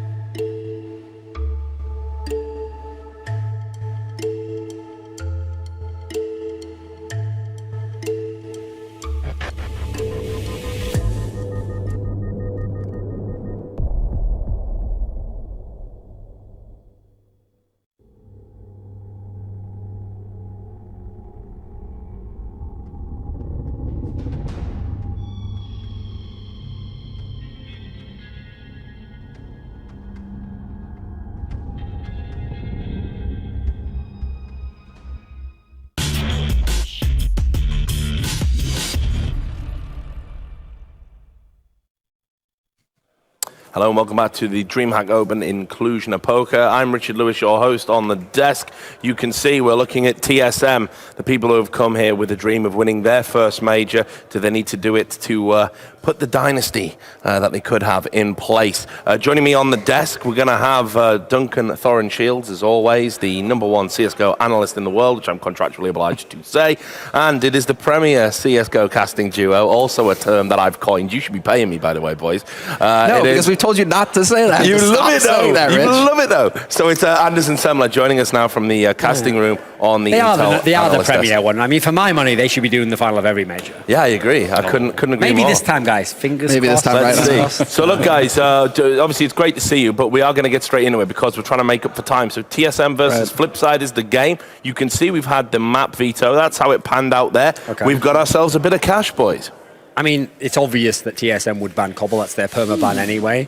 It's obvious for Flipside, no one wants to play TSM on Dust 2 unless you're like a world-class team.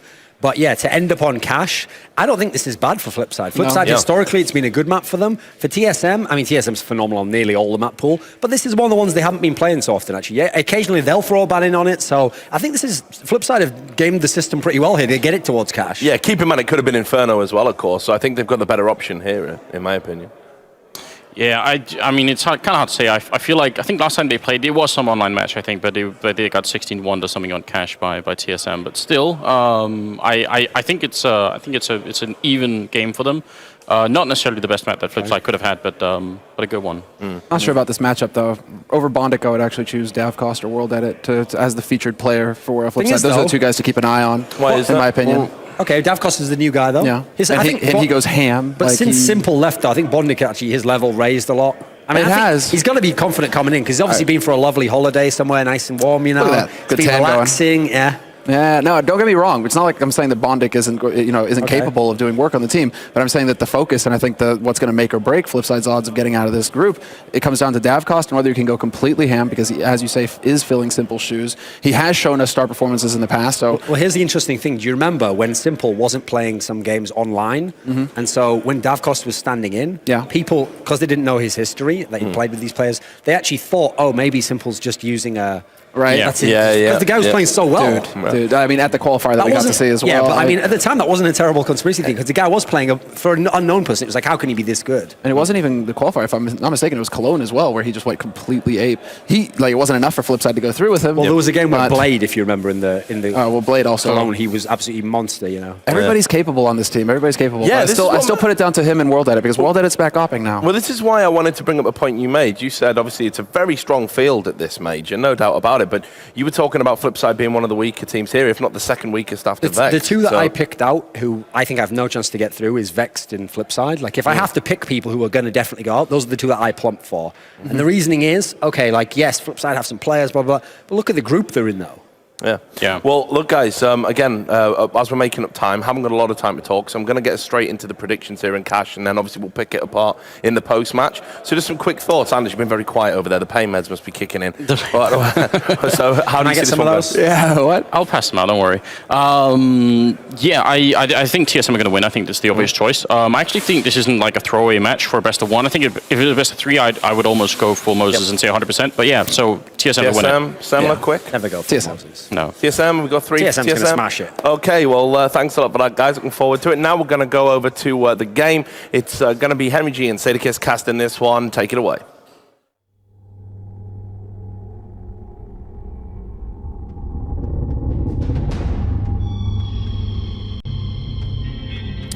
All right, thank you so much, guys, from the Intel Analyst Desk. Yeah, we are ready to go on cash. A couple interesting things to note is that TSM coming into this, we're putting a lot of time on this map during the Fragbite League, putting some practice in. It was definitely one of the maps they wanted to address to strengthen their map pool, and they'll play it first. I also thought it was interesting that they said Flipside that Thorin thinks they're one of the two teams to go, because Moses has them pegged to go through as the second spot in this group, of course, behind TSM. Getting straight into it now, the full mid boost coming in, Device going for that early information. Actually does some decent damage onto World Edit there as well. They're going for full mid control here, but the CTs have got some heavy presence here as well. Damage being exchanged. Bondic picks up the first frag onto Dupree, and it brings it down to the 5-on-4 situation. But TSM have gained some mid control here, but they're in a difficult spot here. And they've got a lot of players set up on the flip side. Look at this. They've already taken down decent HP on World Edit, but Bondic pushes forward, manages to get Device. It's traded by Kerrigan, but this is just a constant battle in mid. There's crossfires everywhere and so much pressure put on that it allows Cajun B. Look at this, perfect timing and positioning. He walks all the way through the A site. One in front, can't land the shot with the clock. Second man turns the attention. It's Markelov who has to hold him out of place. And it does leave it in a 2-on-2. It gives Kerrigan the chance as well now to try and run to that A site, thinking that there might be an opening. And Cajun B, as such, will go back toward the truck. That'll help his entry, but they're just going to make sure there's no crossfire set up on highway first before they run in desperately with the bomb, and they're not. They're all the way back toward the vents still. Yeah, quite a sloppy exchange there towards middle, and now TSM have got the bomb down towards A. The CT seem to think it's B still. They're going to be dropping out of the And I vents think as well. that was the one decoy. They threw one decoy in the B connectors, and they sat there, and I think they thought Kerrigan was still inside firing away at them, and all of a sudden, a decoy and a pistol round has a huge impact on things.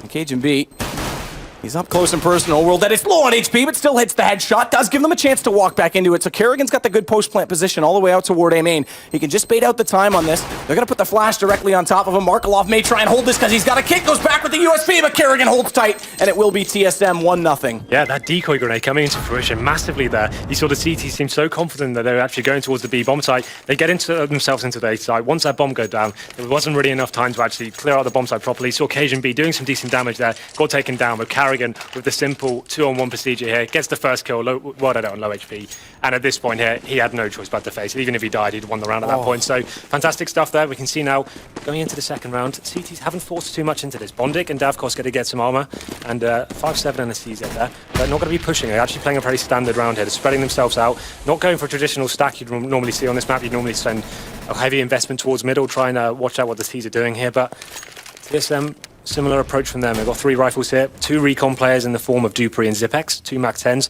meaning they can get into bomb sites like A with flashbangs, go in first, clear it out. Device is gaining some intel, boosted on the top of middle there as well. And he's just waiting for Blade to show himself again toward that white box, holding that angle. He may yet do so as well, as he looks to get a little bit more aggressive on that pistol side. Zipnix is already close with the Mac-10. Now then, they've got the smokes. It looks like they will do a small execute onto the A-bomb, so I don't need to do anything too complicated here. A couple of smokes into key areas, flashbangs go in, and as long as those Mac-10s go in first and get the first frag, it should be absolutely fine there. Blade might be close enough. Good counter smoke time from the CTs as well. This slows down everything, so Kerrigan needs to come in from Squeaky and try and make this happen because their smokes will dissolve at the same time that the CTs do. They do spot Bondic in the corner on the box. That'll pay off massively as it does let them walk in without losing anyone. HP's getting low enough though, but it is just left to Davkos, and it looks like it potentially has flawless written on it. It doesn't. Davkos does at least get Zipnix, but 2-0 now. Yeah, pretty clean round there for TSM, but that's to be expected, considering Flipside didn't really invest too heavily into that round. That's the kind of outcome we'd likely to see. Getting some information to the start of the map, see if the CTs are showing any aggression, boost up towards middle, see what's going on, and then they made the educated decision just to go towards the A-bomb side. They have a simple execution, and it worked out, like you said, almost flawlessly for them. They only managed to pick up 1 kill there, and it's going to be a very similar round here for Flipside. They're going to be making sure they have that heavy investment going into round number 4 here. That's the first gun round. They want to have the AWPs towards middle. We know how powerful that can be, and it should be a very similar outcome here. They've just got PT-50s to play with. Looks like they're actually stacking more heavily towards A this time. 3 players towards there. Now, of course, pushing up into the B storage area, but TSM with that heavy mid presence as well. This is great for them. They can actually just work out what they want to do, split a bomb site, and there we go. Cajun B opens it up onto Davkos, and you'd assume they will go to the B bomb site now. Yeah, Davkos was the only one that could have slowed anything down through the vents there and instantly taken by that Mac-10. Kerrigan's going to sit tight, doesn't get anything with the AK. Blade manages to catch him on the cross, but again, they still have control of this B site now. Bomb's going down as we speak, and Dupree, he'll get forward, so they can't even get this rotation to happen. The Mac-10 will close it out. Money, baby, and it'll be 3 now for TSM. They will get guns out this time on the CT side for Flipside. Yeah, this is the thing. I actually like this approach from the CT side. A lot of teams will force buy in the second round. We saw Cloud9 do it in the last game, almost ruin their economy for 3 or 4 rounds after that, just by not having enough to invest going into the first gun rounds. But now we have got World Edit. We mentioned him picking up the AWP recently. This is what it comes down to on Cash. He needs to be mobile. He needs to be changing his position, going for those early frags. You would assume he'd go towards middle on the first round, just because that's the most standard place to go. But that's going to be challenging, considering TSM definitely like to go for a heavy boost here and show a lot of presence. He's got to have his work cut out for him. Dupree already through middle as well, so they're going to continue to put pressure on mid TSM. World Edit gets caught by Kerrigan. That now means that they've got a great opportunity to split toward the A site. Dupree's going to push forward, take down Blade as well. It's 1 man left behind Quad, and that, of course, is going to be Bondic. Davkos will be held in place as well because they did put some pressure out toward Toxic. I believe that's Cajun B waiting with an AK, but Bondic's going to have to come up absolutely huge. Dupree is low enough on that HP at the top of Highway. Davkos He may catch him, yeah. He's going to walk directly toward him. He does spot it. He knows he's in that corner, so AK down. He'll swap over. This brings it back to a somewhat even situation in terms of the manpower, but the problem is there's no one left on the B, so they can't slow down that push. And TSM just waiting to get that information. Once their man on highway went down, they know that's one of two over toward A. They'll walk into B. They have saved the AWP now, so Bondik, obviously they're going to be choosing to save this one. Pretty disappointing round there, as I kind of mentioned, as we went into the first gun round, TSM showing that heavy mid presence there, and just having one AWP player there, it's not really that viable in my opinion. I think like it's kind of standing now. You get completely smoked out of key positions. You don't really have too many options. I think if you are going to have mid presence, the AWP stays for the initial smokes. If you can find a cheeky frag, that's the point you need to like actually work out. Is this worth actually staying anymore? I'd like to see them play through rifles towards middle. That's when we saw. Remember we last casted TSM versus Torpedo when they actually had 3 rifles towards middle. That's the best way to hold these guys off. But Markelov should stay alive here. Bomb does go off, but 4-0 towards TSM. Markelov gets 2 frags there as well, but a pretty standard round there going into it. And now we can have a look at the CT economy. Did save 2 rifles, so they do have the option here to force buy into it. They can probably drop a couple of Famises here, so they will be forcing into this one by the looks of things. Just making that decision now. Yeah, here we go. This is a big round for them. Flip side, it can get themselves in a huge deficit here. If they lose this one, must win round in terms of the money here. Blade's going to be going towards middle this time. So the AWP towards highway once again. It looks like a very fast A push from TSM. Carrigan is showing that presence towards mid. Keep players there as long as possible. And they've got a lot of Molotovs to work with on this T side. Bondik's going to try. Is he going to flash through? No, back to the corner. They caught him here. Already on his first attempt. This time it's more successful. He's managed to get one, but again, Carrigan coming up highway has a real chance, and Blade's caught in the middle of all the action and needs to get bailed out. And he does at least by one. That's World Edit to find the shot from Quad. AWP in play. But Zipmix gets back and Blade's gone. World Edit shuffling positions, catches Zipmix pushing past the forklift. They now know Quad's open. 2 Molotovs to make sure of it, but World Edit, who has to step up on this AWP. Back to the rifle. I thought that he looked excellent on about 8 months ago. Because Simple took that weapon over, but he stepped up big in this round, picking up 3 kills, and it's down to Dupree, who manages to at least find the man I was talking about, drop that AWP. He still has the bomb to work with, but both members right now from Flipside are in that A position, and they've got a decent crossfire set up to watch either onto A main or Forklift, but Dupree's actually snuck out. He's going to get past Forklift because they've rotated the last man back down the highway. He may catch them off here. This is going to go to a one-on-one. Davkos left in the opening. He knows Markelov's in the sight, so Dupree does get the clutch. So huge there from Dupree. The fact he actually got 2 forklifts there without getting detected by Markelov, like they've got to be working out what's going wrong with the synergy there. He's not really gaining information, playing so passively at the back of quad there. He's not really backing his teammate up at all. World Edit with this fantastic round, they kind of adapted perfectly to what TSM were bringing to the party. Getting that orb towards quad means he can watch highway, he can kind of counter that mid control coming in, finds those first initial picks. But Dupree, once again, we know how strong this guy is on the rifles, manages to pick up the 2-on-1 clutch. Very clever play from him, and that's the nightmare situation I spoke about before for Flip side here. Now the money has been absolutely devastated. They're going to be on P250s once again, and it looks like it's going towards a 6-0 fast A play coming in. Carrigan opening that door, going to be Molotoving the forklift here, and should be able to flush out one of the CTs here. Blade just narrowly missing out on that fire. So he'll get to hold station, whether or not they overlook that, and that gives the Pistols a chance. Yet to be determined. Bondik, again playing toward quad. Carrigan just pre-firing into the doorway, as you do. For that slide position. Zipix, look at Blade. Again, he's much like Bondik, getting aggressive in these smokes. They're going to flash him, and he's got the pistol in play. Zipix is blinded out, but they both are. It equally caught Blade, so it comes down to a duel. And Zipix will get the better of that. Carrigan still out toward the squeaky. There's no commitment yet. The bomb's all the way back toward the garage, so TSM are just evaluating options, knowing it's going to be an eco. They don't want to get any guns given away or lose a round that's unnecessary in doing so. So the idea behind that play is if they send Blade in with like the aggressive push there, it's almost trying to bait out. They're not doing a stack. It's running like they're suiciding a man. They're just trying to see what's going on. And now this hopefully will bring the T's into the bomb site here, but still obviously a massive challenge going into here. Got a man down here, but they just want to get a couple of kills on the board and see what they can do. Carrigan comes out the door now, takes down Bondik. It's going to be another player on the bomb side there. World Edit takes him down. But bomb's already gone B. TSM figured it out. They had Cajun B out toward that toxic position. He didn't see anything on B the whole time, so they brought it back over to his direction. Dupree will go on the killing now, but it's going to be another round for TSM. Yeah, just World Edit remaining there. We'll pick up the AK-47, and yeah, that push from Blade didn't really amount to much. He could have got a frag from that. Fully blinded the terrorist player within a storage, unable to take him down though. Now World Edit just on the huge saver. Obviously, with TSM with such a huge bank of cash, can afford to hunt him down. They know how fragile the CT economy is going into the next one. Obviously, flip side are going to be a maximum loss bonus of $3,400 coming into their accounts next round. They're going to have a very healthy buy going into the next round, Matt. So the idea is now, I think they need to be a little bit more dynamic with the AWP and see what they can do. This AK is going to be dropped. Yeah, even if Dupree didn't, they had another man coming in, and they could easily afford giving up 2.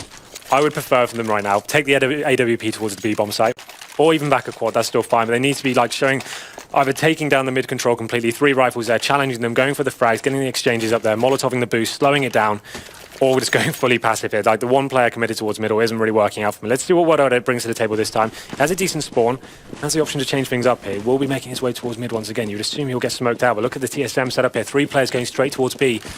Maybe going for a B set piece here. They're maybe smoking off the entrance, molotoving towards checkers, but let's see how they approach this one now. That was actually clever from Davcost, because we saw Device pre-firing that angle, the quick drop position. Davcost goes out on Heaven, flashes through, and then drops down because it forces Device away from it. So they haven't spotted up that Davcost is here, and if the timing was such, because Device did have a good spawn, they may not expect that.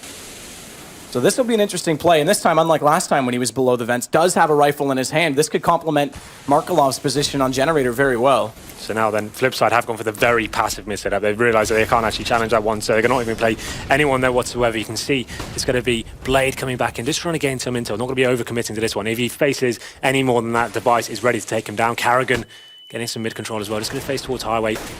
Needs to be a trade right now. Where's the player in Z? Blade's a little bit slow, so Kerrigan, knowing he didn't hit the first 2 shots, falls back and gets ready for that push. It never does happen. So again, like you're saying, very passive right now. Timid play. They don't want to give up a man too early, but the aggression will come on B. That flash is perfect. Where's the kills? Everyone's blind, so no one gets anything. Eventually, it's traded. Zipnix gets 1. Markelov follows it up. He's going to play on top of the site. Lines up 2 in front, but can't land the shots. It's a Dupree again. Seems to be the man on point right now for TSM in this early stage. They're opening major map. Well, that it does get back into Dupree, but bombs now down again for TSM. Yeah, they've got decent position to hold this off. Even better, Molotov to hold that Bondic. They have got a smoke on Device, but Blade opens it up, taking down Cajun B, puts the man advantage in their favour. Zipix replies to World Edit now. Time ticking away. They need to work out how they're going to get this one. Next frag needs to come in the next 5 seconds or so. We'll be able to find out one more. It comes back to the one-on-one. Bondic gets Device, baiting out the time. He just has to play this perfectly. Bondic knows he's over on that side, but it doesn't necessarily mean he'll come to the open. Bondic hits it, but there's no time at all. Nix plays it well. Finally, they win the kills, but still the round will go TSM's way, and they will extend even further. Flipside are going to start to get desperate here soon. Yeah, 3 kills for Zipix that round. So calm in those situations. Knew exactly what he had to do in that one-on-one. Just time out the bomb, listen to the footsteps. The CT had no chance to actually work out and try and be clever with that one. Just had to kind of swarm the site and see what he could do. But there we go. Flipside, once again, with that maximum loss bonus, will be able to buy into this round once again. World at it with the AWP. And for me, I think he needs to start actually going for the initial pick. It seems like TSM have too much freedom right now. They're getting that mid-control every time. And once again, you can see, actually, Flipside will be showing more aggression here. This is what we wanted, but Dupree takes down Bondic. And now it's just going to be Vice looking towards the other CT player. It's going to be Blade behind the sandbags there. Horrible situation for him. Doesn't have any utility to play with, really. And now we'll get Molotoved off, and you should assume... This is, there you go. The smoke came out. That was very smart. Yeah. That Molotov's so easy to throw with that little pillar on the wall behind it. All you need to do is just land anywhere in there, touch that pillar, and it's going to go down and ignite the whole place. So that's a really smart Molotov to give them the position. Now they have to be careful because Dupree's on his own in Cubby. Device can't really support. He tried to flush that player out, get that shot, and then they could put 2 pressure in mid. But he has to go one-on-one with Blade. He overextends slightly. Device still can't hit the shot, so Dupree's still in trouble. Then eventually they do get each other into the support system. The crossfire works out, but look at World Edit and Markelov. They pulled this back, and World Edit, he's come down all the way from the A site onto Highway to pick up those 2 kills. Device will go forward to try and close it out. Tech9 jumps over just to scout out exactly where he is first, and he closes it out, but that was extremely delicate, that whole situation. Device was the last alive in that. Yeah, these exchanges really are not going in the favour of Flipside. It seems like World Edit picks up 2 frags almost every single round, but he's not. The team aren't capitalising on it. They're just not doing enough here. This play at the beginning of the round, where's Bondic's support there? He's got Blade with him, but he's still on a one-on-one duel. There wasn't too much utility expended by the T side there, but World Edit, as I mentioned, does get another 2 frags there. They're unable to do anything with that round. As we're going to number 9 now, they're going to be on yet another eco here. Davcost with the only real substantial investment is CZ and body armour here. This is a round where TSM know they've got full control here. Just need to do more of the same. Get mid information, and you can see them just going towards the A bomb site once again. CT's going to be pushing into A storage. What it actually opens up with a deagle shot onto Carrigan. Now Cajun B takes him down. Bondic just behind the smoke. That should be taken down by Zipix there. This should be a pretty clean execution now from TSM. Just 2 players remaining. It's going to be Davcost, who does get killed there by Device. And now this is Markelov. P250 in hand and a flashbang. Not long for this world, I think. Hard to say, even do economical damage at this point as well, because it's just been spiraling out of control. That said, it's not like they're into 5 digits on anyone right now in TSM, because the last few rounds have been closer, but still they've got a very cushy lead. Lost round bonus, obviously in effect, that will get them to get the op back out on Markelov. He's going to throw it to World Edit. It's going to stay 9-0. This is TSM's definitely looking the part.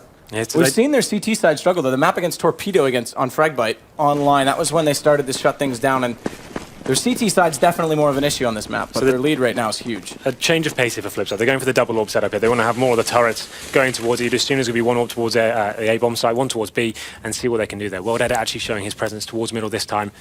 Same smokes will probably come into fruition here. His device is boosted once again. He's been very strong in this position. World Edit not really gaining too much from this so far. CT's do with this one. We've just got the other AWPs going to be Davcos towards that B storage. At this point, the CT's can actually leave him there. Once he's got that kind of information, he's safely got to that angle, they can actually need to go towards A and towards middle. Let's see what they can do now. The problem is this is all for sale. If they're going to get the rotations and go onto that B site, he's going to come under threat because they're going to walk vents. Cajun B will hold off highway, and surely they're going to take that bomb. They're not. They're looking toward highway still. If they realized that these rotations came in this soon, they could have had B already in their possession. Now they look toward it because they do realize, but Markelov and World Edit are in good rotation positions, and Davkos changed to the back of the site. He still has a chance to line them up. He'll hear that vent pop. Not going for the aggressive peek, but now hits Cajun B, turns back over. Not able to get Dupree that quickly. Tries to narrowly hit him through the edge of the box, but the Molotov on top of it, that's actually thrown from his teammate, forces him out, and Dupree's able to get the kill. Markelov tries to come back in through from heaven, and it's Dupree again to shut that down. And a really good chance that Davkos had the positional advantage, but now the bomb down, it's come to a 2 versus 2. Zipmix will play the close pit.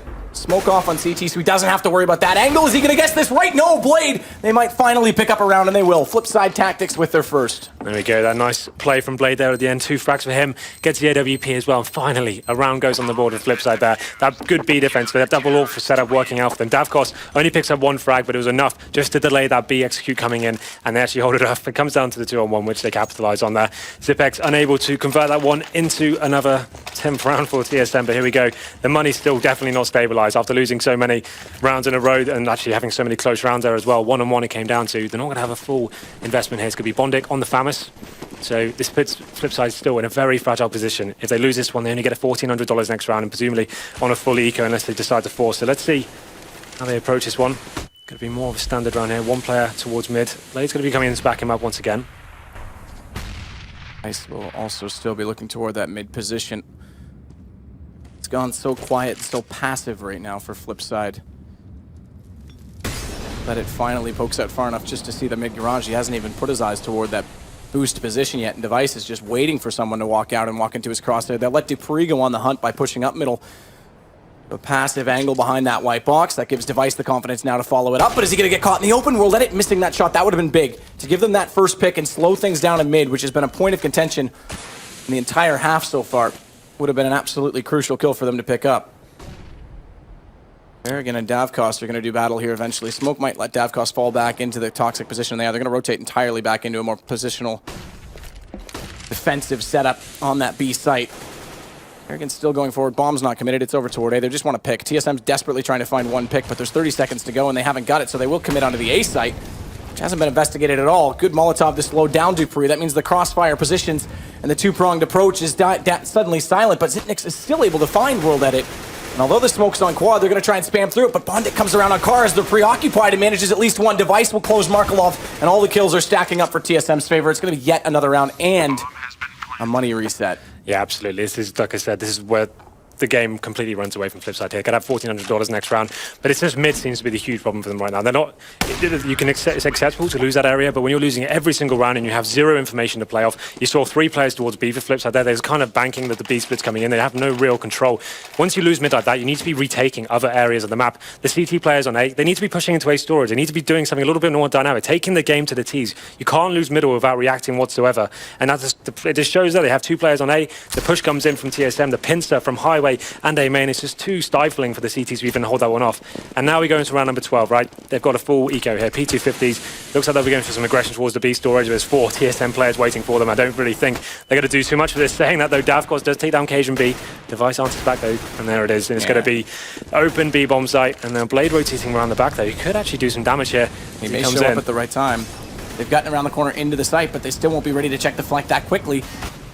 Device is still in front of him. Kerrigan turns back. Blade manages to pick up that one lowly AK that was left in middle, so he gets 1 kill with it at least. And they're making this interesting because World Edit's going to come through heaven as they turn back and finds another assassination from behind kill, but in the end, Dupree, he's been holding on. 1-11 right now, TSM. Pretty solid. Unfortunately for Flipside as well, it pretty much is a double eco situation. They could decide to force into this one, but considering the way the gun rounds have been going, they don't really have much choice here. You can see two players, Bondic and Marklov, and Davkos as well on sub 3k there, so you can't really justify a force play. You could get some 5.7s, maybe a shotgun, but it's going to be another round they're going to have to swallow here, because they're going to have to go for presumably down to 12-1. They're going to be going for the 12-3 here. Definitely not enough to play with, really, but there we go. Dupree opens it up, takes down Marklov, and that mid-control coming in once again, so aggressive towards that area. This is dangerous. KGB took the bomb all the way out on the little ledge, the top of that lip on the garage. Device knew Davkos was there. They spotted him early, so they overcommitted to it.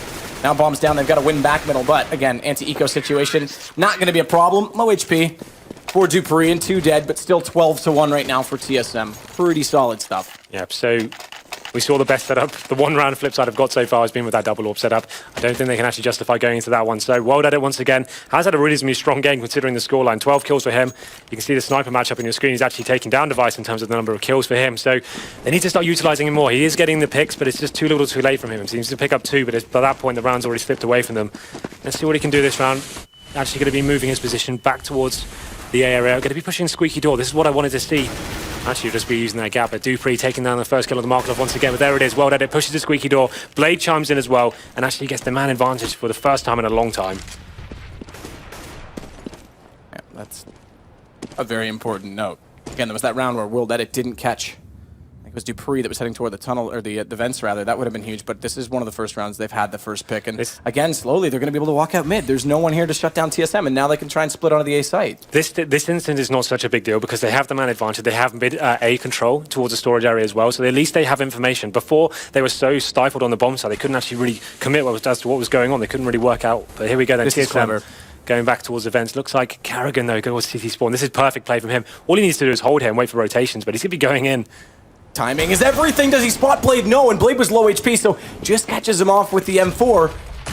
Now it's down to 2 versus 4 in favor of Flipside. They're going to try and go on this B site. Davkos gets Device already. Nice shot, Cajun B. Reliable as always, does pick up the bomb, but there's no reason for Blade to go in aggressively with that low HP. He waits for the rotations, and Bondic gets the last kill. 12-2 now, but still a massive hole for them to climb out in the second half for Flipside. Oh yeah, absolutely. Like that's what I wanted to see. More aggression, showing some more like dynamic play, pushing into the Squeaky Door from World Edit. Didn't expect it. You need to be taking the game to TSM. You can't allow them to have that full control, doing whatever they want, and just choosing what bombs they go to. Yeah, the other aspect is they didn't have a full loss round bonus, but they did lose, so they had to force quite heavily into this. They managed to get everything up, but it is at the expense of 2 kits in the last round. Nonetheless, decent utility, so it shouldn't make a huge difference for Flipside in this case. The difference is now the TSM last round going to be going with the double AWP setup. Device and Carrigan wielding those. Just going to be spreading themselves out completely across the map. Bondic opens up the fragging though. Once again, taking out Carrigan. That aggressive play towards the Squeaky Door. Device is still waiting for World Edit though, and Carrigan and World Edit almost did a duel already off camera toward that squeaky position, which could have actually dictated the way this round unfolds. Cajun B does force Davkos out of position, hits the headshot as well with the AK. Device following that up now allows Dupree to push more forward. Smokes on the main connection point. They try and flash through it, but the counter flash is timed, so they've got to slow this down, and they want to try and go in together, so Device, he has to hold off in the corner as well. Markelov comes back in. Another flash well timed by the CTs, but with 3 members on the site, how long can Markelov hold on for his teammates to get in position? Not very. It does mean Blade tries to push through aggressively, but that's traded as well, and it is a 2-on-1. Bondic still coming over from the A site. He's going to take Heaven approach, the higher ground. Cajun B throws a flash preemptively in that position. That'll buy more time because Bondic's caught by that in its entirety. Does have a kit, 2 flashes to work with. He's spotted already. Device gets it 13-2 for TSM, and like we said at the start of this, Henry, they've been working very hard on this map coming into this major. Well, it's coming in. It's not so much of a technical approach from them. They're just very confident in their players' ability. The talent on this lineup is off the scales. Obviously, one of the top 3 teams in the entire planet right now. So seeing them just work mid like they do, it just seems like a lot of teams that don't even know how to handle them. And you get in that situation where you just allow mid to be taken completely. You lose your information. That's what I said. If you're going to allow that to happen, you need to be pushing, getting information, taking control of other parts of the map. If you're aware they've taken middle, they're at least going to have 2 players there, right? So you need to be using the numbers you have on the A-bomb side, pushing through, at least just giving yourself an opportunity to work out where the bomb may be going. But there we go, 13-2 in favor of TSM.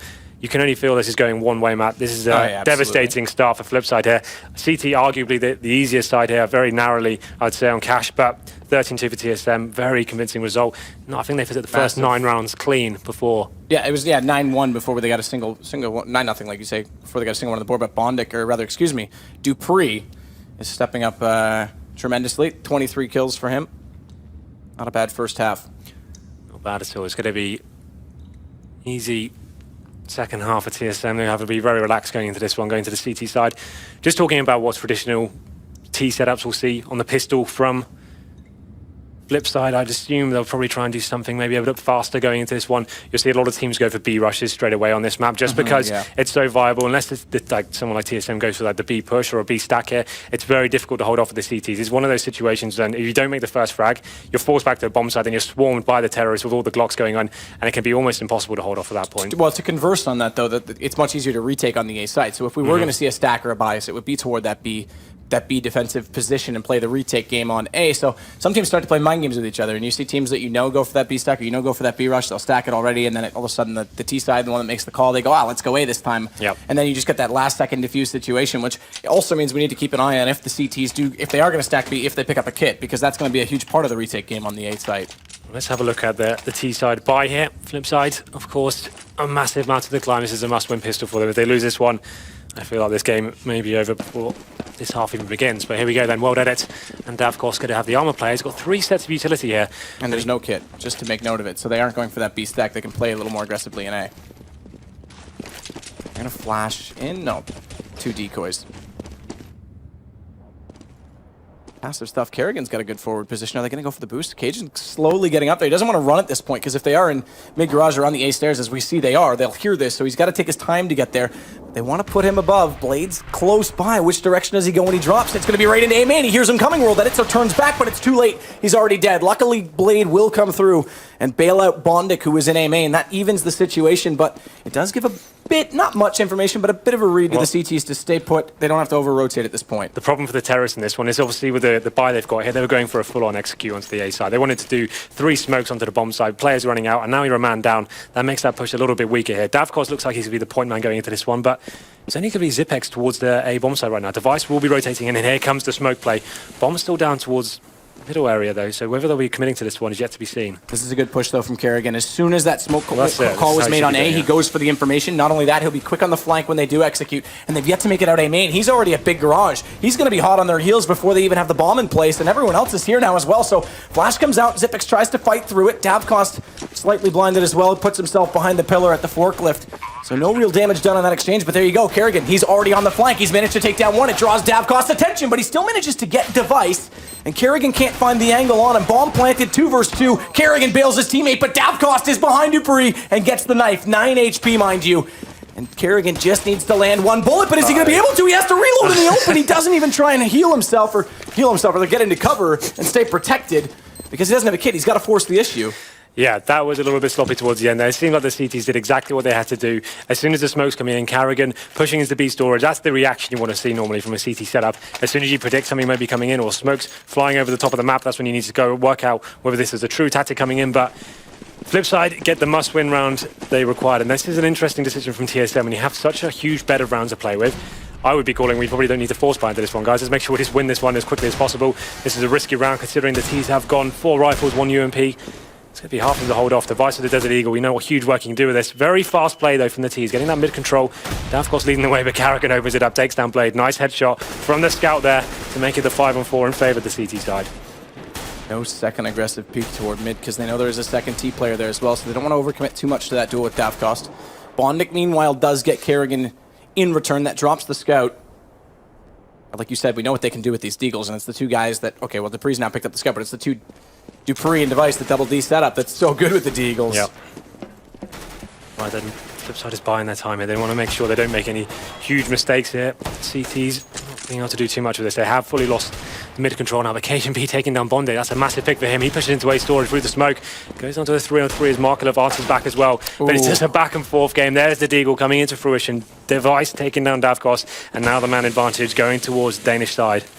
Smoke off on CT. That allows Bomb to cross in the hands of World Edit. Markelov's the man with the high HP.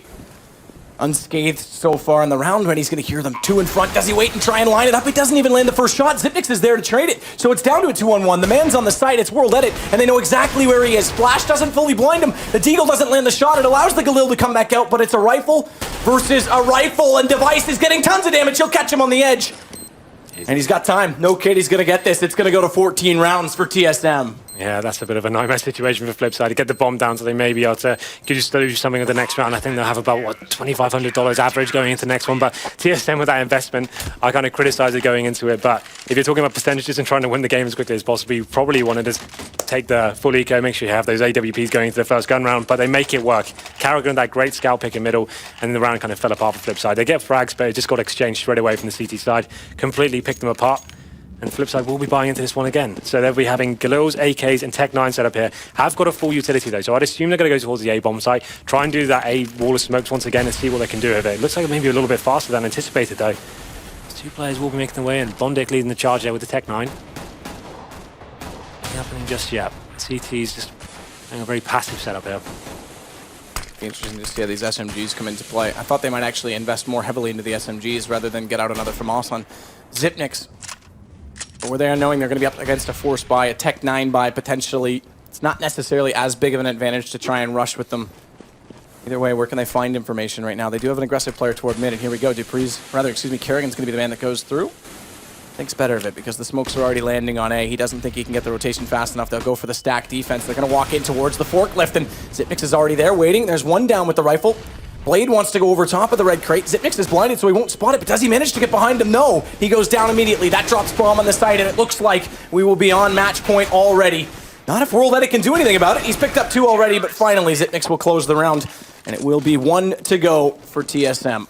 Yeah, Flipside not really being able to do much with that approach. A lot of teams will do on the Force buy, get the Tech 9s, get the smoke grenades or flashbangs, try and lock off the key areas of the map, flashbangs out, and try and suffocate some of the CTs on the bomb side, trying to isolate some of them. It didn't really work out that way. This TSM were just too prepared, ready, backing each other up, good synergy on the A-bomb site. Obviously, a must-win round for Flipside. Lose this one, they are out of it, so they have to go Tech 9s. They have got a couple of smokes to play with. Looks like they were going towards B storage this time, though, with the bomb as well. Faster approach, but the CT's answering back with equal aggression as well.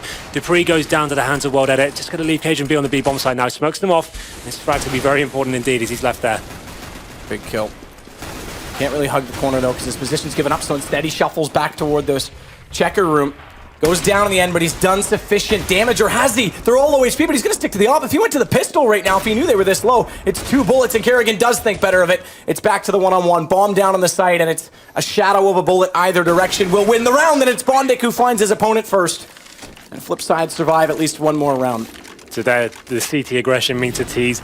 Equal lockdown in the B storage there. The T's coming out on top. Comes down to the one-on-one. As you mentioned, had Karrigan just switched over to that pistol, he could have actually had a real decent chance of taking that one, but unfortunately he just slips away from him. But obviously, considering we're 15-4 right now, I don't think it's too much of a big deal in the grand scheme of things. TSM once again force buying into this one.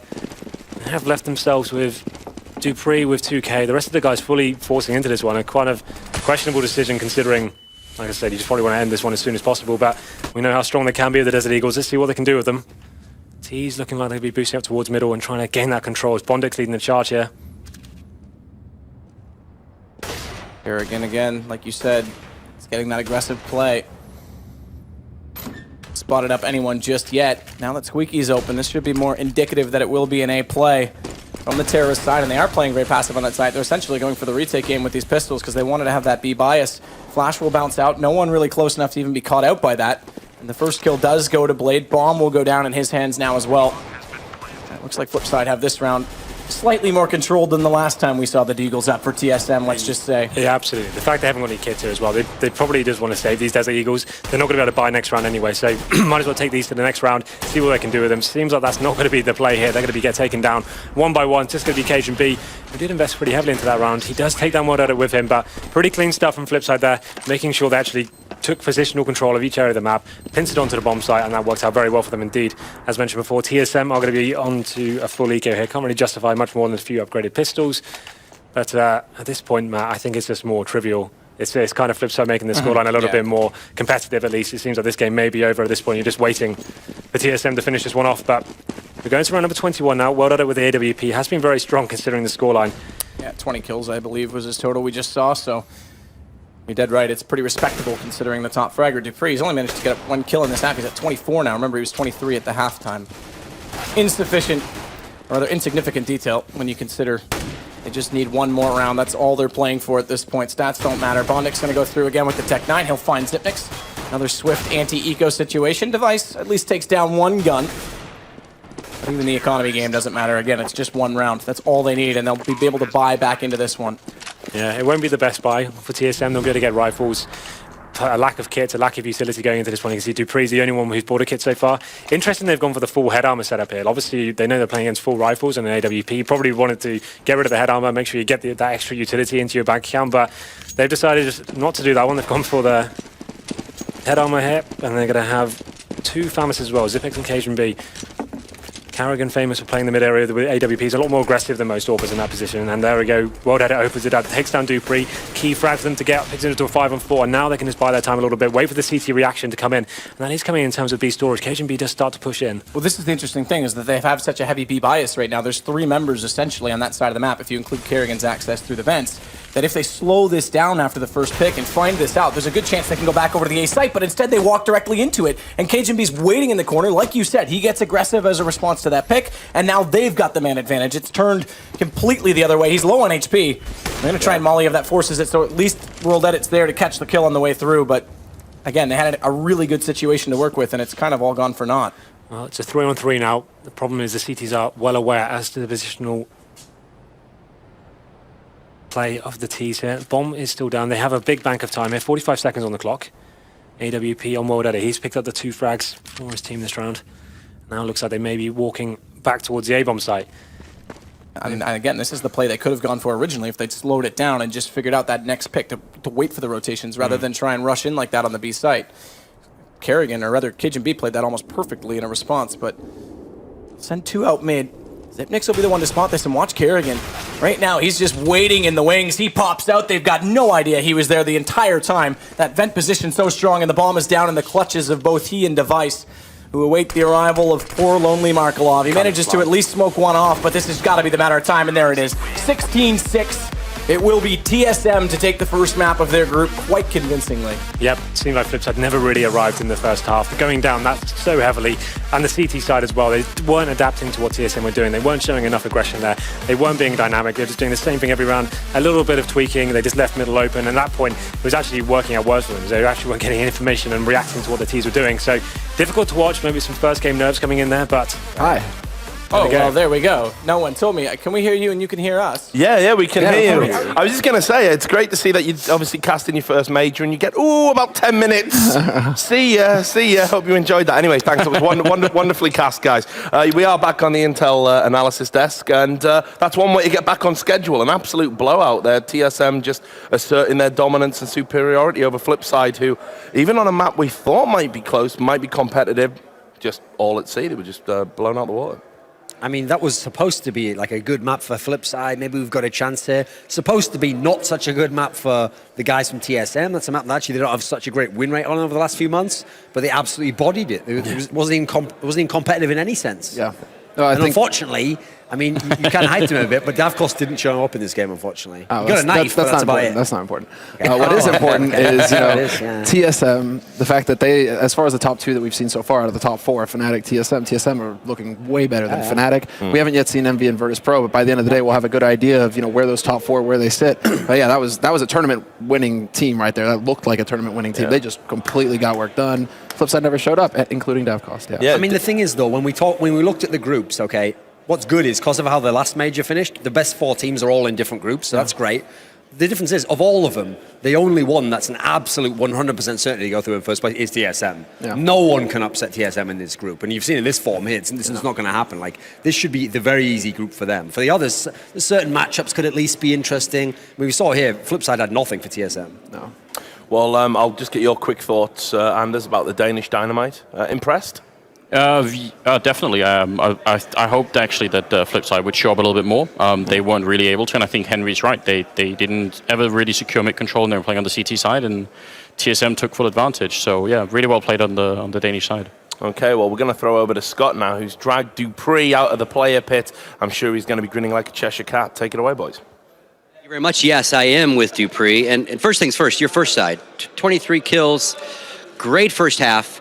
Second half, personally, obviously not a lot of kills, and it seemed like you guys were just trying to force the victory, maybe buy in when you could have just double saved, those kind of things. So kind of walk us through the match in your eyes. Well, before we started the game, I was like, oh my god, I hate cash. Like, personally, I hate cash. Okay. But I realized it might be the CT side of cash I don't like that much. Not that my position is bad, but I just, like, I don't feel so comfortable about the position I play. Like, it's okay, but, like, I prefer playing other positions on that map, but it's fine. The first half was just really good for everyone. I had a good game and everything. I just hit my shot when I got the opportunity to do it. And yeah, we started off as CT, like, lost a pistol, then winning the second round. Started forcing a little bit too much. Like, we actually wanted to try out the Deagles because, like, Deagles has been really good for us lately at home. So we wanted to see how it worked in this setup, like, because the money is a little bit different from at home. So that's why we tried it out, and we realized, like, okay, we probably need to save up for rifles and then take it from there. Yeah.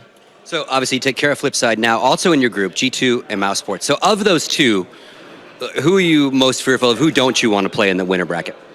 I think I least want to play Mouse Sports, mostly because I think we have a psychological advantage over Gamers 2, because, like, they haven't really beaten us yet. I don't think they have ever beaten us yet, and we usually have a really good matchup against them. So I think it's a fairly good match for us. Whereas Mouse Sports, like, you never really know where you have them. Like, either they come out really big or they come out, like, not so good. So it's kind of hard to predict. But I know, like, when they get their game going with GotBs running around doing the good calls and all the individual players stepping up, it's a super hard team to play. So I definitely want to play Gamers 2 as most. Let's talk a little about pressure.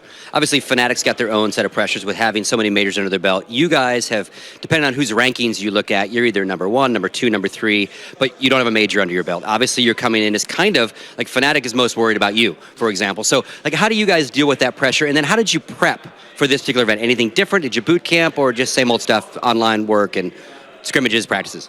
We haven't boot camped this time. We actually did it for the last major, which we don't really feel worked that good for us. I don't know why, but it feels like better when everyone's just at home and in their own, like, environment playing. We've been doing a lot more strategic-wise this time, working on how to play against different teams and how we should, like, play our own game against different teams.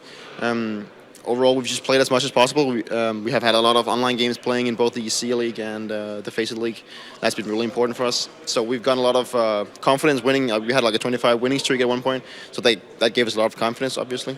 But overall, I just think we've done a little bit more this time, preparation-wise, in how we want to prepare for the teams. And then overall, people have just been playing a lot more individually. Everyone seemed motivated. Regarding the pressure, obviously, we're the only top 4 team that hasn't really won a major yet, so that is kind of the goal. So if we do not win here, it's a disappointment for us, so that's definitely the goal. I mean, I wouldn't say that the pressure is higher than, obviously it's a little bit higher, I'd say, but it's not like it's something that goes into our mind, at least not yet. It might do if we reach a potential final. Let's hope not, but so far it's just a normal tournament like everyone else. Okay, and then the final question, Fnatic said that they're most worried about you, so of everyone in the tournament, who do you absolutely not want to meet in the grand finals? Envious. Yeah. All right. Well, thank you very much, Dupree. Appreciate the interview. That's going to wrap it up for us. Obviously, when we come back after the commercial break, the boys at the desk are going to break this down in detail, although probably not much to break down, but we'll see you after the break.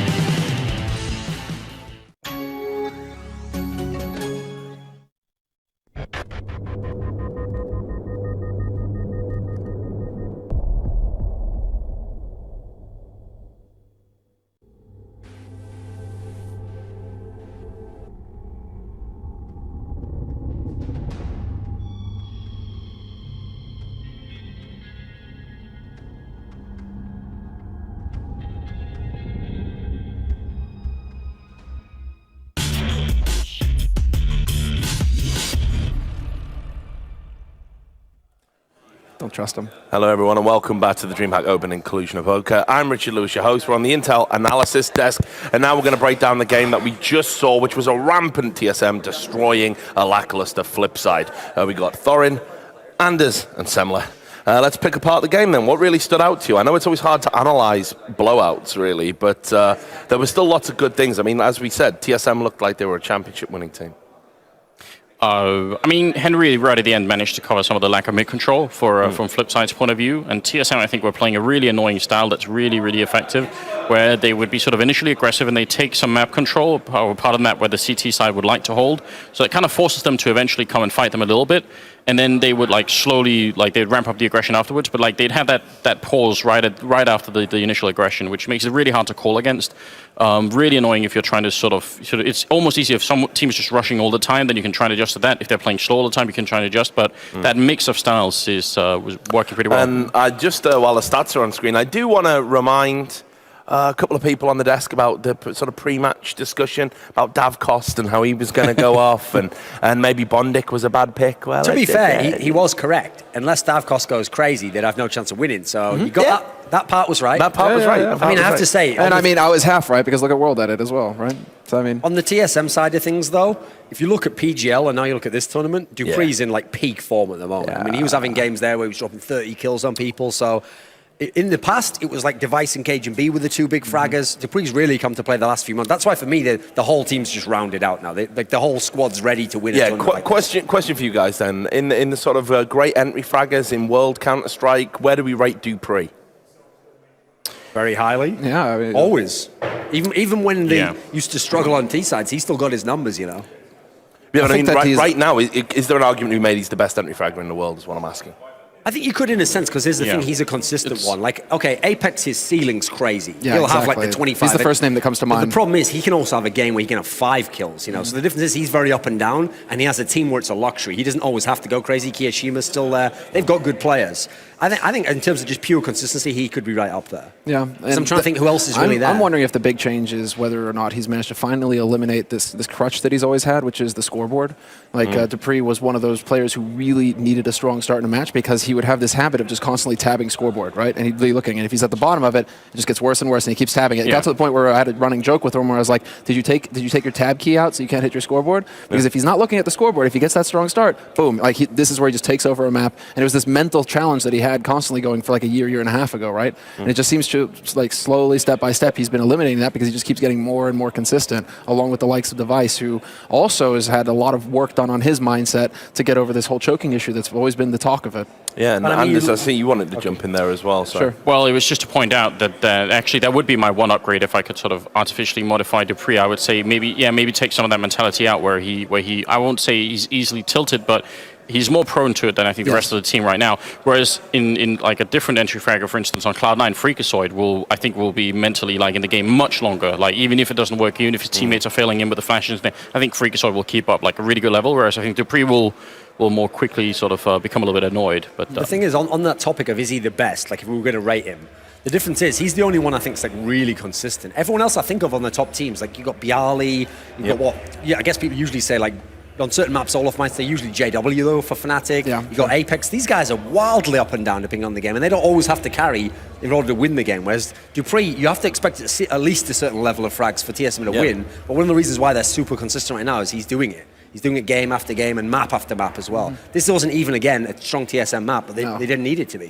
Yeah, a consistent entry fragger is very often worth a weight in gold. They're such a rare commodity. We always talk as well, statistics, or rather the statistics we use in Counter-Strike, which I'm sure are going to change in the future. They don't really give a good metric of how successful a Counter-Strike you'll notice there's always the excuse excuse given for entry fraggers. Just like the in-game leader, it's like, well, he's the entry fragger, so you can't expect him to always be getting the kills. Can't expect him to be consistent, because what if his team doesn't back him up? Sure. It doesn't matter for Dupree. His numbers throughout Counter-Strike history have always been really high level. He's always been one of the top-rated players, and he's been the entry fragger this whole time. Yeah, he has, but I think you're dumbing it down a little bit too much. Like there's still confidence that has everything to do with your personal game, and if you, I mean, yeah, okay, they're not backing me up, or they're not. But if there's a general confidence in the team that we're doing well right now, we are the team to beat. We are, we're at the top of the food chain. Just that confidence is going to make the difference in your own personal game. That's going to make the difference for you. It's like Freiburg, for example. You know that when the NIP catastrophe happened, you know he couldn't ever hit that. He was consistently low on the scoreboard because he just didn't have any confidence at all in his mates. It's the complete opposite for Dupree. You got a good point there. Actually, Freiburg might be the most consistent entry fragger in the world. Shut up, Thorne. I set that up for you too. I walked right into it. Thanks for the alley-oop. There you go, bro. 360 over the head slam. Boom. He's on fire. So we did see the movement analysis. I didn't do it to you, Freiburg. Any things that leapt out for you guys tactically, Anders? I know you like to theory craft. So what did you think about the executes? I mean, I think they were really good for TSM. Like I said, I think that this style of sort of mixing up aggression in the middle of a round is really annoying. It's really hard to play against, difficult to call, and especially if you're really far behind and you start to second guess yourself, which it seemed like I think that happened at some point for Flipside as well. And I think they weren't playing proactively enough. I think they should have gone looking for the fights earlier on, and instead of letting TSM dictate the pace of the game, which they did. So what can we say about Flipside? They are a team, and they're in this tournament still. Yeah, I mean, I suppose that is. It can't get worse for them, I guess.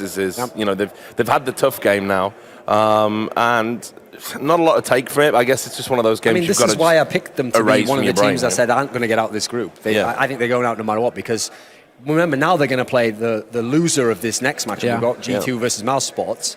So even though, G2's got the new player, Mouse Sports hasn't looked that great recently, I think either of those teams should be able to take care of this Flipside team. So I think it's worrying if you Flipside. You basically have to hope that one of those two teams comes in terrible form or something's gone wrong. Otherwise, you're just going to be an also run, unfortunately. Well, you've just named the two biggest issues, I think, for the two teams that they're facing. So, and the flip side, I think they're going to have a completely different mindset going into those matches. I think there'll be much closer matches. Those are teams that Flipside can beat. Sure. TSM are just like way up here. You know, it's like kid trying to get to the cookie drawer on the top shelf. It's just not going to happen anytime soon. What do you think about that assessment, Anders? Do you think that Flipside is still in with a shout of beating either of those teams? No, I actually agree. I don't think they will. I think it's highly unlikely. I think even with the new player on G2, that's a good point to bring up. Mouse Sports, I think, are still super motivated. That's the sense I'm getting. I think that they're going to be fighting very, very hard. I think the preparation that they've got coming into this tournament is also really high. So I have a lot of expectations specifically for Mouse Sports. So yeah. Yeah. All right, guys. To me, just real quick before we go into it, it's just that for me, Mouse Sports are a bit of a Cloud9, where there's the potential and they work hard. And they always seem to not pull it off in the end. They always seem to fall short. So, I mean, it's been that way since I favor G2 just on sheer fragging power and consistency of the players on the team. I favor G2 over Mouse Sports any day of the week. I probably agree with the analogy with Mouse Sports, with Cloud9, but I would say the difference is I think Gobby is like much more of a leader in that sense. I think Gobby will actually execute people if they don't step out. He will actually execute people. Is this what he just said? I expect people to die if they don't make it out of the group this time. Yeah, I'm going to say we can get him in an IP. I think Mouse Sports left a little bit of themselves over at the Ace of Predator Masters. They were meant to win that event, hands down. They were the best team there. They were in this great run of form. Hellraisers had that fairy tale comeback against them, and then obviously they went to that major and flopped. And we're still waiting. They're in the doldrums. Exactly. We're still waiting on the players that we've been talking about for so long to show up. Chris J's shown up. Yeah. He struggled massively for a long time to give us the kind of, which is why he was always like the online or online is very real. Exactly. Lan J is now real. He's here. Yeah. But we're still waiting on the guy that we hailed as like the talent in Germany next to come and just lay down the pain, give the headshots. Yep. And we haven't seen that on LAN. We haven't seen that at the majors. Not a major. Yeah. No, that's the problem. They just don't show up. So. Well, look, we're going to get into that obviously after the break. But just before we go to the break, I want to remind everyone at home who has been enjoying our desk here. Obviously, we know you've got things to do. You might not be able to catch every game. Well, there's a remedy for that. You can go over to the Score, download their app. It's on the screen. You can do that right now, and I'll keep you abreast of everything that's happening at this major over the course of the week. And we're going to take a short commercial break, and I do mean short, so don't go too far, and we'll be right back to bring you the next game.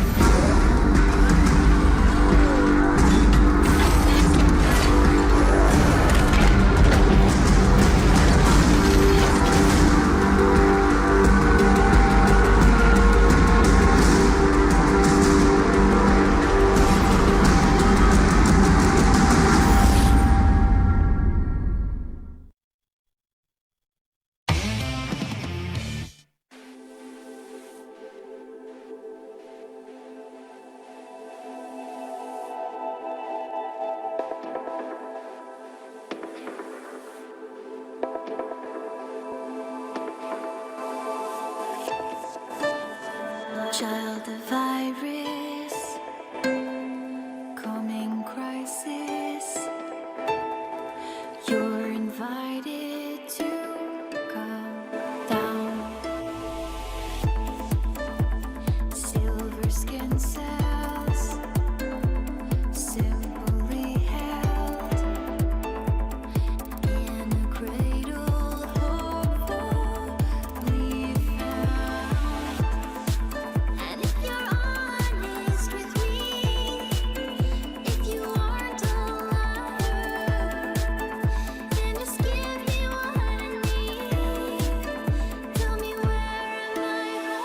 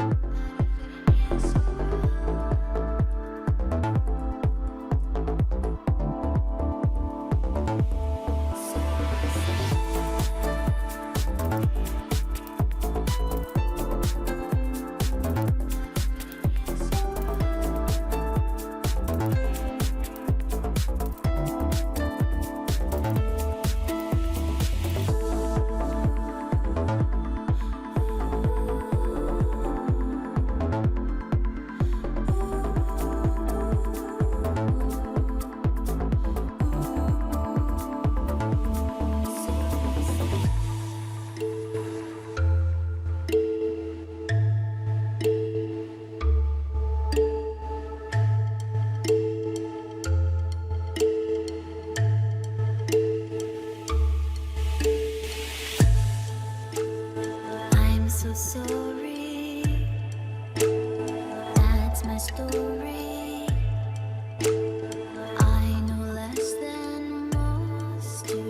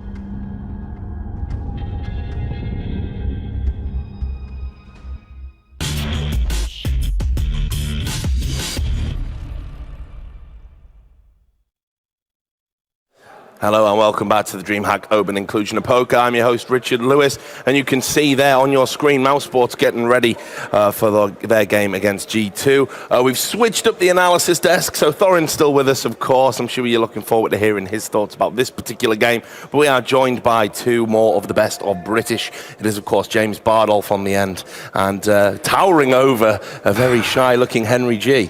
The last time I was on this desk, we know what happened. Yeah, we do. Mate, this is a major now. There's a new level of professionalism here. I mean, easy skins will never get into a tournament like this. So there we go. 10 seconds, we got there. Yeah, so you need not worry. Although it is wonderful to have you both here. I'm guessing you've been enjoying the tournament so far. Yeah, we've seen some good matches so far. It was a fun dust too. Some what you might call some upsets already with Cloud9. Although I think Luminosity might be a bit slept on in the eyes of the general public. Yeah, just to follow on that flip side game as well. Not the result I expected. I knew TSM were going to win, but not that flip convincingly, side, right? then there was more TSM were doing. Their cash can be questionable at times, especially their T side. It's just flip side approaching the map completely wrong. That was really disappointing from flip side. I wanted more from them that game, but didn't turn up. But I guess that's a nice segue to move us on to this series. Yeah, well, this is one actually. I'm going to struggle to call this between these two teams. I think it's G2 versus Mouse. Obviously, I'm going to struggle to call a winner, Duncan. But what we've had is, thanks. That's why we work so well together. The package. The package. That's Bardo. Anyway. Not from what I've heard. But this is a game where I think these two teams are both equally matched. I think it's really hard to call in terms of talent. We talked about how Mouse Sports are flattered to deceive in several outlets, including the major on home soil in Cologne, where people had them, myself included, thought maybe they could be a dark horse, maybe they could do it in Germany. They couldn't. And since then, they've just been in the doldrums. They just haven't really been what we thought they were going to be. By contrast, G2, they've been a team that I was like, it's never going to work. It's never going to work. And every time there's a bump in the road, they seem to overcome it. So I'll throw it open to the desk. How do we see this one going, boys? It's, like you said, it's difficult to call. Both teams kind of a bit of an anomaly right now. I think obviously we haven't seen Jacob come into the G2 lineup too much recently. I think this is the first big tournament for them with him in the lineup.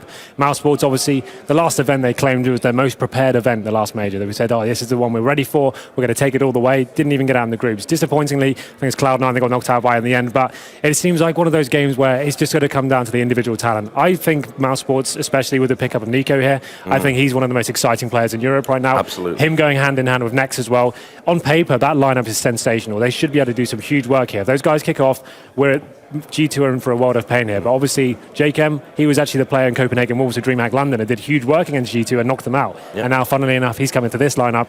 And that's actually quite a nice pickup, I think. They're kind of getting more synergy here, getting more of a Scandinavian feel to it. 2 Swedes, 2 Norwegian players, and obviously the Portuguese Fox coming into it.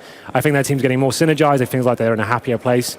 And it'll be really interesting to see what this one comes down to. In terms of the maps and stuff, I don't really know which way that will go, but we saw the gathering round, so obviously the veto is going to be coming very soon.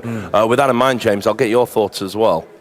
Yeah, I think where G2 might struggle is action and reaction. I think especially if you see them play a team like TSM, who are going to be up on the upper echelons of decision-making, how they react to things on G2's CT side, I think is where they could struggle the most. On the T sides, I think the maps... We might see some coming in now. We've got them coming in, James. Do continue talking, though. Obviously, the people at home can see. Yeah, I think the maps probably have a general advantage. Those two combination of things to Mouse Sports, G2 still a developing team, and you can see Mouse Sports vetoing Train as well, which I think is important. We've seen a lot of Train from G2, but it can vary for them. They have a bit of a wild style. This is interesting, though, because Mouse Sports veto Dust 2. Traditionally, Dust 2 a very good map for Mouse Sports. They are a cash Dust 2 team. That's Train, right. sometimes they're vetoing Train as well, so... Interesting choice here, because that suggests to me that specifically G2 they're banning it against. Well, here we go. So the last 2 maps will be Inferno and Cash. Those are interesting decisions. I think Cash is one of the maps. I think Cash is the best for the both. Absolutely. I think that's probably where we're going to see what we said. It's a very talented lineup, and it's actually going to be Inferno coming. That is going to be... That puts a cat among the pigeons. Yeah, obviously one of the maps has kind of changed recently, actually coming one of those maps with Teaser actually posting big sides and big halves going into this one. Ever since the M4 update, I feel that was. CTs have to play a lot more passive these days. You're seeing a lot more, especially teams like TSM, VP, they actually play right back on the bomb sides these days. They're not committing so much towards middle, pushing down Banana, so that's going to be interesting to see where these heavy deathmatch players come in. They're high fraggers, like we said, Nex, Nico, people who like to be really aggressive up in your face. How are Mouse Sports going to react to this? How are they going to, what's their methodology going to be going forward? That's going to be an interesting map. So, I mean, I'm already getting a feeling we're all kind of collectively leaning towards Mouse Sports a little bit here, just in terms of firepower. Duncan. But the thing is, for this map, the map's the decider for me, because I actually think what's interesting is the way that Mouse Sports they've banned some of what I thought were some of their stronger maps. And so if it had been Cash, I think that map's pretty 50-50 for the two, and so I would lean towards Mouse. I think they're the better team overall, and they've got the better potential as well. But actually on this particular map, I'm quite uncertain about how Mouse Sports are going to do, so I'm actually kind of feeling G2 to edge it out here. I think they can do it, even with the new man who I haven't seen much of, I thought they were pretty decent on it overall the last few times I saw them with Scream, so I think they can do it on this map. I think this is not that great a map for Mouse. It's interesting. It's definitely going to be one of the 16-14 score lines. Like, this is one of the maps I actually really like watching G2 on. They have a very simple approach to the map. It's quite similar to the Nips playstyle. Kind of, they know they have the talent to go into bomb sites together, kind of work the map a little bit slower, go together up towards the middle. And one of the best players on this map for them is Dennis for G2. He really does kick off in this one. He's so explosive. It's like, even though they lose the first 2 frags, Dennis seems to be going up quad, finding the first 2 entry kills, and he's one of the guys you have to watch out for so much. You can see the guys on screen now. Godbeat is trying to do the rundown, how they're going to approach this one. he's obviously the tactical mastermind behind these guys. What can he bring to the table to actually dissect this and take down someone who's like, I would say G2 a very loose team. They don't adapt to the whole executions going into bomb side. You won't see much of that. They're going to be trying to work picks and then seeing how they can get into sides from that. So that's going to be a big mission for Gobby to overcome, I think. Well, you can't underestimate his importance and how he's sort of very good at picking apart teams. I'm guessing he'll have looked at this fixture right from the get-go and thought, this is the one that we need to start strong. We need to be playing in that winners match afterwards. So how do you think they're going to be able to pick apart G2 here, James? I think this is actually an easier map for them to try and counter-strat G2, because if you look at their G2's CT side on train, for example, you can have any one of 3 people rocking an AWP at any one time and playing different positions. So it's a bit more free flow, as Henry was saying. Whereas Inferno, you're going to have more static positions, generally speaking. Obviously, you might see variation towards A if they're playing, say, double arch or they're boosting on short and that kind of thing. But I think that because of the nature of the map, theoretically, it should be more exploitable for Mousesports on the T side. But then again, G2 obviously a team who've developed now, and they have more players coming from the Scandic region, so they're going to have less communication issues on a map where you might have to have difficulty calling rotations and so on. So that's going to be improved to them. How good it's going to be is another question. I kind of agree with that as a good X factor as well. That's where G2 could be better, is that now that they've got 4 players who in theory can all understand Swedish. I don't know how well the actual Norwegians can speak it, but I know they can all understand it. Norwegians have a better understanding than Danish people. So the thing is, when Scream left the G2 team, back when they were Gamers 2, Kingwin, whatever they were called, he even said, like, actually in the team, we didn't have that great communication. Some people didn't even maybe get on that well in the team, so it seemed like they were always just a bunch of fraggers who just went in the game and just played and hoped it went well. So maybe they can add something in there, because generally you would favour the more tactical team on Inferno, because it's a map where if you are God B, you can like throw feints in there, you can make people think you go into a site and then go to the other last second. Just while we're continuing that thought, we're going to bring up the head-to-head as well. Obviously, throughout the tournament, we've been picking out players to watch. Now, one of them is Nico. No doubt that he's exploded on the scene, and it's weird because he was a Mousesports sub. Yeah, that's right. For so long. And he was being loaned out, wrecking people. And I believe it was Gamers 2 that borrowed him for the Gaming Paradise qualifiers. Is that right? Yeah. And he put in an absolute ridiculous performance there. They put him to sub. He's always been contracted for them, but they put him to the sub position. Obviously, Speedy taken out the lineup. He comes back in. It was always rumoured that it was down to the communication. That was the point we were just making about G2. They said the communication between them and Nico wasn't quite there. But ever since he's come back, he seems to have brought a breath of fresh air into this team. It seems like they've kind of rekindled themselves. But the thing is, we've cast him a lot of the PGL series, and he seems to be one of those players. He will go absolutely sick, or he won't turn up. He plays a very heavy lurk role. And it's when teams actually know how to counter him and lock him down, that's when he can't really do too much of it. This is the thing, the majors coming up, the fixtures have been out for a while. They know he's a hothead to watch out for, so I'd imagine G2 are going to know how to lock him down. And this is the thing, Nico needs to have that freedom to go into positions by himself. It's kind of similar to a Get Right style of play. Like his team will go into the A-bomb site, let's say you're playing Overpass, for example, and he'll be towards a monster tunnel, coming in with that backstab, taking down the rotation players. So we'd expect to see a lot of that from him, but like I said, one of the players that can go massive or do very little indeed. Yeah, and on the other side, we obviously had Rain. So just a few thoughts about him.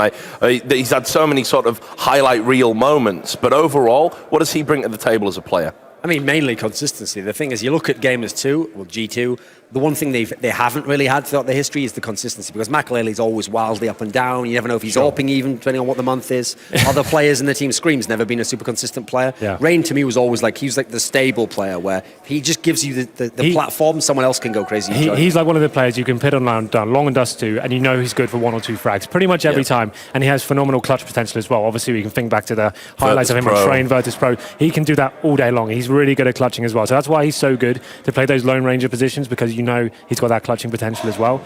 One thing I just wanted to touch on before we go into this game as well is the AWP players on both of these teams. Both very flashy players. You've got Chris J, who's had a little bit of a slump from AWP. Actually opted to go back to the rifle for about a month or so, but now he's back, found his confidence once again.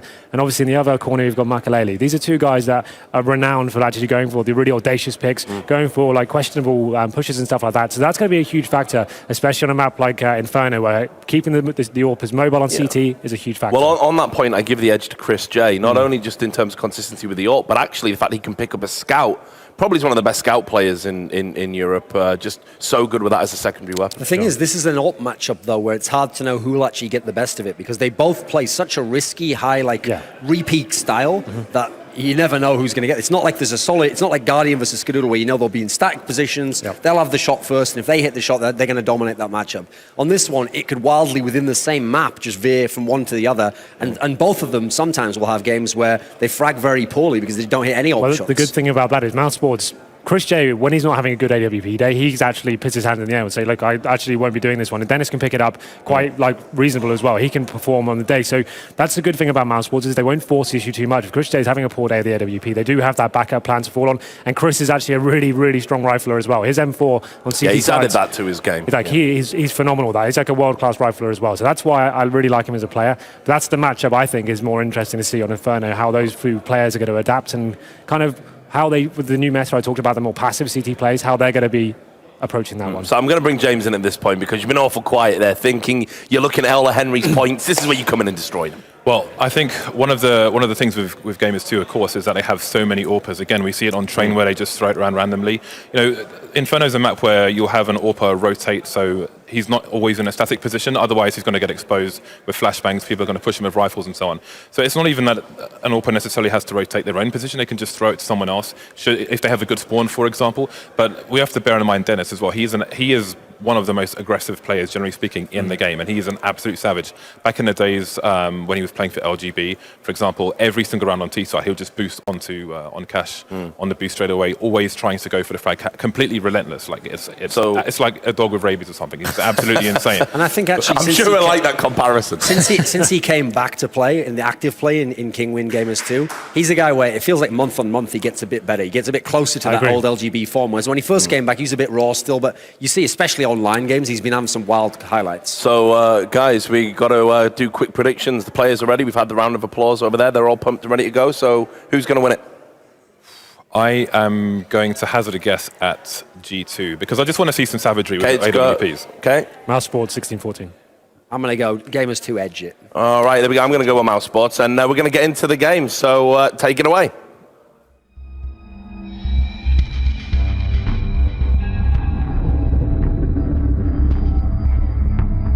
All right, guys, this is going to be good. We've got G2 and Mousesports. I'm here with Natu. How you doing? I'm doing great. How are you? I'm very excited for this. This is going to be...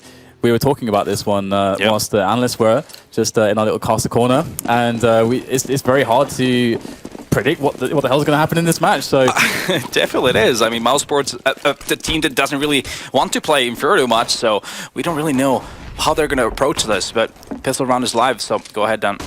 Yeah, we've already got 3 players here. A lot of attention on middle for Mousesports, not wanting to fall all the way back just yet, and G2 looking to try to find ways to close the distance as they slowly gain some map control here. Yeah, and it's funny to notice that Mousesports not opting to get any nades actually on the city side, so they're heavily having the armors just copy with a diffuse kit to work with here. So they're really banking on hitting those shots. At the same time, G2 also no nades at all, so there's not going to be a heavy execute coming from them. It's going to be all about aim battles.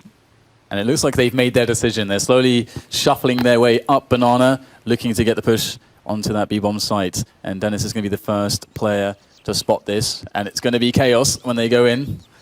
All Kevlars here, all about those shots indeed, and there it is, JKM with the entry onto Dennis. That's fantastic. Now it's just Nico who's going to try to fall back and hold construction, try not to die against the onslaught of many, many G2 players, and there are still 5 of them left alive at this point. They're tagged, but they have the important areas here. Construction under control, and you can see that Mousesports is struggling to break their way in. Chris J's going to find 1 frag onto Dennis, but immediately we are going to get the trades coming in until just Nex is left, and that is going to be the round here closed out. G2, pretty simple. Oh yeah, very simple. If you're not able to get any kills once the T start attacking that site, it's going to be a very hard retake. 3-on-5 B bombs out of Inferno, it's basically impossible. And so now it's going to be good times for G2. They got the monies, they got the SMGs, got P90s rolling in. Let's see how Mousesports approach this. They're a team that likes to force by a lot on these situations, but this time they're more conservative actually. We see a couple of deagles, some 5.7, a couple of P250s, but noticeably there's no armors from them. So that's a lot smarter, I think, for them. So looking into the big picture. Yeah, I really like to see the deagle plays, and we've got three players there for Mousesports on Banana looking for those long-range shots. This is where the Deagle can actually shine, just that quick one shot. Nico, going to get tagged, and he's going to have to fall back now. But unfortunately, he didn't get any tags of his own there with that Deagle, and we'll see that G2 will slowly take control of Banana, but They are already wondering, where the hell is this stack? Or is there a stack, indeed? Yeah, I mean, they're just flashing corners, using Molotovs. That's very smart right now. Just taking their time, checking all the corners and making sure that no one's going to be able to surprise from the Mousesports side. So it's just taking a lot of time, but as it seems right now, let's hope for G2 that they don't opt to go to that big bomb site. As we see right now, there's going to be a 3-man stack from Mousesports. But it's really hard for them to get that information. Oh, it is, right, yeah. But it seems like G2 is falling back towards that A site. There we go, we got Jake in with the first kill in apartment. So slowly but surely, G2 are finally working their way onto a bomb site. And I really like how slow and steady G2 took it. They try to keep their options open by just having players all over the place, but not going too aggressive where they can give away their weapons. It seemed pretty well coordinated there. Yeah, I mean, it's smart to buy a couple of AKs, have a couple of guys with the SMGs. That enables you to buy the Molotovs, enables you to buy smoke grenades and flashes, so you can flash those corners, make sure that there's no cheeky little stacks anywhere, and just gives you a lot of map control that you can take easier when you have Molotovs, for example. So now at Mousesports, they're in that horrible place. We've all been there, where you've got an eco on the CT side of Inferno. It's not fun. No, it's definitely not fun. It's all about gambles at this point. And as you can see, Mousesports again going for that B stack with 3 people over there. It's going to be only 2 on that A site. And yeah, it seems like GTO is doing a very similar around here, just trying to get this information. And they do get a pick on Nico right away. But little they know, there's going to be 2 more on that B site. Name of the game for Mousesports is just getting the economic damage in. But Rain is looking to build the bank with the MP7 that's in his hands right now. Special delivery indeed as he makes his way forward for the entries. And so far, so good for G2, taking over the B-bomb site. The bomb is making its way over now. And Nex and God B with their P250s respectively, looking for those frags. There's one. We see another one. There it is, 2 frags. That's not a bad result for a PT50 eco. Yeah, that's fair enough. I mean, well, all in all, the first 3 rounds, Mousesports only able to get 3 frags total. So obviously that's not enough, and that means that G2 already having some hefty banks here. Dennis sitting at 7k, for example, Jacob almost 7k. So now it's going to be the first weapon round. Chris J going for that op, has the money to buy a smoke with it, but the rest of his teammates are going for those same 4s, and they have enough utility as well. Let's see what kind of approach they have for the CT side. Are they going to be playing aggressive banana or just more conservative? Yeah, it's really interesting to see that pace. Also the pace from G2 here, because they have so much control on the T side of really trying to force plays out of the CTs. And there it is. We could have a bit of aggression, as you were mentioning. Nico's going to go down banana, and he can be left there now, as we see Dennis rotating all the way towards A. And look at that. G2 is just setting up a pretty quick A play here. Smokes are coming in, and they're doing that attack.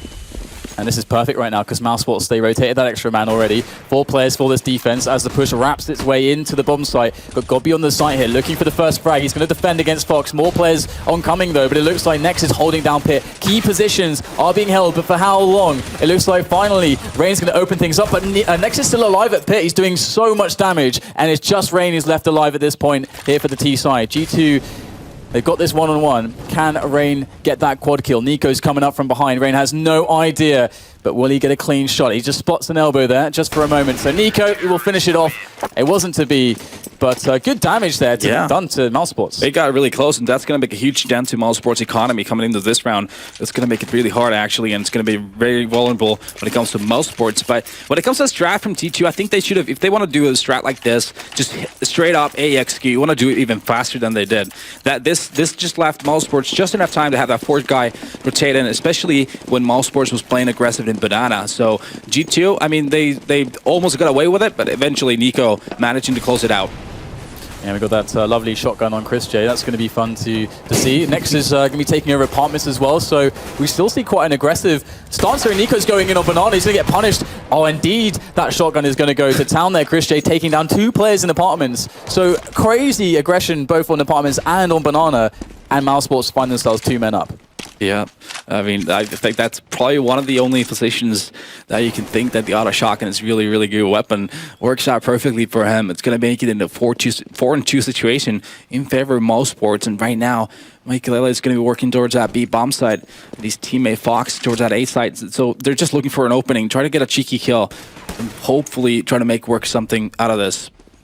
Yeah, looking for those opportunities indeed. But there maybe is one. Fox takes down Nex.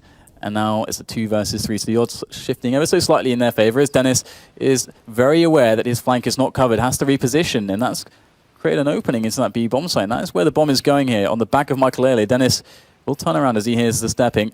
And Michael, he doesn't know which way to look for Dennis, but what a shot there, just spinning around, finding the frag onto Dennis almost seamlessly. But both players, Michael and Fox, are quite low despite getting the bomb down, so this retake is definitely game on here for Mousesports as they rotate players in from both sides, from Banana and from CT Spawn. Godby already making his way through construction for the site retake. Chris J a little bit behind, so he might have to wait a little bit for Chris J to get into position, and Fox is going to take him down. It's all on Godby now here for Mousesports to save this round. 1 versus 2. Michael and Fox indeed very low, and Godby, he has not got much health either. 20 left, and he'll be finished off by Michael. Good stuff there from G2 to save that round. That's amazing. 2-on-4 situation, and somehow they managed to do it. There was just basically both of them, Fox and Michael, playing just the individual game. Fox managing to make that kill, and then it was Michael. Look at this though, Chris J with that auto shotgun getting these 2 kills. It looks so good at this point for Mousesports, but this shot here for Michael is what really sealed the deal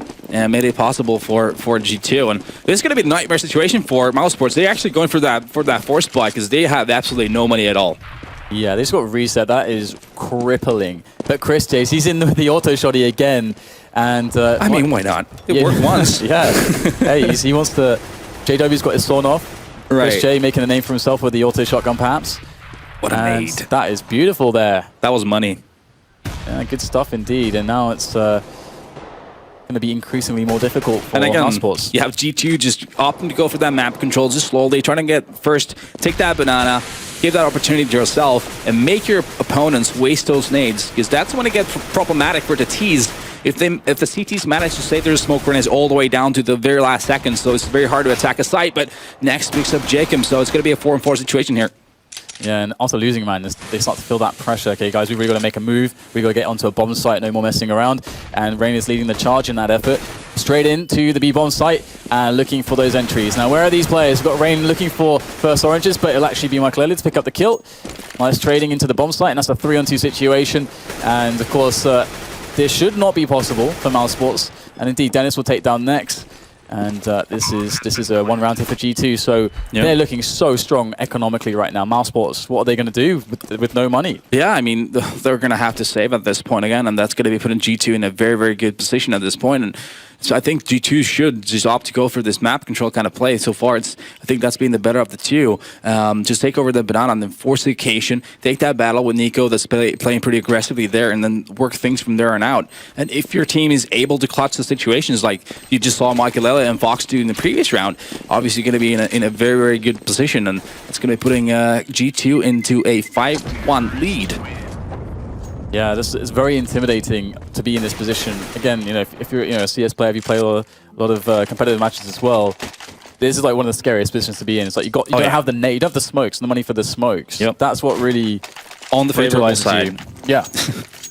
Yeah, I mean that means that like changes the map completely. Thing is, even when they save this one, they're not going to have huge bank coming in the next round either.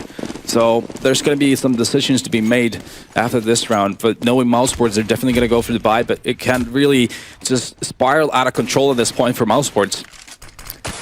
So Chris J with that auto shotgun might be able to deal some damage. Again, he's the guy which has, well, the only investment in this round. Everyone else is, of course, on absolutely nothing. And again, you see G2 taking over Banana, not really putting a lot of effort toward that apartments, because when your opponents are in a save round, you sort of want to avoid the apartments because there's a lot of corners. We saw Chris J with that auto shotgun, so it's a lot of things that can really go wrong in that area. So teams more often than not opt to go and take over Banana first and then go for this middle take. And they're kind of actually pushing both middle and the top of Banana at the same time. But I like the way that they're doing it. They're doing it so they can guarantee trades as they take some map control here. And we're about to see it come to a head here as all the players are peeking. Nex and Chris J are going to be going down there to Fox and JChem. So it's going to force a movement from the CT side, go aggressive on Banana, and they get sprayed down there. Great stuff from Michael Elliott. And 6-1. This will be a good time for Mousesports to take around, but this is that situation. Where's the money? Yeah. They're gonna be forcing the situation. They will have some nades to work, some smokes, no Molotovs though. That needs to be noted.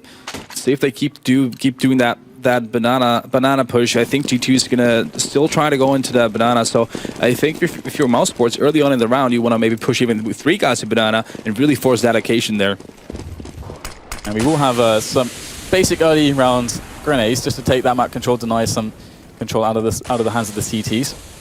But instead, this time, Mouse Sports opts to play really passively in that B-bomb site. That's interesting there. Fox jumping up on Michael Ellie. Is that to set up a nade? Interesting stuff there. It's going to be that A execute again. Yeah, this is quite interesting as well, because in this situation, you could potentially abuse the fact that the team has not many grenades on CT side and play a slow round, but G2, they're straight in here with this push. Next is going to get the first frag there onto Fox. By Boiler, the trade comes in as Michael Ellie speeds onto the bomb site. Nice entry onto God B, and things looking quite back and forth here, but Mouse Sports might find themselves with quite the advantage, despite the bomb being planted. Michael Ellie is very low in pit. He's only got Dennis to play off of on the bomb site, and Dennis is going to try to create some space there. Really nice initiative taken by Dennis. Takes down Chris J. 2 players left here now for Mouse Sports, and they decide to attack from the same angle, but Dennis is going to take him down, and that's just Michael Ellie left now, and he is not long for this world either. Nico with the frag, and that is surprising that they managed to hold that. Oh yeah, I mean, it needs to be noted that Dennis, I mean G2's Dennis, did the right job of pushing short. When it's a 2-on-3 situation like that, you need to make an initiative. You need to make a kill happen to equalize the scoreline, because you know you're going to be attacked from odd angles that you're not going to be able to cover. So that's when you have to make that initiative, and he made it possible for T2 to have an opportunity to win that round. Obviously, we saw Dennis from Mouse Sports and Nico get those kills and secure that round for Mouse Sports. A very big one for Mouse Sports too. Now, what they need to do, they need to string these together, though. Absolutely, and it's quite funny we've got the 2 Dennises. I know, I just realized. Yeah, I mean, when I saw Dennis kills Dennis. Anyway, getting back into this round, we've got quite a lot of movement here from G2. They've kind of decided to abandon the idea of taking early map control with those AKs. Looks like they want to pummel that mid defense straight away. That pace could really hurt Mouse Sports if they don't respond quickly, but they actually have a bit of banana control themselves, so they could respond very fast to this. Chris J's behind the smoke here. He doesn't have time to fall back. He's going to have to defend from this angle. Takes the first frag, instantly traded there, and that is going to be more T's flooding into that A bomb site at this point. But that said, Nex is still alive here by Pit. They've got Nico, God B rather, up in the balcony. So this is actually looking like a good setup for Mouse Sports to defend this. Nex is going to lay fire down onto Fox, and all of a sudden, they don't have any room to work with, but Michael Ellis storms in from quad, and then gets instantly traded by God B. It's all on JKim now, the new addition, but God B gets it done. And that's going to be another round there for Mouse Sports. So important to get that follow-up round. That was awkward. Really awkward. Yeah. I mean, they G2 only getting 1 kill, going through arch, getting Chris J, and they just go to bomb side and like, there's nobody here. I mean, you know, there's probably not going to be anyone in Big Pit at apps, right? Obviously, there's 2 guys over there. Not really the right play at that point, just going into that bomb side and sort of like not doing anything about it. You got to be aware of the fact that there's going to be obviously someone either in the apartments or the Big Pit. And if you're just going to go to the site, you're going to get sandwiched. And that's exactly what happened. And that desperation plant tapped in the corner. That's not that's not what you want. Hasty, I would say. Yeah, indeed. It was definitely not ideal. And we'll have to see if they can recover some momentum here, because right now we've got Nico back to his usual tricks on the aggression there on Banana, locking it down. Rain goes down, and this time you have Mouse Sports with 3 players towards that B bomb site, so they were waiting for a B push from G2. Yeah, it's quite interesting as well, because some teams will do that to kind of like bait the T side to think, oh, we got the kill, let's rush in, and then have an extra, and then there's like an extra CT that you didn't expect. Yep. And Nico's a great player for that, because you can send him against multiple guys, and he might just deliver like 2 or 3 frags. So good idea there from them. As we get the push coming in finally from G2 to try to take some map control. But look at this, Chris J is going to actually take down JKim. So they're actually struggling to get map control, and Mouse Sports realize that they have a huge advantage right now. Yeah, that's the thing with G2. I mean, they're going to be a team that really relies on their individual skill, making those opening kills, making those gaps in the map that they could exploit. Not at this time around, though. They're going to be 3-on-5 down. It's all going to be Fox here just quickening up. If things get awkward here for Chris J or not, is the question. He's going to go down to Dennis. And so now this round could go either way, but the thing is the time is an issue. 20 seconds to get the bomb planted, even though they've got cool positions here. CT Spawn cutting off that rotation. If that bomb doesn't go down, then it's all for nothing here. We've got Gobby by Pit, and he's going to help to stop this. The bomb is going to hit the ground, and that should be that here. Fox is way too far away. Gets eliminated by Gobby, who's actually having quite a nice match so far, I've got to say. Gobby with some very high impact frags in the last few very important rounds. Yeah, it just got a little bit too late in the round, sort of indecisive of what they wanted to do, eventually realizing, okay, boys, we have no other choice than going to that A site. We had a CT in Big Pit, as in got B, and his teammate wasn't on that site. They made a crossfire, and there's nothing G2 really could have done at that point. And this Mouseport is actually making a bit of a comeback into this game. Absolutely. And costing G2 a force buy, by the way. Indeed, but it's quite cool, actually, because with the 2 Tech 9s, it's almost kind of... it allows you to have these like really explosive rounds. Just running and gunning with that Tech 9, having those in front can be really brutal to deal with. But G2, they've actually kind of split up here, looking for the picks. It's not going to work out. Michael Ellie goes down. No, definitely you want to bunch up. When you have the Tech 9s, the power of Tech 9 is to bunch up and just rush together, make sure you're trading those kills, and then use the opportunities you create from that. Obviously not the way that G2 is doing right now. And they're having to try to save the situation here. We've got Fox, that AK is moving up middle, and he's looking to get that entry in towards Arch, and that's such a key area to actually take over with as the T's. And he's slowly working on it. It's Rain applies some pressure there, makes the presence of the T's felt by the CT, so they don't, they still don't know what's going on. And look at this sprint from Fox straight into CT. Do they know? Arch. Do they know? I don't. They must know that there's a hole there. I think Dennis might be covering it. It's hard to say at this point, but they're going to split on, and Fox could be the key here in absolutely shutting this round down. G2 needs some clean entries, though, as well, and Fox looks like he's going to divert his attention and go and help the entries into the site. Here he goes into construction. First frag. Great stuff there from Fox. Now he can smoke the blue truck. This is a really strong round right now for G2, unless Nico can do something big, and he won't. So now this retake is going to be very labored for Mousesports, but here they go. Bomb down. And slowly but surely, they're going to try to muster this attack. They need to get a kill within the next 5 seconds or so. And they don't. Fox gets Chris J as well. Is he going to get Got B? No, Got B returns that kill. Sort of possible, but time is running out. So it seems like Mousesports is opting for that save, and Rain even managed to get next to the smoke. It's all over in these rounds for Mousesports. And the horrible situation for Mousesports is that these rounds have been so close. Even though they've been able to string 3 together, they're going to be in no money trouble in the upcoming round. Well, this could be huge, actually. If Godby gets multiple kills, that's going to be excellent damage, but he'll only get 1. And you can see that G2 managed to hunt down both players that were saving, which is very devastating here. Yeah, at the same time, though, I mean, G2 is still not sitting pretty either when it comes to economy. They're going to have to invest everything into this one as well. But Mousesports, obviously, they're going to have to save this. They're going to have to lead, let G2 have the lead going into that second half and just hope that they can creep up to that 7 mark. Yeah, it's definitely going to be very tough, and that last round, that setup that they had, they had 5 players. Why are they completely blind on Arch side? It's a big question mark there. Yeah, that was a bit awkward for sure for Mousesports. But again, here we see Rain is going to be the one here working that banana. He's going to make those CTs retreat all the way back to that B bomb site. And look at this, G2 playing very, very passively, just giving a lot of room for Mousesports, a lot of respect at this point. Just waiting for maybe an initiative from Mousesports at first before making any decisions. But as it seems, they're going to be creeping out towards the B bomb site. And judging from the situation, they're probably going to have an execute coming towards this site. Yeah, no Molotovs though, but let's see if they can get it done without them. They have the AKs moving in with full force. So got Fox there covering some good angles. Rain as well. Another man at the point of the push, and there it is. First player spotted, and we'll get both of them sprayed down promptly as the bomb site will go quite easily, it would seem, to G2.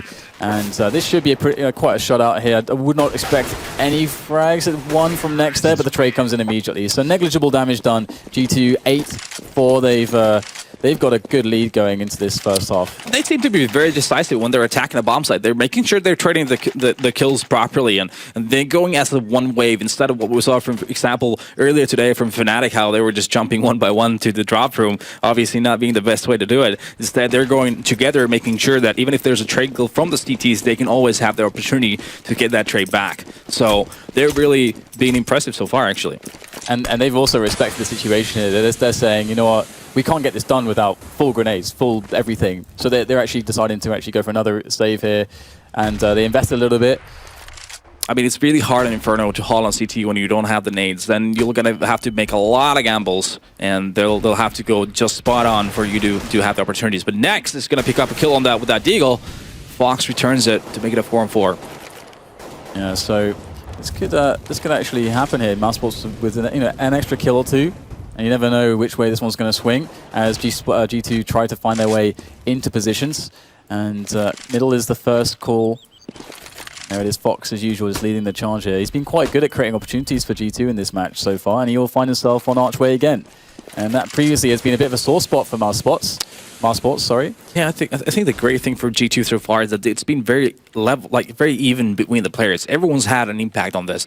Even Fox, a lot of people give him a lot of hate for not performing, but he's been a very big part of G2 today. Look at this sneak in. It's straight into the bomb site, just wrapping all the way around. Once again, using those blind spots to his full advantage. And G2 are going to find themselves on a bomb site. Dennis taking down God by Pit, and that's that. That's a wrap here for this round.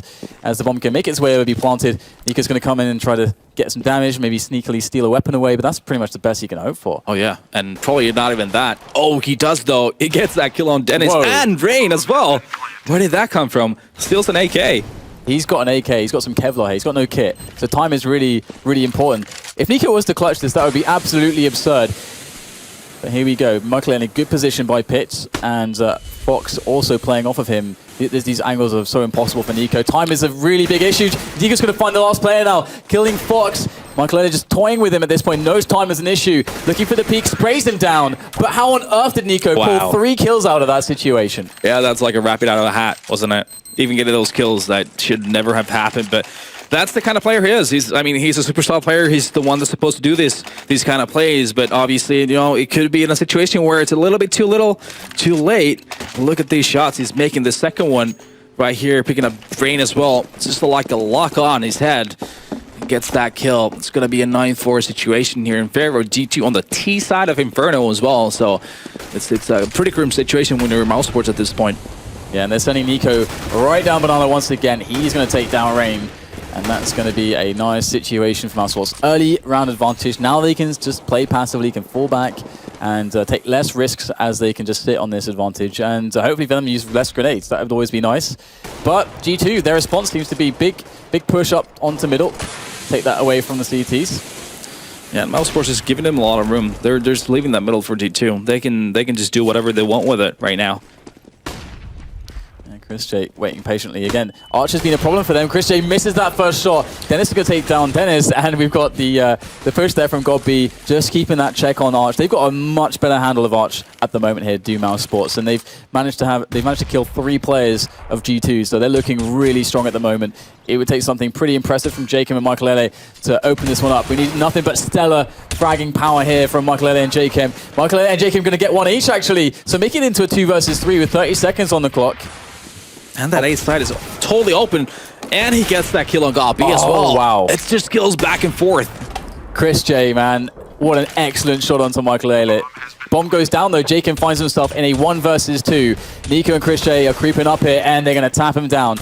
That again, this is G2 though, isn't it? Right, like, it is. Boom, 2 versus 4, they can make it happen somehow. Exactly, and Jacob, he's a new guy in this team, and I think after Rain individually, and when it comes to aim and all that stuff, he's going to be that second best player in Norway. So yeah, they have a great combination on this team when it comes to individual talent. And they're actually making this work as a team so well. I think a lot better than a lot of people would have expected even. So they're trading, like we were talking about. Look at that kill though, Chris J. Come on.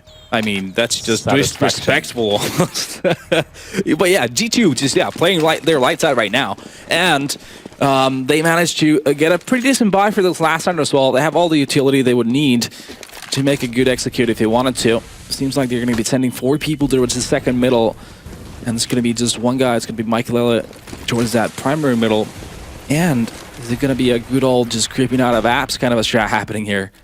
Good old. Yeah, this is the old vintage stuff. Yeah, Counter-Strike. That's not the strategy books here. The snake is real. And straight in there. It's not going too well for them, though. Getting gunned down where they stand as they exit the balcony position out of the apartments. And Chris J's having a bit of a field day with the AWP. And last player's been spotted by apartments as well. So that's all fall to Michael Lille, though. 3 more players for Michael Lille to find with this AK. He's got plenty of time, but his position is really appalling, and he's going to go down in the end. So 6-9. Mouse Sports managing to salvage something from the first half, but still, they're going to feel a lot of pressure going into that pistol. Yeah, I mean, it was G2 was really good at all the clutch situations. A lot of the rounds were really close. Monday was on the verge halfway through this half. A lot of the times, but they managed to win most of the clutches. So that's pretty much the big difference between these two teams right now when it comes to the scoreline. Yeah, and another big difference actually was Chris J, as we can see in that clip there, being able to pick up an AWP, because they their economy was so hampered from a very early point. So and they got reset straight away. You can see that. The 3 rounds run by the T's. Then CTs win 1 round. Then boom, they lose 3 in a row again. They, an instant reset. That's so painful. And important that he was getting more help towards the end of that half to that art side, which was G2 like to opt to go a lot of the time. He was getting teammates flashing for him, having teammates come and help. I think it was Dennis that was helping him a lot around there. So it took a little bit too long, I guess, for them to react correctly to what G2 was throwing at them. Maybe it's a thing of Mousesports, as we know, they don't play Inferno that much. So maybe it's just a matter of they're just not comfortable. Yeah, it's absolutely possible, and we have to talk about that arch side, don't we? Because there was that round where it shouldn't really been winnable for G2, but the blindness of Mousesports, even when they had 3 players on A, just no one really checking arch. That they could definitely have had way more rounds. It's one of those conversations. Who's watching arch? Nothing like that. So who's watching arch? Oh, he's in CT spawn already. Yeah. Oh, he killed me. Yeah, that happens. I mean, in panic mode. In the top level, it even happens sometimes when you're so into it. You're sort of tunnel visioning. In certain situations, especially when it's high pressure games in a major. You build that mental image of the map, don't you? And it's all of a sudden, because you have all the information being fed to you from your teammates. You got this mental image. Okay, I can be attacked from here and here, and then if something like that happens, it changes everything. But you get the information too late, and it's panic mode. It's like, okay, where is this guy? Where can I be attacked from? How do we set up against this? Point, it can get bad. Yeah, it can definitely get bad. So another pistol round coming, and as we can see, G2 opting to go for those armors as well. Mike Kallela, though, he has a smoke, has a kit to work with. At the same time, Mousesports, everyone else except for Goppy going with the armor. Goppy has his smoke and a flash grenade, so a bit of an execute possible. But Dennis getting that kill on Rain is going to open things up. That is pretty huge. That is a really big disaster right now for the CTs. Holding this when the Glocks get close is very, very dangerous, and Goppy's going to take down Fox. It's going to be the B side is empty right now at this point, but obviously Mousesports doesn't know that. So at this point, when you're 5-on-3 down on that CT side, you need to take a risk. You need to push somewhere together to get some information, try to get that next kill happen. But no, it's Chris Shea that actually picks that kill on Dennis, making things even worse for G2. Yeah, Makelele here with the USP. He's going to have to try to go for these aim battles against multiple players. And he just can't connect that fast pop that he really needs to just bring this round back somehow for G2. The bomb's going to go down, and JChem might as well go for some frags, see if he can get some damage done. Or we can try to save the Kevlar as well. Yeah, exactly. That's what I would do. Just try and save that armor instead. Well, gets a pick on Dennis, though. He's going to have Nico on his heels. He's going to have Goppy coming the other way around as well. Does he survive the attacks? It's a long-lasting battle, but Goppy comes and wins that one in the end. And Mousesports not really having to even do anything that round. They got the picks before they really had to commit anywhere. And so that was just G2 trying to, taking a lot of aim battles. That's what we were discussing previously before this match started. It's going to be a lot of that. G2 trying to force a lot of aim battles. And this time around, it was Mousesports that came and won those battles. It's really unfortunate too, because Rain he got popped straight away. He was just going for some info on second minute. It should be a little bit safe, just quick info, but he just got punished straight away. Quite similar approach here for Mousesports as well. You have 2 guys on those SMGs and 3 guys on AKs. So those SMGs can sort of work as scouts, just roaming around the map, trying to get information. Pop flashing there. It's going to be Jaken, though, getting that kill on next. Oh, wow. And critical damage done to Dennis as well. This is not looking too good here. Jaken with 2 kills. And all of a sudden, G2 actually have a really nice situation at hand, because there are weapons that actually need to be thrown away by Mousesports. They should need to pick those weapons up, throw them away. And yeah, I think the big issue right now is Dennis is real low. They do have 2 smokes. They have a Molotov to work with. At the same time, as we can see here, G2 has force bot all the way. They have armors together with those upgraded pistols. So, but no grenades really. But Fox getting that pick on Goppy, that could be huge. As we said, Dennis is still being the low guy. He's still alive there. And they have to go for it. They're so committed at this point. And this is just impossible. Fox takes another frag onto Dennis, and all of a sudden it's just Nico left with the AK. Got full Kevlar and helmet to work with, but there's so many CTs to burn through. And Nico down to 7 HP, as we'll have these CTs playing just these really nice team play setups to force the crossfires, and Fox gets himself the 3rd kill. And that was a catastrophe there for Mouse Sports. My goodness. I mean, hindsight, it's always easy, and we can see everything here. But utilizing when you're taking that banana in this situation in that second round, you want to utilize Molotovs. Since you've bought that, Chris J should have Molotov sandbags first, then Pop Flash, or actually Pop Flash, Molotov, and then go and attack. It would have been a lot harder for G2 to make those frags happen, actually. So I mean, it is all in the smallest details. That's the difference between these good teams. And that's worst case scenario when it comes to your economy. That is just horrendous being reset after winning that pistol. So now we're going to see if Mouse Sports can do something similar. They don't have nearly as much investment, of course, not really force buying. No. Just a few pistols, few P250s, Deagle. And it makes sense for them to save this one as well, as Fox almost got off guard in that situation, but manages to fall back. It's going to be Jacob here behind these sandbags on the hot seat. Here we go. P90 is ready to go for the spray down, but it's like this push is being thinned out. P90, better known as the meat grinder. Yeah, this is not fun to run into this. This is not good. No, not without an armor, for sure. Ooh, the dinks come in and Godby takes down Rain, so another bit of damage done there. They really need to get a couple kills here. That would be a good result there for Mouse Sports. They can pull that one off. And it's been Michael Lele taking down Godby. Just one man left. He's picked up the AK, no Kevlar, and he's getting tagged. So that's lights out there for Dennis. 7-11 is the score. And important for G2, they're managing to stay with 4 guys alive. So that's always going to be good on that CT economy, making sure that you'll be able to buy those Molotovs and smokes and whatnot you need. But here we see Mouse Sports going for this half buy at this point. It's going to be armors all across the board, and Dennis with a grenade, next with a grenade, and got B with 2 flashes in the smoke. Chris J also with a smoke, so that would suggest they're probably going to have some kind of a B execute coming here. Oh, but look at the aggression from G2. They're rushing everything right now. The spray comes in from JChem, and Mouse Sports have no idea what's hitting them at this point. They've got CT sandwiching them from both sides, and there it is. Just 2 players left now for Mouse Sports. They have been decimated, but they did get a couple kills in their effort. But this is a beautiful, aggressive take, and we're starting to see more and more teams kind of apply this anti-force buy strategy with the aggression. So I'd love to see that from G2, and now they can just play back. It makes sense, though, as well. As we'll see Fox here picking at Chris J. It's only going to be Godby, Life 4 HP, Attack 9, and M4, actually, as well, together with that smoke. So hope for him is quite slim at this point, but he's going to try to make it work. There you go, though. Fox is going to pick him up. And yeah, that aggressiveness from G2 just nullified. Mouse Sports obviously going for some kind of a cheeky little B execute, but G2 not leaving that as an option for Mouse Sports. Playing super aggressively in the banana, and that was pretty much a round over at that point. But I guess the most important thing about it is that Mouse Sports was not fully invested in that one. It was a buy they could afford, basically. And now we're actually going to see the actual weapon run at this point. It's going to be Mouse Sports on all AKs across the board, and a lot of nades to work with. So this is going to be the round where Mouse Sports need to make it happen. And Rain is going to go for an aggressive push here in apartment straight away, get that information for his team. Yep. And he knows that Secom is pretty open at this point. He can just stay kind of dug in that position. And they could even rotate an extra player to B if they wanted at this point. They got such deep information towards A. And Mouse Sports, they're making that creep, looking like they might want to be or are thinking of going for an execute on this B bomb site. And G2, they pretty much, they know that there's no presence from from Mouse Sports right now in middle. But at least G2 manages to, or Mouse Sports managed to make G2 waste one of those smokes at 114. So that's a bit earlier for G2 than they would have hoped for. But Rain, as we see here, is going to be here creeping behind. Oh my god, he's just going to go for it as well, not even waiting to see if there's more players. And that is such a weird position to find a CT in.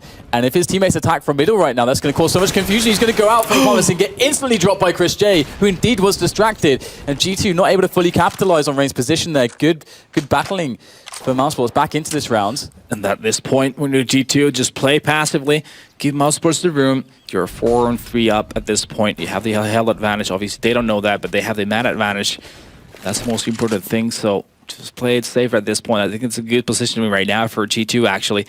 Michael spotting from that big pit. He's going to get that information quite early if they're pushing at a site. Dennis here in Graveyard as well is a great positioning for the CTs. Yeah, they can play off of each other very well here, and indeed, all the frags coming in for the CT side. G2 looking really strong, and there's no time left to plant the bomb as the final kill comes in from Dennis.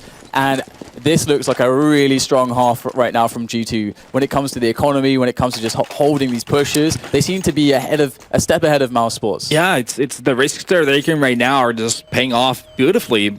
Pushing Banana in that previous round, and now Rain pushing down, going through that apps, having the best spawn, utilizing that spawn, the one that Dennis has right now actually, and just going through the app purpose and going between those two houses and just holding on for a while, creeping out all the way to T apps, getting that kill on Dennis and falling back. Obviously not capitalizing on the kill on Nico though, but still a lot of information. And here we go, some good pre-nades there, and Fox is going to get a lot of damage there through the smoke. And Jacob goes in for a piece as well, gets himself 2 frags. Incendiary is thrown down by Fox, and things are looking rather well for G2. They've already spotted where the push was coming from. However, Dennis actually finds the lone Michael Elliott towards A, and now the A bomb site is completely open. This is a very sharp turn of events here. Mouse Sports actually had the opportunity to plant the bomb now. Dennis will actually pick up that weapon, but he cannot get to pit in time. That is critical. Rain with a very swift kill, and that is going to allow G2 to hold this site, I believe. Yeah, there was an opportunity there, but it just took a bit too long for Mouse Sports to try to make it happen. Dennis in a perfect position here, but gets picked up by Nex. Got B, it's going to get duel with Rain. Rain opts to fall back to that site. Things going back and forth here, interestingly.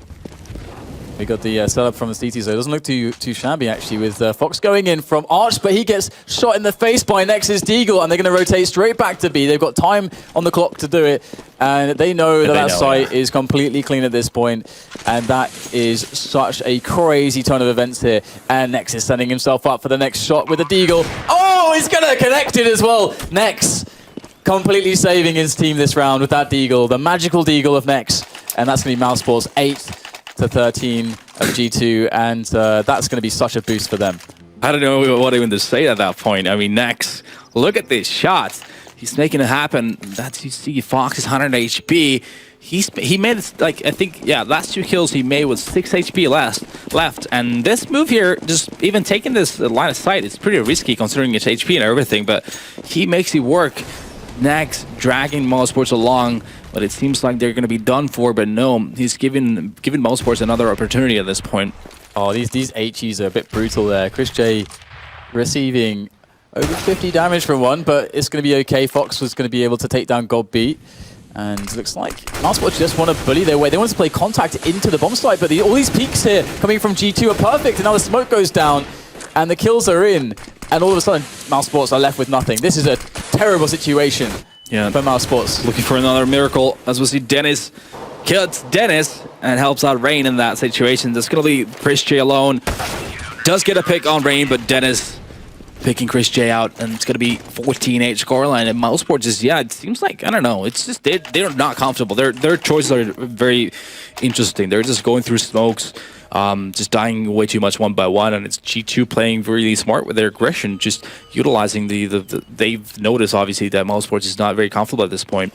And you know they just got reset as well, so even if Mouse Sports, you can say okay, they got 2 chances essentially, but if they lose this round they have no money. There's nothing in the bank, so they're going to have $1,900 basically. Yep. That's nothing. And again, Mouse Sports is pushing Banana. They're going to have Jacob to take a duel with, but Nico and Chris J go down. But Nex manages to take that kill on him though. So that's going to make it a 4-3 in favor of G2. And they've got the bomb. G2 know where the bomb is. It's laying at their feet by the sandbags here. They don't want to commit into the position. It's a little bit too out there to be safe. But it actually looks like they're thinking about it. They've got 3 players there. They're flashing in. Rain can try to peek if he wants to. And at the moment, Mouse Sports, I like that they're taking their time here, trying to clean out apartments as well. They do have a minute to play with. Don't have to rush the retake on the bomb. Yeah, slightly risky from G2, but it happens to pay off as Mouse Sports is just holding. So battle's going to happen here. I think it's Rain is alone at this position though, so he's going to have a lot of work ahead of him because obviously Mouse Sports is going to have to come over there to get that bomb. Yeah, really interesting. You can see that hard to hold that fort right now because Rain's just going to go and taking down Nex. This is, you would think this would commit his teammates, Nex's teammates, into this push here, and Godby will indeed get the trade onto Rain, which is very fortunate. And Dennis now finally abuses that flank. Dennis will eliminate him though. Dennis of G2, and now it's just Godby. 1 versus 2 now with 20 seconds to play with the in-game leader of Mouse Sports. Legendary 1.6er as well.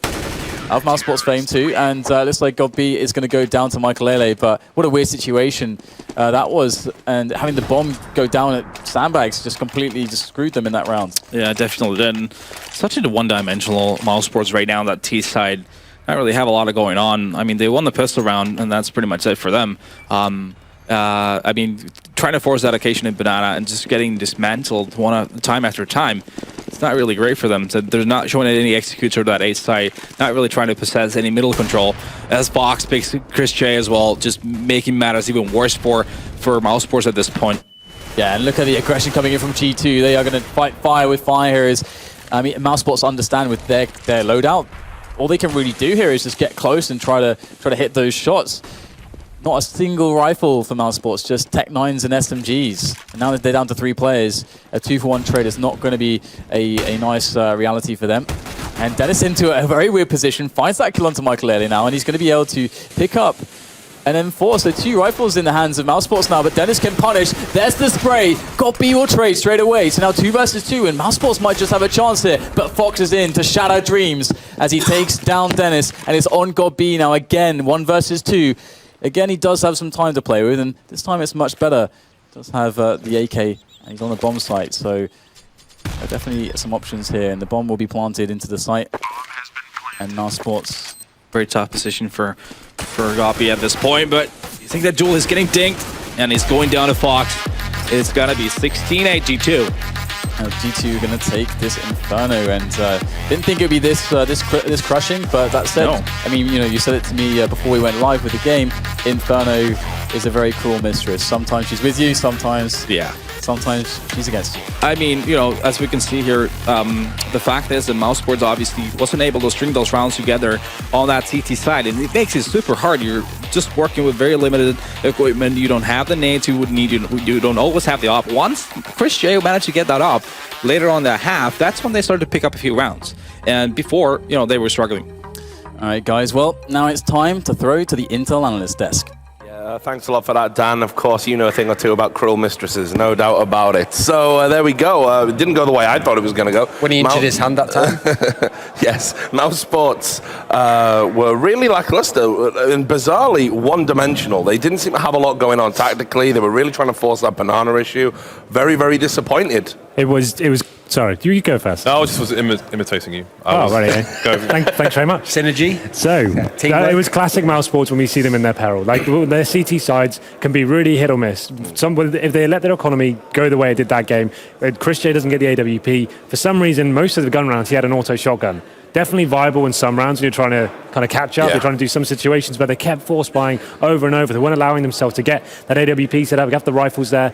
They tried some banana aggression. That kind of worked out for them, the few rounds they got on the CT half, but it felt like it was just too little too late for them. They let the game get too far gone, and it's exactly what happened the last major, Like, they need to start controlling this economy better. They can't take the risk of keep force buying up, especially when you're against what seems like a very drilled G2 now. They seem like they've come leaps and bounds in terms of their tactical gameplay as well. They're actually approaching it really methodically, not rely so much on the actual just walking out middle and kind of going for the frags. It seems like they've refined their game a little bit. So that's actually really interesting to see. But Mousesports for me definitely playing against themselves in some respects with all the force buys. When we talk about force buys, though, it's very different to force buy on Inferno CT side. Because you basically have to win the round there. You're not in any sense going like, we can still just mess with their economy a bit. You're not. They've got their economy rolling. They're buying AKs all the time. And you need an AWP on one of your best players. And so if you buy all those deagles over and over and over again, even on the saves they were buying deagles, you're never going to have an AWP in Chris J's hands. So he's going to be neutered, basically. And obviously in the second half, they win the pistol. He goes straight back. A sloppy banana take from them really didn't work out at all. It was just like a bad story for them, a horrible way to start this event for them, but obviously not over yet. They can bounce back. It's just disappointing to see same issues from the last major still ringing true in this one. Well, we'll pick the bones out of it in just a moment, but we have got Sir Scoots, who's with Makalele from the victorious G2. Thank you, gentlemen. Yes, I do have Makalele here. First off, congratulations. You did exactly what you're supposed to do on the T side. You start out strong, you win the pistol, you go 9-6. First half, kind of walk me through, in your mind, kind of the high and low points of that. First of all, I think that on these ASA monitors, it's hard to be the defensive team, the defensive side start at it, because you're not warmed up like completely, and it's easier to rush and push and kill them instead of just holding, because then they're gonna rush you over. And I think we play probably only standard rounds that we won, and we played it pretty comfortable, and we played together as a team. And then second side, you lose the pistol, but then you do the dirty and you win that round afterwards. And then basically that was kind of the beginning of the end. Yeah, I mean, losing the pistol round, we knew we were gonna have a hard time on the pistol round because, yeah, obviously the Glock is super good while running. Yeah, I mean, CS:GO pistols are overpowered, I won't say, not overrated. Sorry, and yeah. All right, and let's obviously brand new roster, right? Yep. Scream leaves, Jakarn comes in. First real event with this roster, so obviously, it's only a best of one. It's only your first match, but seems to be gelling all right so far. Yeah, I mean, we know him since before. He played with Rain for a couple of years, I think, and I played with him when I played in LGB for a couple of months. He's a really good dude, really nice dude, and he have a big talent in the game, and he's young, so I mean, he's super positive to the roster. And then the other side of the coin, you know, obviously you're a very mixed roster, but farthest away, Fox comes all the way from Portugal. How are you dealing with, you know, language issues? What language are you calling in? How is he adapting? I would say we're talking 90% English. When Fox is dead, or if someone needs to say something fast on another site or anything when he's not there, we talk Swedish/Norwegian. So mostly English, and it's going pretty well. From the beginning, like in the beginning, he couldn't speak that well English actually, but now it's another person. He's really good at English now, and the communication is perfect. And how did you guys prep for the event? Did you boot camp? Did you all get together, or is it just more standard online play this last couple months? We boot camped in Berlin at a place called Dojo Madness. It was pretty good. We could come along for a couple of days, just talk about what we're gonna do, find some new stuff to do, prepare like usual, and then we had I think around 1 month just online practicing, and a lot of official leagues as well. Now, obviously, that win puts you against TSM, which I hear they're a pretty good team. Now, again, slightly different roster for you, but at the last major in Cologne, they did 0-2 you. So, how are you feeling? I would say it's best of one, but are you looking for some revenge? Of course, I think TSM is probably the hardest opponent for us. I don't think we have won one game, even though it's only LAN or online. There's something with them that makes us, I don't know, they're just so good, and of course we're going to look for the revenge, and I think we can do it. Just have to have the right mindset, and it's going to be a fun game. Would that be the team that you're most fearful of in the tournament? Okay. Thank you very much for that. That's going to do it for us. When we come back, obviously the guys at the desk are going to finish a wrap-up of this, and then we're going to start the second half of the day. Virtus Pro taking on Liquid.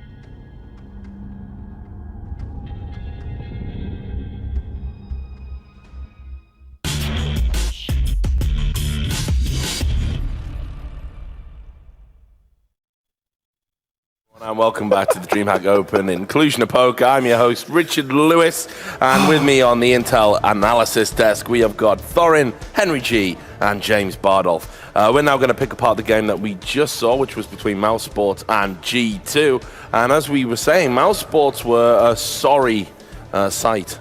Really poor. It's just the same issues ringing true. I started making that point before we cut off there, but it's just like it's a common problem they have. A lot of other teams are guilty of this as well. It's the CT economy on a map like Inferno. You have to stay on top of it. The 4 spies, unless you're super confident that you can actually have a realistic chance of taking that round, it's not viable to take that at every single juncture. That's what Mouse Sports a huge mistake for them. Another player I picked out as kicking off that one, Nico.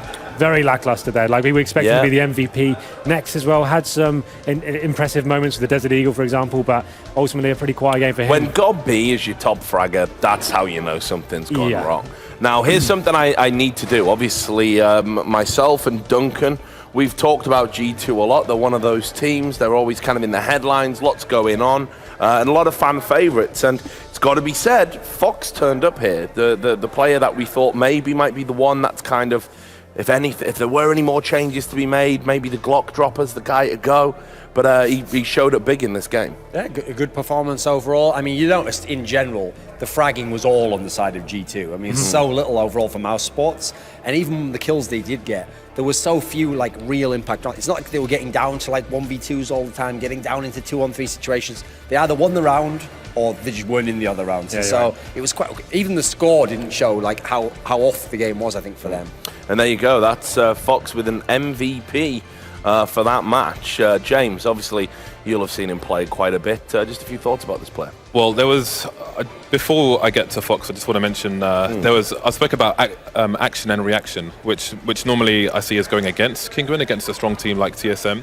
But what we saw on the CT side, the game right now. what we saw on the CT side was Mouse adjusted. After all that 4 spy shenanigans, they started playing from the site and playing pit instead of playing top mid essentially. But then G2 realized what was going on there, and then you saw Fox go for a flank all the way through CT, and then he got 2 or 3 frags in the B site when they essentially split the site and so on. So they had a good read of the game overall on their T side, and it allowed players such as Fox to exploit that and rack up the kills. Well, I mean, we've talked a lot about G2. You know, they've had issues where they had a coach that was doing all the calling for them, then he had to stand down in unfortunate circumstances. They've said that they don't really have a sort of de facto in-game leader. They don't really have that style. They like to play it open and loose. Where are they getting these good reads from then? Where's this great reading of the game coming from?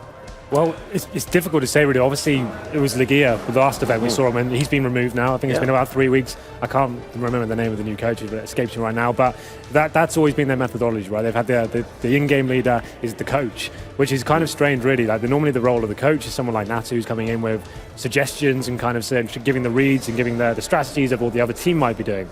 They actually went the other way. They're actually saying that the in-game leader is the coach, and I'm not sure whether they're still doing it now. This seems a lot more refined tactically. They seem to have the set pieces. They know what to do, and then, like James said, they can react very well to certain situations. When they get the first picks, they're making very clever decisions on how they execute onto bomb sites. So it'll be interesting to see how they do going forward. Obviously, I think, like I said before, I think Mouse Sports is more of a case of them making fundamental errors rather than G2 actually doing anything too impressive, really. But that's gonna yet to be seen. Obviously, I don't think that was much of a test for G2 so far. It seemed like they were stronger. Mouse Sports making very similar errors that I saw last time, and it's going to be interesting to see how this goes for Mouse Sports. This is a tournament I see them crashing out in the groups once again. You can see from the movement analysis there, I mean, the sort of continual attempts to force Banana from Mouse Sports not working, and actually the aggressive play from G2 in sort of taking control of that area. I mean, that was a very key feature of the matchup. There just didn't really seem to be anything Mouse Sports could do to even get close to that B bomb site. Indeed. Well, I mean, the thing is, in general, it was hard to know how. I kind of mirror what Henry says. It's hard to know how good G2's T side was because they weren't against anything. There was nothing. There was not. You know, to use the tennis analogy, if you sent the serve where no one was ever sending it back, you were just winning all your points. It felt like so.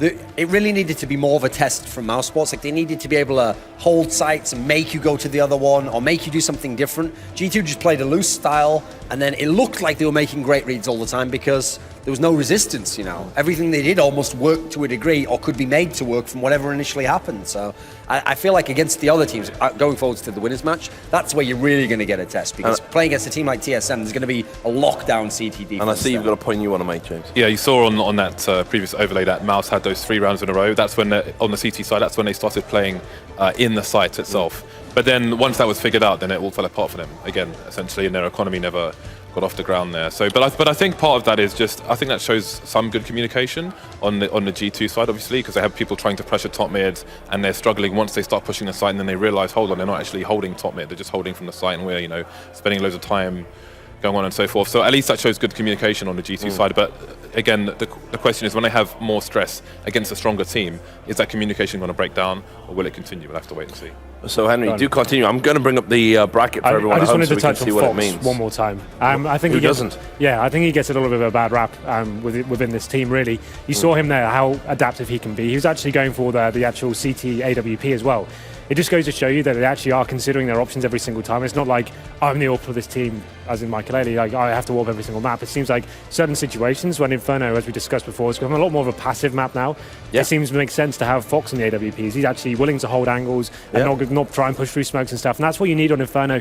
You obviously go for the early picks, you go into balcony and stuff like that, face down middle, but it seems like that's working out for him. And that was a great game from Fox, and I'm glad to see him do well in this first game for them. And you can see what Fox is spearheaded there. That means that G2 Esports going to be going up against TSM, and that of course means that Mousebot's going to go up against Flipside. That's it. Thank you very much. Which, if you think about it, both Flipside and Mousesports both looked very bad today. Yep. Neither was in their games, and so normally you'd think to yourself, okay, Mousesport, they should still be fine there. If Mousesports go out to Flipside here, this will have been just another disastrous major where they didn't at all play to the level they're potentially capable. And now they've got Nico. Yeah, well, he's meant to be sort of like the chosen one that they've had on the sidelines all this time, and it's like now he's ready, he's ripe, we picked him, we put him in the team, and if it doesn't work with him... It's such a difficult read, though. Like I said, both of those games, the Flipside game and Mouse one, trying to work out who was actually worse there. It's not like the other team did anything amazing. It was just a really poor play from both teams there. Yeah. So going in that matchup there, I don't know what to score. I'd say Mouse Sports probably have the edge. They weren't quite as bad as Flipside were, and it just seems like Flipside really didn't turn up on that cash game. So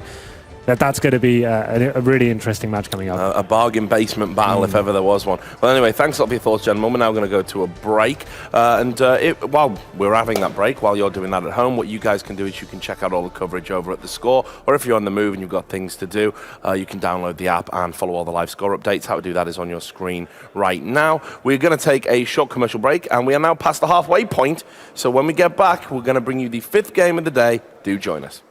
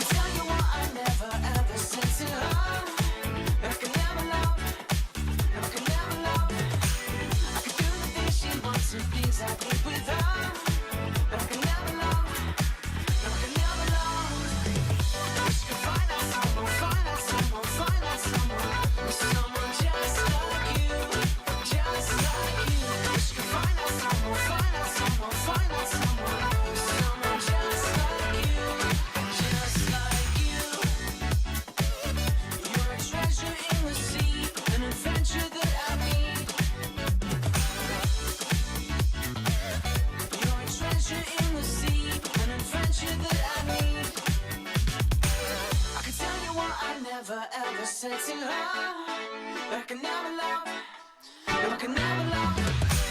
I could do the things she wants and things I did with her, but I can never love, but I can never love. Wish I could find out someone, find out someone, find out someone, there's someone just like you, just like you. Wish I could find out someone, find out someone, find out someone, there's someone just like you, just like you. You're a treasure in the sea, an adventure that I need. You're a treasure in the sea, an adventure that I need.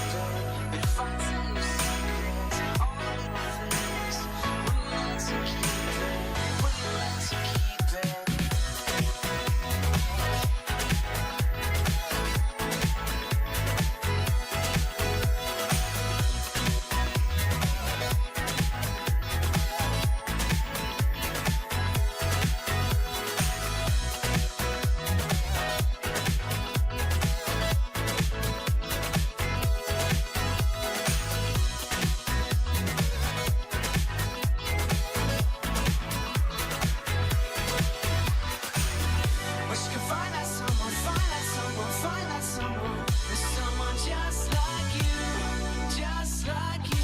Wish I could find out someone, find out someone, find out someone, there's someone just like you, just like you.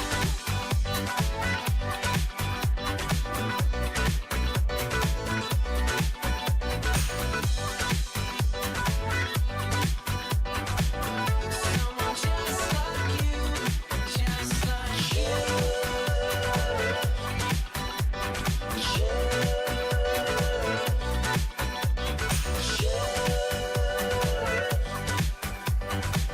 Someone just like you, just like you.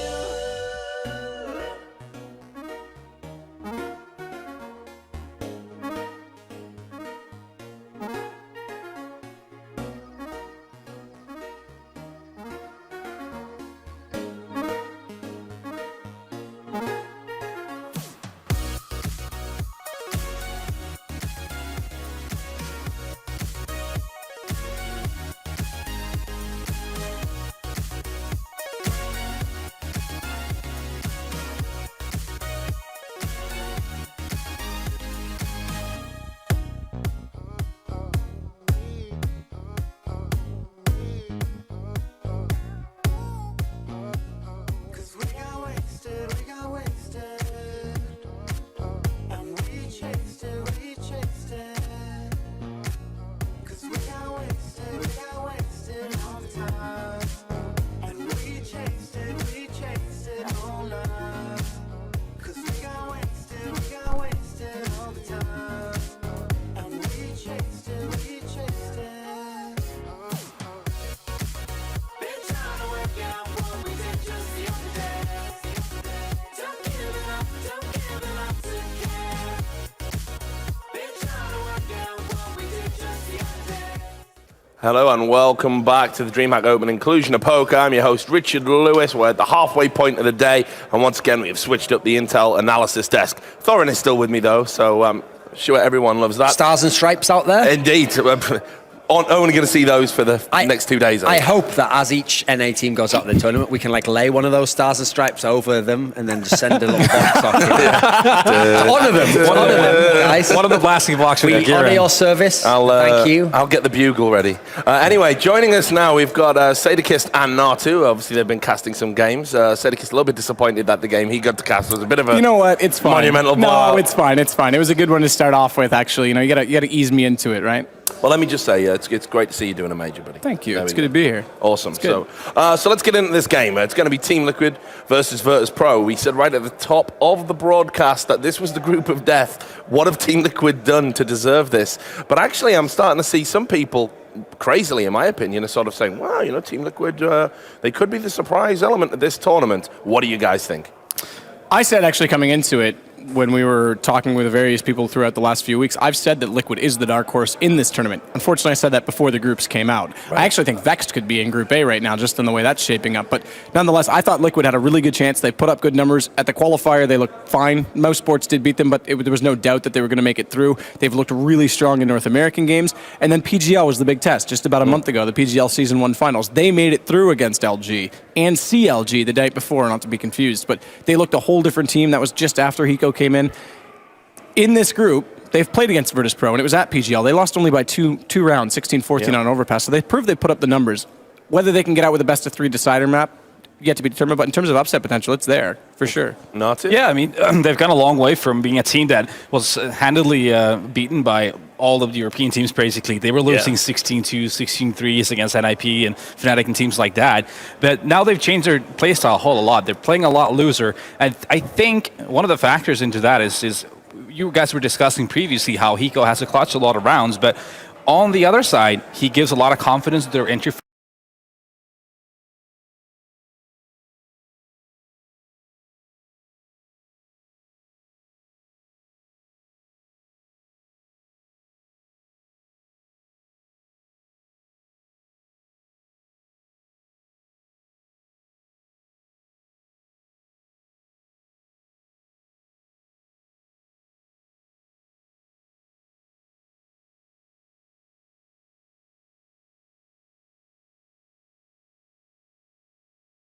Fraggers to just go and play their game when they know there's a guy like Hiko always going to be behind there who's capable of winning a lot of clutch rounds more consistently than I think any other player in this game right now. So I think those two things have been huge parts of Liquid actually becoming this team they are right now. Beating Virtus Pro, I mean, that's for anyone who's not a world-class team, that's a huge ask. I look past Virtus Pro, and what I say when I see this group is I say, okay, forget Virtus Pro, imagine everyone's going to lose to them, but hey, Nip and Titan, these are teams that have flaws. These are teams where they're not in peak form, or they haven't figured out in Titan's case maybe what their identity is with the new lineup. So I think of the things I have seen from Liquid on LAN and online. One of the things that's really changed is they're one of the UNA teams who've embraced the customs. Like we saw them on Overpass, we actually won Cobblestone against Fnatic. So these are big results against top teams on those maps. I'm glad you brought up Cobblestone because the map veto system that we have been showing you all day temporarily crashed. We're giving it a reboot. So I've just been told in my ear it's going to be Cobblestone. Okay. I think that actually suits them well. Not to go into the map too much, but just to go back to Team Liquid in general.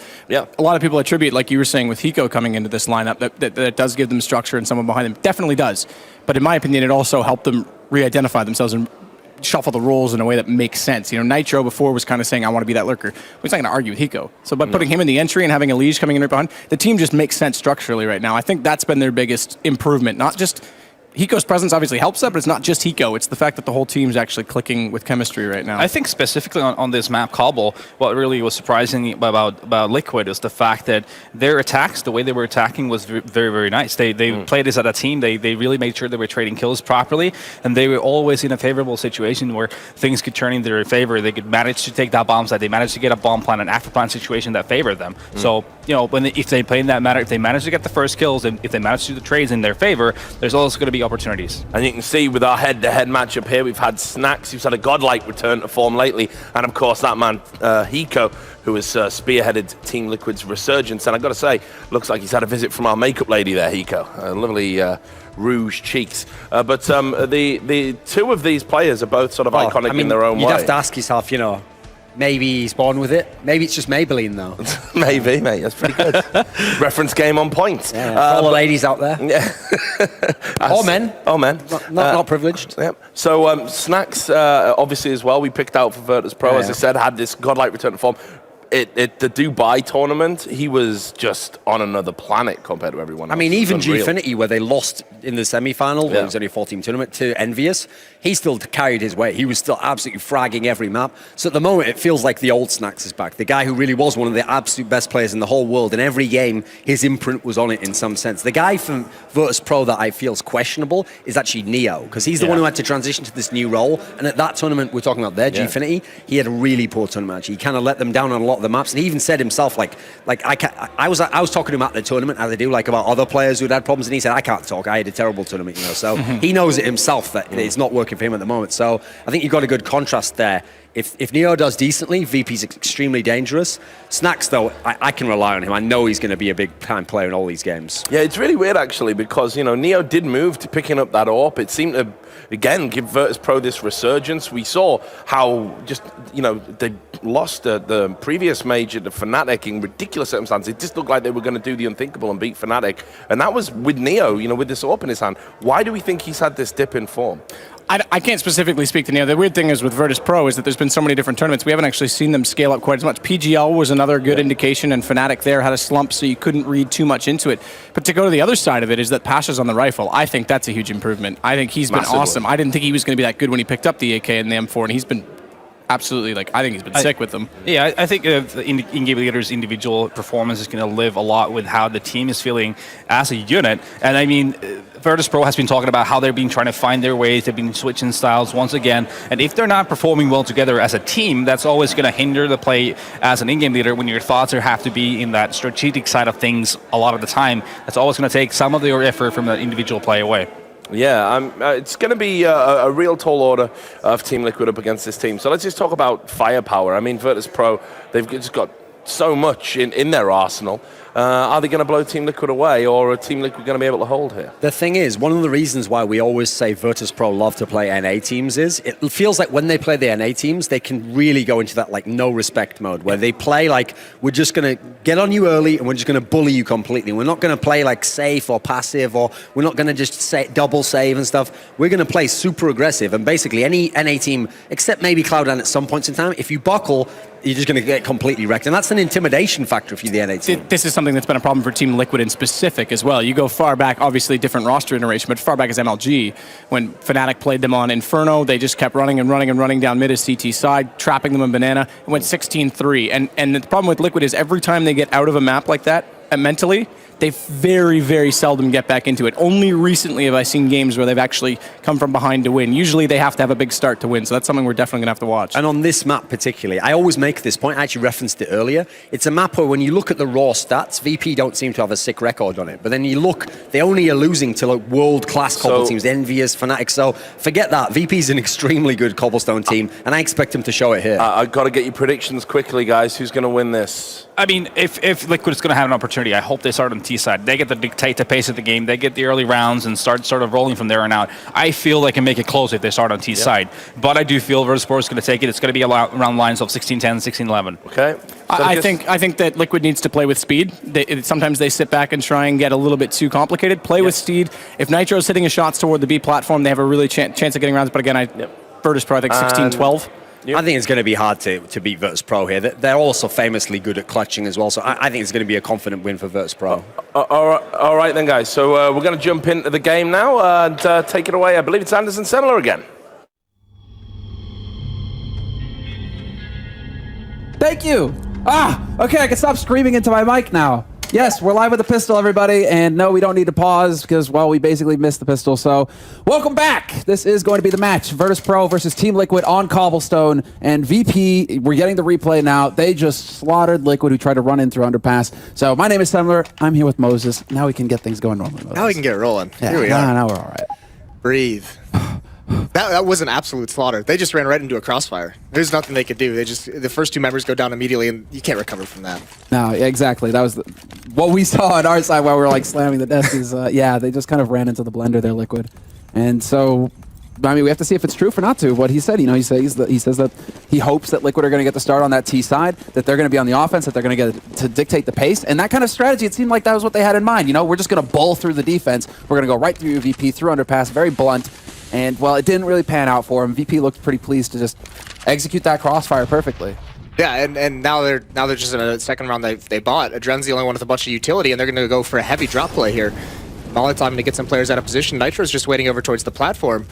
But once again, 2 members of VP here, so another Crossfire potentially just getting slaughtered. Yeah, 4 players on the B side as well for VP. It feels like they're really reading Liquid like a book, and yeah, that is Neo hanging back, holding onto it, but there's the Crossfire, and Pasha's already picked up the first. He could get a second here as well, and he will. Will fall to Fugly in the end, but the damage is done. It's Fugly alone now in a 1v3.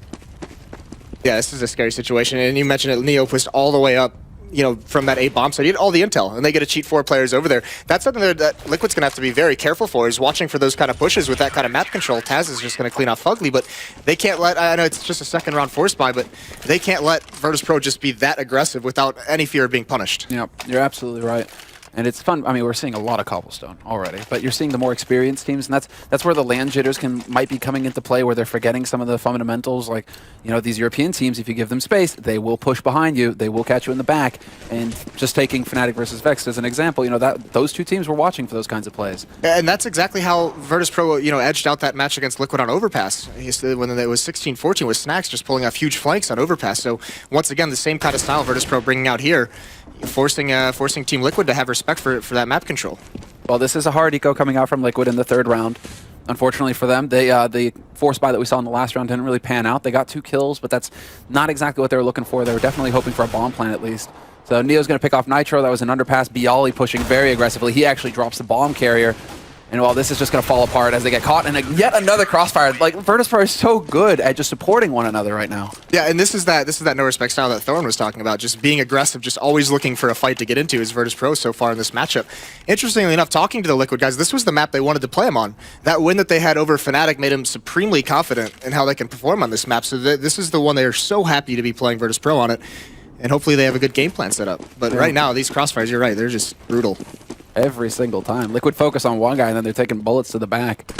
So now this is going to be the big round for Liquid, but because of how things have panned out so far in these 3 rounds, Liquid spending a lot of their money. They don't have an AWP. They're light on utility. So we have to see what they've got in store for us here. And right now it's a heavy A focus coming in from Liquid, leaving 1 man behind to watch their backs over on the B side, maybe try and create some kind of a diversion going into this. But again, these are very fast rounds as well. Liquid really aren't wasting much time. Yeah, and Liquid's already taken a ton of damage. They haven't even really shot at an opponent. Neo's going to get a good spot, but the nade, look at Nitro's down to 51 HP. I mean, that's brutal to just take they gain the control, but they lose so much in HP, and now Pop Flash being set up for Neo and Taz.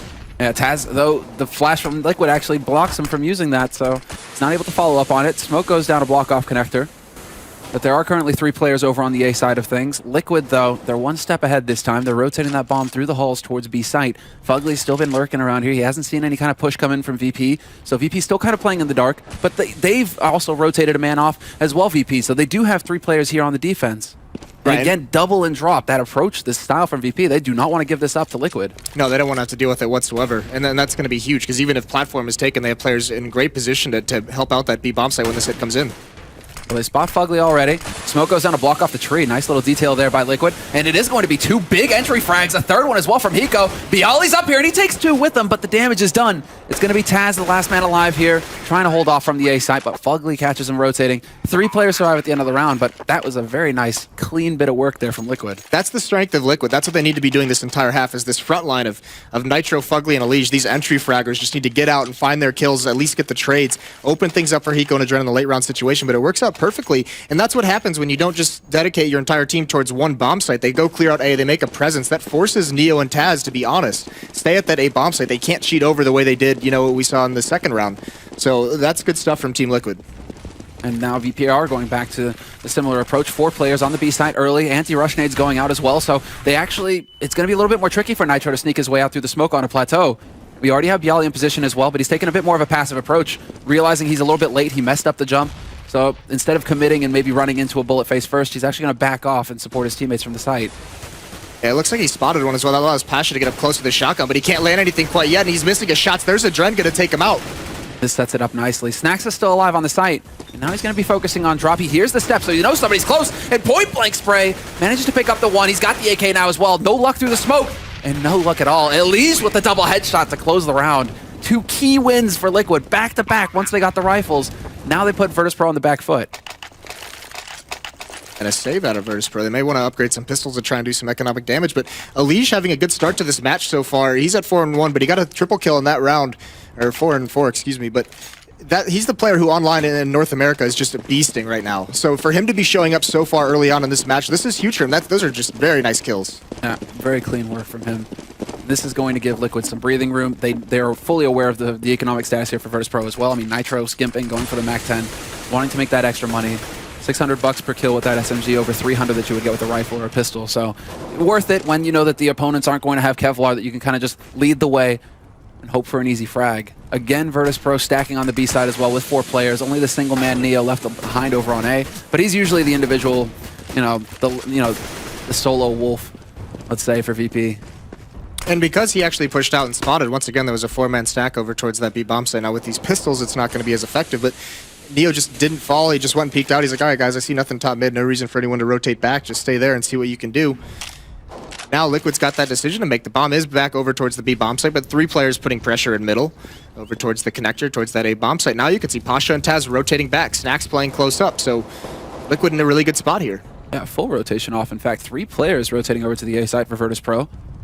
So Liquid, they're going to be able to walk out here practically for free on the B site. That is, there's a one-man hold. That's Snacks. He's only got 11 HP. He's on plateau. He could get hunted down. And Adren just taking this fight, long distance spray with Neo, picks him off and then fades back through the smoke. Not even a chance there for a refrag on VP's part. Whereas now Team Liquid, free bomb plant for them. So this is ideal. This is a perfect situation here. We might lose Adren, but Nitro's there to save him. Oh, perfect timing. Just bails him out, and he keeps going with the Mac 10, just farming at the moment. Picks up a couple kills there at the end, and more importantly, saves any kind of rebuy for Adren, so that's huge.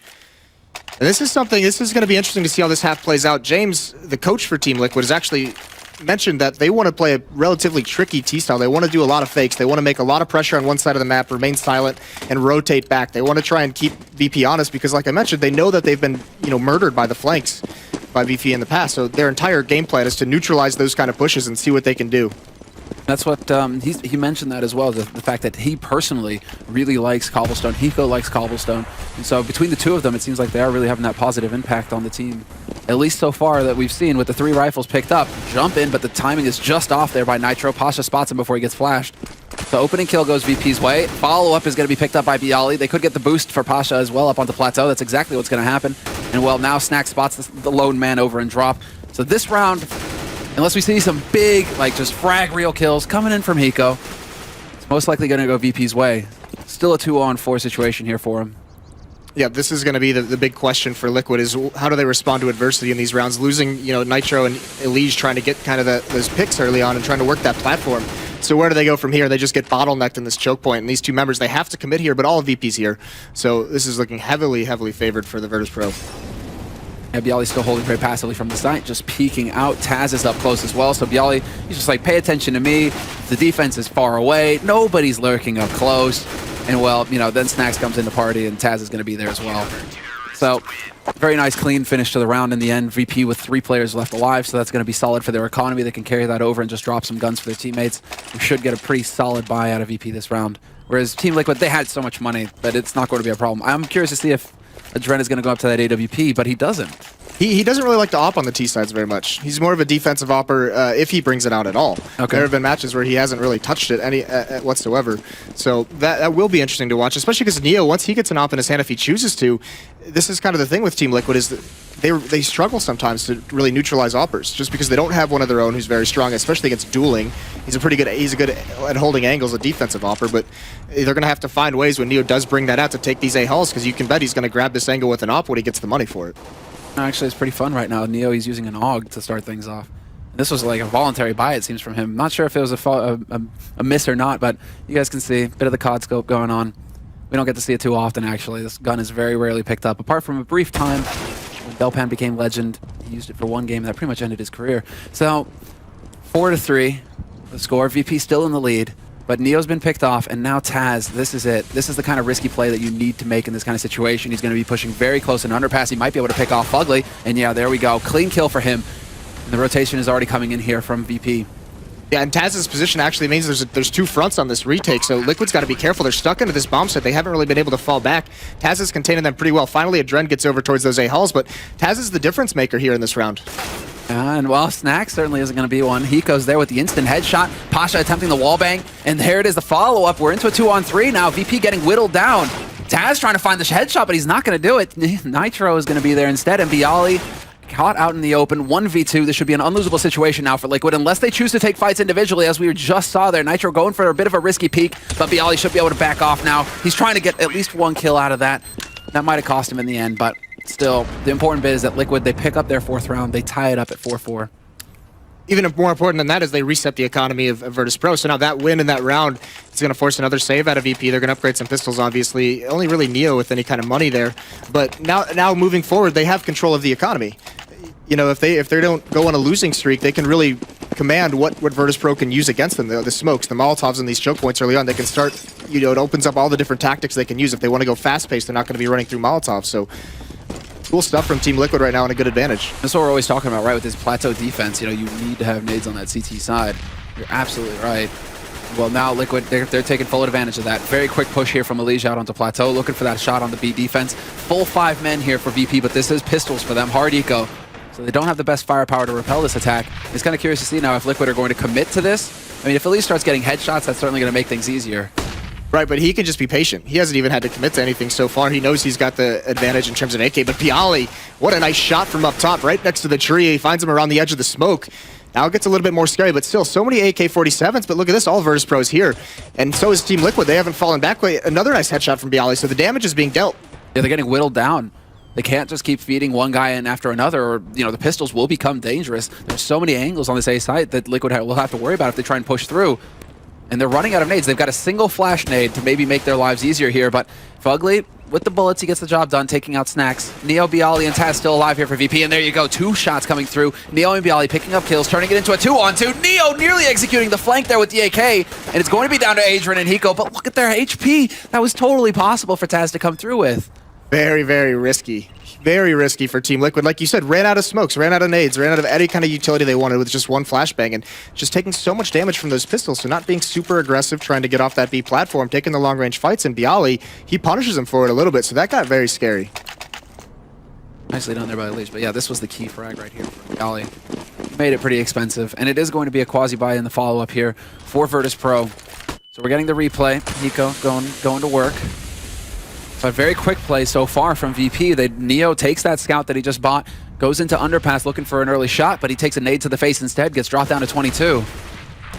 One stray bullet will do it, but now he announces himself. He says, okay, there's a scout over here, so you're going to have to worry a little bit about that, Liquid. He falls back just in time, though. Elige coming down danger, was almost able to wrap around. Still a lot of presence over towards this B bomb site, but Snacks has actually been boosted up. He's going to be on a quick flank, so now all of VP can rotate Neo in the back of the bomb site. If he can get a lucky headshot and stall this out, that's going to be huge, but another nade onto Bialy brings him down to 7, and he gets eliminated. That's like 2 dunk nades coming straight in on top of VP, and now, well, the AKs are going to be paying off. Taz is still, or rather Snacks is on the hunt, and yeah, A apartments, he catches Fugly in the back. Taz is there, point blank headshot onto Nitro, looking for another one as well, and he nearly takes Adrian's face off. Instead he finds Hiko, and they're just getting caught out in the open, Liquid. 2 players remain, and they're both boxed onto the site. There's a Galil now in play here for Snacks, and Taz is just putting the pressure on. He's well within lethal headshot range, but Adrian will spray him down. No Kevlar there to mitigate the aim punch for Taz. Snacks doesn't need it, though. Lands the first shot on Elige, and now Snacks just swapping over, jumping shot! Takes down Adrian. And well, now no kit for Snacks, so no defuse, but big damage dealt to the economy here for Liquid. Huge, and you can this almost looks like Virtus Pro are going to have a better buy, especially with Snacks getting away with this AK-47, so free buy for him. Liquid's got plenty of money to purchase here, but the damage has been dealt. They lose these past 2 rounds. It comes down to 2 players surviving and 0 this round, so those are 2 very big, successful eco rounds for Virtus Pro. Look at Taz. I mean, he's just dancing around the truck, doing such good damage, and now we see it. That was just what you were saying. When Neo gets that AWP, how is this going to impact the game? He's up to the sniper rifle now. And very good nade count here for VP across the board as well. They are fully equipped, whereas Liquid, I mean, Elige is rocking a UMP, which is a good SMG to be using. It has really high armor pen, but it's not like an M4 or an AK. No, and now the question does come, are they going to be prepared for Neo? He's doing much what he was doing with the scout earlier, just trying to peer over the smoke towards middle. He's going to fall out now, but this is actually huge, so he can get any kind of position. Taz is going to play closer towards the bomb site, but Neo with the state of VP can do a lot of damage before anyone's comfortable. And with the bomb over in A-Halls, this makes me think that eventually, Fugly and Nitro is still back at the B bomb site. that it could be a pinch onto that A site, but this is just Team Liquid doing what they wanted to do. Clear out those A hulls, make sure Taz and Neo have to be honest. Now they're even forcing Snacks and Pasha onto a rotation. The bomb's going to go back towards the B bomb site, and Hiko and Adren are going to try and do any kind of lurk, draw the attention, keep them at this A site. They have to. Hiko has to make some noise. Because right now that rotation is going back towards B site for VP. They saw the smoke execute, or at least the smokes that would indicate an execute onto the A site, which is why they rotated so quickly. But now the push begins onto the B site, and Nitro's there to open things up with a headshot on Bialy. Pasha's gone as well, drops to that UMP I mentioned. And Snacks with the backstab, good timing there. Not going to get the second spray down though. Still, somehow we find ourselves in a 2-on-2. Beautiful entries at a Team Liquid. Now Taz gets that one, so it's all on the Legion. He still has the UMP, hasn't been able to upgrade it whatsoever, and he's got a toy with an AWP at long range. So just hiding behind this pillar. This is crucial, but a nice shot onto Taz from long range. Oh my, and he actually clutches it with an SMG. Elige, that was huge. He goes and picks up an AK, stays off that AWP, but that's gonna rock VP. You just lost a 1v2 situation to a UMP. Elige came to play today. Oh, dude, he is definitely shaping up. He's one of those players that you really have to keep an eye on Liquid. One of the rising stars. His big knock is he hasn't really been able to bring it at these tournaments frequently enough. We see him have some pretty good games here and there, but consistently in this game, just coming up huge with very nice kills. He's at 12 and 8 right now, but none bigger than those two to close out that round. Yeah, that was fantastic stuff. Well, now, full AKs across the board for Liquid, but it is going to be a pistol round again for VP. Snacks is willing to spend a little bit of money on the shotgun, but this is going to be rough. And, well, yeah. As I finish that sentence. Just hear the splatter of the headshot. Now Neo's going to get into a duel, and Adren drops him as well. So very nicely done from Team Liquid, up 5-on-3 in this round. It is just an eco for Virtus Pro, some upgraded pistols, but they're spread across the map, and this time it looks like Team Liquid doesn't want to allow them to do any kind of damage whatsoever. Doing a very good job. We're getting a little bit of a side view of Fugly, who's clearing out the halls right now, making sure that nobody has pushed up on VP's side. This is just thorough. Group up. I like this, you know, the fact that these anti-eco situations, you need to make sure that you're not really going out one at a time. You need to stay together so that, you know, if Nitro were to die there, for example, boom, you get the reflag, boom, you just keep speeding up onto that side. You don't really run the risk of dropping an AK for VP to pick up. That would be the worst case scenario. Now the big thing, when you're up this late in the round in an eco, you just got to, you know, stabilize your exit strategy. You have to make sure you can fall back safely into any site. And you can see Fugly and Hiko are back into these B halls. They're going to say, this is where we're falling back, guys. Alicia's being a little bit too aggressive. He's all alone. If he were to lose this gun, that's not like a huge disaster, but that's not a good thing to have. So you see him, he just runs away from the fight. They're all going to exit. Very smart play from Liquid here. It's only Adren sticking behind just long enough to make sure they're not going to try and run in and do something tricky. But Liquid gets away on this anti-eco with no deaths. Buddy, he's cutting it a little bit close, Adren. Especially when he misses that jump. Yeah, he's getting nervous. I don't know, but he will be able to make it out of there successfully. Oh, Nitro nearly dropping down to 2. Okay, then. But that is going to be... I mean, this is actually going a little bit more according to plan here. Seaside picking up a few more rounds. Liquid now in the lead. No matter what happens with the remainder of this half, they have 8 rounds on the board. Best case scenario for VP now is 8-7. And yeah, Lee's is just leading the charge right now. 12 kills to his name for the North American team. Pretty much exactly going... I mean, it's going according to plan here for Liquid. This is fantastic. I don't think we've ever seen a North American team bully the Virtus Pro the way that Liquid is right now. So this is a sick match they're putting together. Now 4 members over towards this B bomb site. They might just try and speed it up. It looks like they want to get aggressive, but that smoke's going to delay them. So many smokes out on that B platform, and Nitro's just going to run through it backwards anyway, so he's going to get aggressive with Elige. This duo has been a beastly, but there's Neo with the AWP. Pushes up A apartments. He gets that first kill, and Pasha's boosted now. Yeah, they know exactly what's happening. And there's a 1-for-1 trade. At least Elige takes out the one. Snacks is going to take out Nitro as well. And these anti-flashes coming in from VP, buying a lot of time. Bialy up close, drops the bomb carrier, and gets a follow-up spray onto Elige. That just took too long, Team Liquid. VP, again though, Neo, look at that. The aggressive push through the halls, gets into the back line, realizes there's nobody here, and instantly VP start rotating over towards that B site. Taz wasn't a part of the action because he was watching drop, but Snacks was able to get in there and get into the fight a little bit. And that's a bummer. That's exactly what Team Liquid does not want to have. They know those flanks have been brutal, and once Neo grabbed map control, once again, every time he's pushed up A and he's been able to sustain that map control, Liquid's gotten punished for it. So Fugly falling there, a little bit unfortunate, but a nice pick from Neo with that AWP. It looks like he's going to do it again. He's got a teammate with him as well in those halls. Oh yeah, he was looking mighty aggro there. Nitro, though, taking out Pasha. And it looks like Pasha wasn't even jumped up onto plateau. He was maybe just trying to get close, maybe going for a bit of a spray battle. Neo puts a shot through, but he puts it into the wall instead of into his target. That's not going to be good enough here. Bit of a missed opportunity to bring it back to a 4-on-4. Good peek there, though, by Taz to get some info. Yeah, a little bit of a lapse as well. Liquid should know that he's going to be doing that. That's just what punished him the round before. No one with their eye on it, and he almost gets away with it twice in a row. That's where nerves might be coming into play a little bit again. You know, things are going well for you. It might go a bit to your head. You have that adrenaline rush. Sometimes you get a little bit more nervous when you're doing so well. You're just like, oh, this is all going perfectly. So we're supposed to be fighting here. This isn't how it's supposed to be. Fresh smoke going down there by Snacks, given the angle. Got to be careful though. That's probably what what cost Pasha his life earlier. I don't want to put too many shots through that smoke, especially with an A4. They can see the tracer rounds. Yeah, 30 seconds left on the clock, though. So Liquid's really running this one down, and they've got some smokes and Molotovs to work with, but they've got a lot of places to clear out. 3 members here. Bialy's been huge on top of this platform. Double Molotov at disposal here for VP. Molotov goes down. Bialy's going to be forced back, but the shots are landing anyways. Bialy and Snacks both picking up kills. Elige, Fugly, and it's just going to be the 2 of them left. Fugly not even able to get off the platform. He finds 1 kill. There's a second headshot. Now it's lightening up. He needs to just make that jump across, but then Elige making steps, making noise. Neo finds him.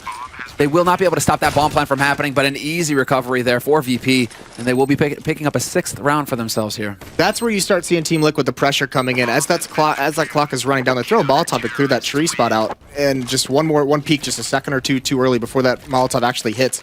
Bialy's able to get that first kill and stalls everything out from there. So that's just a little bit of a poor, unfortunate timing for them. And it's very interesting. They got that first kill in the round. They had a 5-on-4 for quite some time, but they didn't really feel like they wanted to put any pressure on. They didn't maintain any aggression after that. They were just content to sit back, watch for any kind of a push. Weren't able to punish Virtus.pro any further. Well, 15th round, last round of this first half, and it's going to be a force buy from Team Liquid. 3 rifles, 2 Tech 9s, good nade count, but a fully equipped VP are waiting for him here. And you were wondering, with the Tech 9s, were they going to try and go for some kind of ultra aggro, get in VP's face really quickly, but that's just not the case. They do decide to slow things down here on Team Liquid's part again, and this time they've spread out all over the place. It isn't one guy, Fugly kind of lurking behind, the one man on his own on one side of the map. No, it's a complete spread here from Liquid. They're really hoping to be able to catch somebody being aggressive on VP's side. You can even see that with Hiko sitting all the way back, nearly into T-spawn, right below the tower. Yeah, you got him right here. So he's watching to see if Neo is going to go for that push, and it all comes down to timing at this point. Because Neo is completely exposed. If Hiko takes a step out, this could be big. Yeah, and it is going to be perfect for Hiko. He gets the kill. Nicely done from him. That's a dangerous game because Neo had a lot of space to peek. Hiko was really almost baiting his teammates completely there, saying Neo's going to be able to take a shot, but if I hear it, I'm going to pounce on him, and he doesn't even have to. Neo just goes a little bit too far. That still doesn't, the VP hasn't rotated much off this B bomb site. Still 3 members there. Snacks finally coming over towards A, where there's a lot of pressure, but the bomb is going to remain over at B. Yeah, this is really scary. They're actually going to try and wrap their way through connector, it looks like. Elige, not sure if the flash caught him, but he gets sprayed down by Snacks through the doors. Bomb is making its way off a plateau, though, but Bialy has hung back on that B site, and it's not a full rotation. There's still 2 players waiting in connector.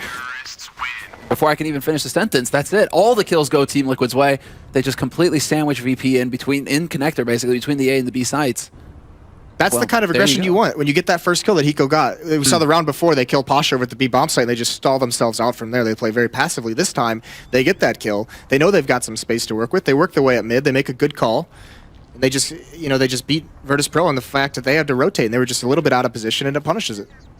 Oh, we can see a little bit of a featured matchup coming up here between Snacks and Hiko. It was the one that was talked a little bit about on the analyst desk as well at the beginning. Snacks definitely doing a bit better of a job, 14 kills to his name, but that's pretty much what we were expecting. That's the level that Snacks is playing at right now. He is on point. So as far as VP are concerned, he should be leading the way. Nitro also doing some good work. Yeah, the big thing to mention is that Hiko, he's that late round player. He's the player they want alive in clutches, and all these rounds they win. You look at Elige, Fugly, and Nitro, 13, 12, and 10 kills. They were so effective opening up these sites that it really didn't leave Hiko many kills to have to even go for at the end of the rounds. They just had to play it safe. True. So that's that big front line for Liquid, having a beautiful first half and surprising everyone with this 9-6 scoreline. Well, now's where it gets interesting. 9-6. I mean, that is a respectable scoreline for both teams. 6 rounds, VP can work with this. Between the snipers, well, I mean, Neo had an AWP, Adren didn't, so fortunately, it was a pretty even matchup between the two, though. I'm glad that we are kind of getting these, just to get a little bit of an idea of who we should be focusing on here in the certain matchups. He may actually choose to pick up an AWP on the CT side, if he wants to throw that in. That's kind of the side that he likes to do it on, so that'll be crucial, but this is the big thing now is Virtus.pro gets to, throw their muscle around. They get to dictate where the attacks come into play, where they take their fights. Now, well, you kind of just cross your fingers and hope at this point for Liquid that the guys who've been hitting shots so far, Lige, Fugly, Nitro, the front line on the T side, well, now it comes down to the CT side. Now you're going to be on the defense. You're just going to be holding these spots, and the headshots are really going to count either in plateau play or if they try and come charging up underpass VP. They do sometimes like to go for that. So now we have to see what the choice is going to be for VP going into this pistol round. We see the buy unfolding here. And so far, 2 Kevlar, 3 Kevlar. We might have a 4th. Yeah, Snacks goes for the Kevlar as well. So just brute force method coming in here from VP. At one smoke. They're just saying we're going to block off one choke point and just explode on you. And all 5 heading very, very quickly towards connector. Hiko spots one out. Is he going to be ready for this pressure? He's got no backup and he's got to run so far, no cover, but Pasha can't land the shots. How is that possible? Dunk nade as well. No, they dodged the damage somehow. Pasha's still alive somewhere around here, but they are going to be just charging through. Pasha right below the balcony. Nitro turns around, nearly takes out Pasha, but the damage is done. VP, they have a man advantage and should be able to pick up the bomb and get that bomb planted. It's dropped behind the van. That's an open angle. He should be able to get it. Adren gets spotted out. He gets caught, and now it's going to be between Elige and the remaining 3 Virtus Pro members. Elige, nice headshot to start. A second one as well. And it's going to be now him versus Neo, the legend. Bomb planted for Neo as well, and he gives away his position, but this is just fantastic. 3 headshots for Elise, just like that. The retake happens, and he has a kid as well. A quad kill on the pistol for the young star. Elise is a beast right now. A 1-on-3 victory, and you just see in Taz's face, he doesn't want to say anything. He's just like, how do we give up that round? That is incredible that Elise pulls that off. 3 very nice shots, and a kit to boot. Max did everything that he could as well. We got that in the replay there. That peek is not necessary. Yeah, Bialy getting caught, and Neo as well, just facing so early on when the bomb is ticking. I'm really surprised. This is like confidence, I think, on VP's part. They're like, everything's gone so well in this pistol round to begin with. We're just going to roll them, and then all of a sudden it's like, wait, if you give these guys the chance, it's aim. That's what they're known for. You give them the chance to land those headshots, and they're going to take it. Yeah, the talented youngsters of Team Liquid. I mean, Alicia's only, I think, like 17 or 18. 18, yeah. I think Kirby is the only 17-year-old in the tournament playing for Dignitas, but Elige, I believe, is 18. Well, he's, you believe it now. A lot of people are going to believe in Elige moving forward from here. This is a great breakout performance from him. Oh, yeah. First map of the tournament for him, and he's doing, well, an excellent job. But now we get into the second round here. It has been the buy and a force buy as well from Virtus Pro with the pistols and the Tech 9s. They get the Kevlar, their Snacks, taking out Elige, so we might have cursed him a little bit there, Moses. VP will get the bomb plant on this site. Fugly's going to put the pressure on with the P90. He gets 2 kills, in fact, and now it comes down to Pasha. Made a little bit of a step there, but Fugly, he's just, well, completely annihilating the team here. Pasha's going to be the only man alive, and from what looked like a great position for VP, it completely falls apart. Liquid, that retake was dominant. Yeah, Fugly really saves the day, because actually, as much as, you're right, we might have cursed him, but as much as we touted Elige, a little bit over aggressive from him taking that battle up on the platform when none of his teammates can spot anything. That wall of smokes, and looks like the coach almost had a heart attack that round when they get swarmed into the bomb site. He just sees the entire half collapsing from here. This real life pinch me. It's like, please no, not like this. Oh man, and yeah, this is when the P90 gets the shine. All right, hold down mouse 1, go ham. And yeah, he even got the last one with the USP. Nice work from Fugly. That's huge too, because that's a crucial angle to grab. When that bomb's being planted, you want to have that wide angle to retake that bomb site. Gives your teammates a lot of space.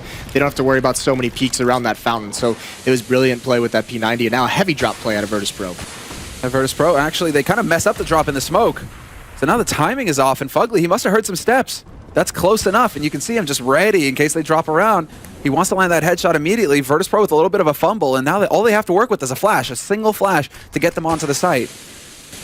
Yeah, that's unfortunate. They're going to go right back at it, though. Fugly's rotated off, so they just kind of bait that timing a little bit. It's just going to be Nitro. He cannot eat that flash, but 3 members here. If this drop is successful, if that first player goes down, it's going to be very scary for Team Liquid, a very precarious hold. Yeah, not ideal, especially because Alicia's going to have his back exposed. This is Nitro, P90 in hand. Perfect gun to have for this situation, especially when VP, they don't really have Kevlar. There we go. Fugly spots out the first man. Bialy is down. Adren just goes leaping in. No fear from him. Nearly takes out a teammate as well. And Neo and Pasha were the 2 playing off a plateau. Nitro gets caught, but that was a much better situation than what could have happened there for Team Liquid. There was that small window where if Virtus Pro hit it at that point, they would have only had to deal with 1 person. And good call from Liquid. I had to have been Nitro who was saying, listen, I can't watch this right now. They could already be down. Like, turn around, help me out. I got this corner. Just do the bait and switch. Works perfectly for Team Liquid. But now we're going to go into that first buy, and Virtus Pro has everything they could want. 3 Molotovs, all 5 have smokes, AK-47s across the board. And they've got to start winning because this is a 6-round lead for Team Liquid, already up at 12. Exactly. And this needs to be a decisive win as well, because Liquid are starting to get a little bit of money to work with here. Virtus Pro, they need to keep the pressure on. They need to cut Team Liquid's legs out from under them right now in this round, and then it has to be what happened to Virtus Pro. Just force them into these awkward pistol rounds where they have to save or go for quasi-buys. That's the key here for VP. A little bit of damage dealt to Elige already to start.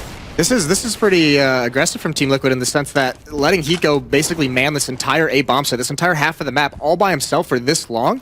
We've seen matches against North American teams where Virtus Pro just runs right up mid with no respect.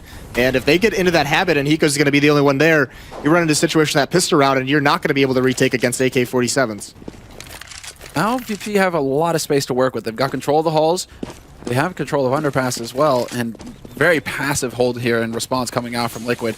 And yeah, you're right for pointing that out. There's no utility left. Elige has a single flash nade to stop any kind of push coming through. Smoke goes down a block off connector. Now life gets a little bit more difficult here for the North American team, as all of VP are going to go crashing onto this A site. 4 players here for Liquid though, so that is something. With the 2 players alive on the site still, and Neo taking point already. He's leading the way. 1 kill, 2 kill, 3 kills for VP. Could be a 4th as well, and yep, Neo with the 180 just turns around and takes the Dren's face off, and that leaves Nitro as the last man here on the B site. Well, that was perfection from VP. That's was everything going according to plan. And that's crazy because with 4 members there, Liquid had the right read. Yeah. They just the big thing was they rotated those 2 players over from the B bomb site, but they didn't actually get out of the choke points. So when that execution came in from VP, they're smoked off everywhere. So it didn't even matter they had 4 people there. They might as well have only had 2 because those other guys in connector couldn't do anything. So that's a little bit unfortunate for Team Liquid. They had the right read on the situation, but just couldn't make it work.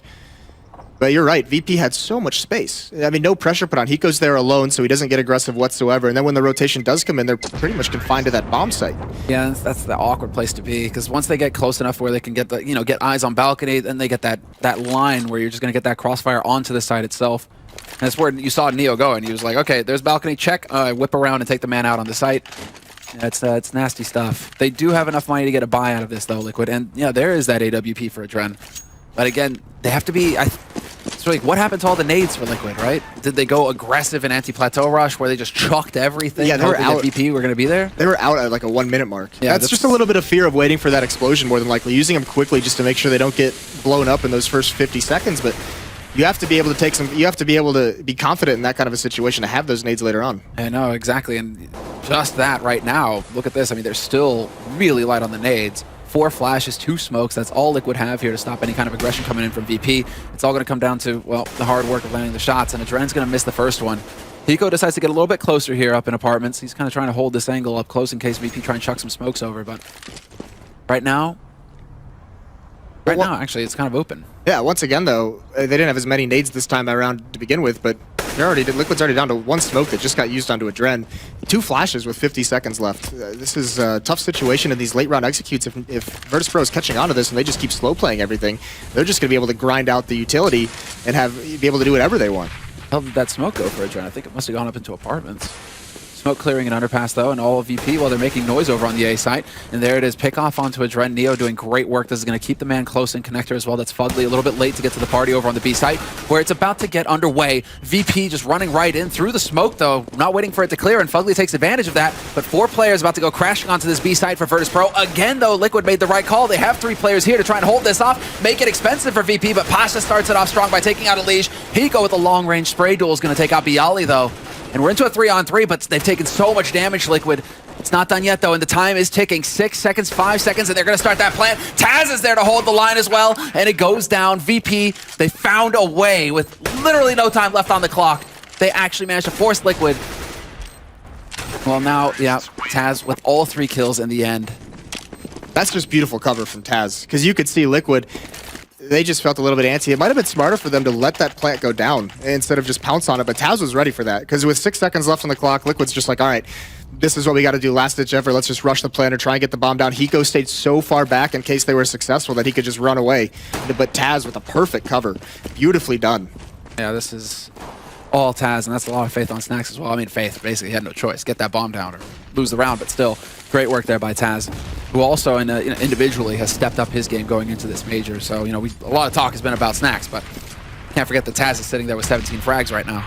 Yeah, he's right up there with him, performing really, really well. And good faith in Snax just to trust his teammate. You're right, he did have to get the plant down, but just saying, all right, Taz, this one's all on you, buddy. Yeah, there's 3 of them. And one of you. But Let's get the closest one. They don't call him the Tasmanian Devil for nothing, man. They eat them alive. And well, there's the opening. Hard eco coming out from Liquid. So this is where it starts to really get in. You know, not only that play where maybe the more passive play would have been key, let the bomb go down, and then use that numerical advantage to just close in on the site. VP are getting closer and closer to tying things up. Still 4 rounds separating them, but already Liquid forced into a hard eco. This is not going according to plan. They want to be in the hard eco situation when they've got 13 or 14 rounds on the board. Right, and Adren, he's going to salvage an AK-47. He's got to try and save that, and he's got enough people protecting him as well. He should be able to get away with this gun. But you mentioned it, that first gun run had to have been a decisive victory for Virtus.pro. They stayed alive with 4 people, and now they're able to build up some money. There's a second AK-47 falling. I don't think they're going to be able to salvage this, though. That 5.7 doing some work at long range, and Hiko does get it with the last bullet. He cleans out Pasha, so a little bit of economic damage is going to start digging into that bank that's been built up for VP. And Team Liquid still with a healthy lead, 12-9. It's closing slightly, and now we're going to see the op from Neo come out on the T side. Adren does not have one here. They haven't seen it yet. This might catch them off guard. Yeah. This is where it gets really fun. And Neo, he can be one of those aggressive operas who just like hunts for those angles as well, hunts for those duels. But you're right, no AWP to counter. Again, kind of light on the nades. At least they have a Molotov on Adren to work with this time to try and slow down any aggressive pushes. And, well, VP, you know, they were posturing for a B rush at least. All 5 of them just barreling into that into the hall towards long, towards plateau. But Elige now, he's got a little bit of a cheeky spot. He can set up to try and stop this push when it comes through, especially if Nitro's there to draw the attention, and that just might be what happens. Full flash on a Nitro, full flash onto Elige as well. He gets out of the Molotov in time, doesn't burn alive, 0 to 100. But here we go. He holds the line, takes the bomb carrier, gets caught midair. Fugly's there, though, taking out Neo, and Fugly with the double kill, nearly getting the triple as well, but Taz is there to stop it. And then the backstab from Pasha. Falling apart now, it's going to be on Taz, the last man. Turns it into a 1v1, but still huge health lead for Hiko, and this is like the king of clutch himself. This is when Hiko excels. He's got ice water in his veins. He does not make mistakes. But with so much time left on the clock now, Taz has got options. And you can see Hiko glancing up towards drop, but that flash is going to kind of give it away that he's not there. So Hiko play this one really well. Coming out of the doorway, he spots Taz. I don't think Taz saw him there. He's going for the fake plant just to peek, and actually I think Hiko made a footstep there, so Taz has the angle, but Hiko's going to win it with the peek anyways. Beautiful one-on-one to win. That puts him up towards 13. Liquid needed that one to get back on the board, but such an expensive round. This next buy is crucial. Liquid losing 4 members there. They're in extreme danger of getting reset again, and that would just close the gap even more. And they're going to have to stabilize once again. Elige with an UMP. We saw the damage with it earlier, but Taz going to do that twice. Yeah, exactly. I mean, that's the kind of, that will be the round that really just turns everything. We were talking about jitters before. Now, after a clutch like that, Hiko living up to it, doing the work for the team. This is why he's on the team, is to win situations like that, to give them that edge. And so now 13 rounds on the board for Liquid. They're within striking distance, and if VP lose this round, they lose this round without a bomb plant.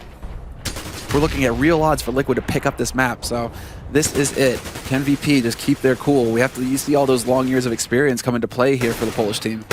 Yeah, the money on the Virtus.pro side is out. It's gone. Everyone below $1,000, so except for Neo at 1,200. But yeah, losing this would just be terrible. Snacks is going to pop flash himself and clear out this connector. No one's peeking there. That was a round where Hiko was aggressive in those A-halls for the first time, really very early on, but fell out before any pressure got applied to him. So he really wants to play this a little bit more passively. He's found a good angle. A nice Molotov right as the smoke clears is going to hold back VP just a little bit longer. All 5 members in these A-halls or down into danger. That's Pasha. But it's still just Hiko and Adren at this A site. Let's see, smoke's going out. Taz setting up the connector. Now, do they actually commit? 35 seconds left on this clock. VP don't have any time to fake anymore. They're going to have to commit. But fresh smoke goes down here, and as it should be clearing, there might be Hiko lurking on the edge. Bialy seems to have an idea of this, though. He's holding this angle already, and as the smoke clears, Snacks is going to be there to pick up the kill. This is where it falls apart, perhaps, for Liquid. They are going to be able to return one, but that double kill coming in here for Virtus.pro. Man jumping off a balcony gets caught out in the open by Neo. He can't do anything, Nitro, and it's going to be down to Elige. We saw what he could do with that UMP earlier. It's still a 1v3 situation here for him. It's a lot to ask when the Triangle of Doom has been set up on the B side already, or rather on the A side. Well, they had it on the pistol round as well, and he managed to win that one. It's pretty much very similar positions aside from Taz, who's going on a flank to try and make sure Elige can't save any kind of a gun. It's just a UMP, so it's not a huge issue, but Taz just going for throats right now. Doesn't want him to have anything, and this is going to be that economic reset. I'm a bit surprised that Taz is willing to go for it, though. I mean, considering Virtus.pro's money is just as low as Team Liquid's right now, do you really want to be risking throwing away an AK? I mean, maybe it's like, okay, if Elysia stumbles in here, great. Otherwise, I only got 16 HP, so I better be pretty far away from the bomb when it goes off. Yeah, it's not so much a hunt as it's just let's grab that angle, see if he falls into my trap.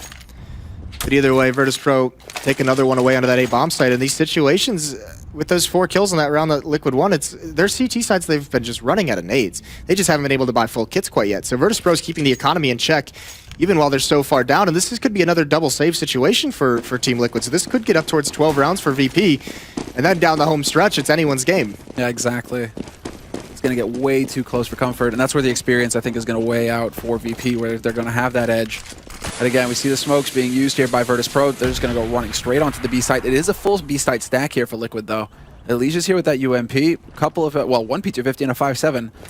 But Liquid, they have a little bit of firepower to work with here.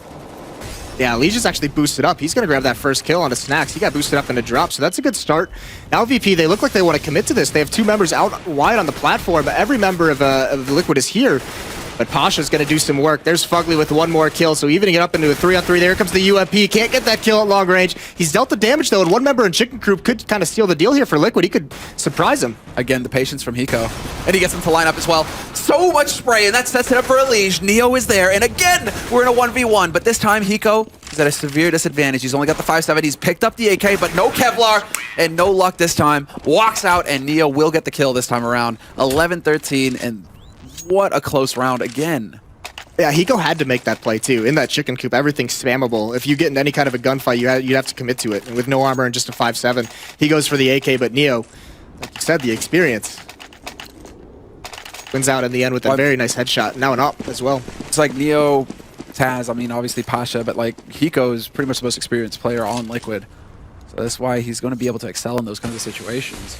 I like the investment in this round from Liquid. Liege buys light armor and a UMP again, upgraded pistols. Fugly even has some armor as well, because you'll notice they kept the damage. They did some damage that round. They kept the economy low. Bialy and Neo are at $100. Pasha's at $600. Yeah. So if they can keep it low again, get 2 or 3 kills this round, any win moving forward is going to reset the money for Virtus.pro. And when you're at 13 rounds, if you can just reset the economy and get to 15 basically for free, that's huge.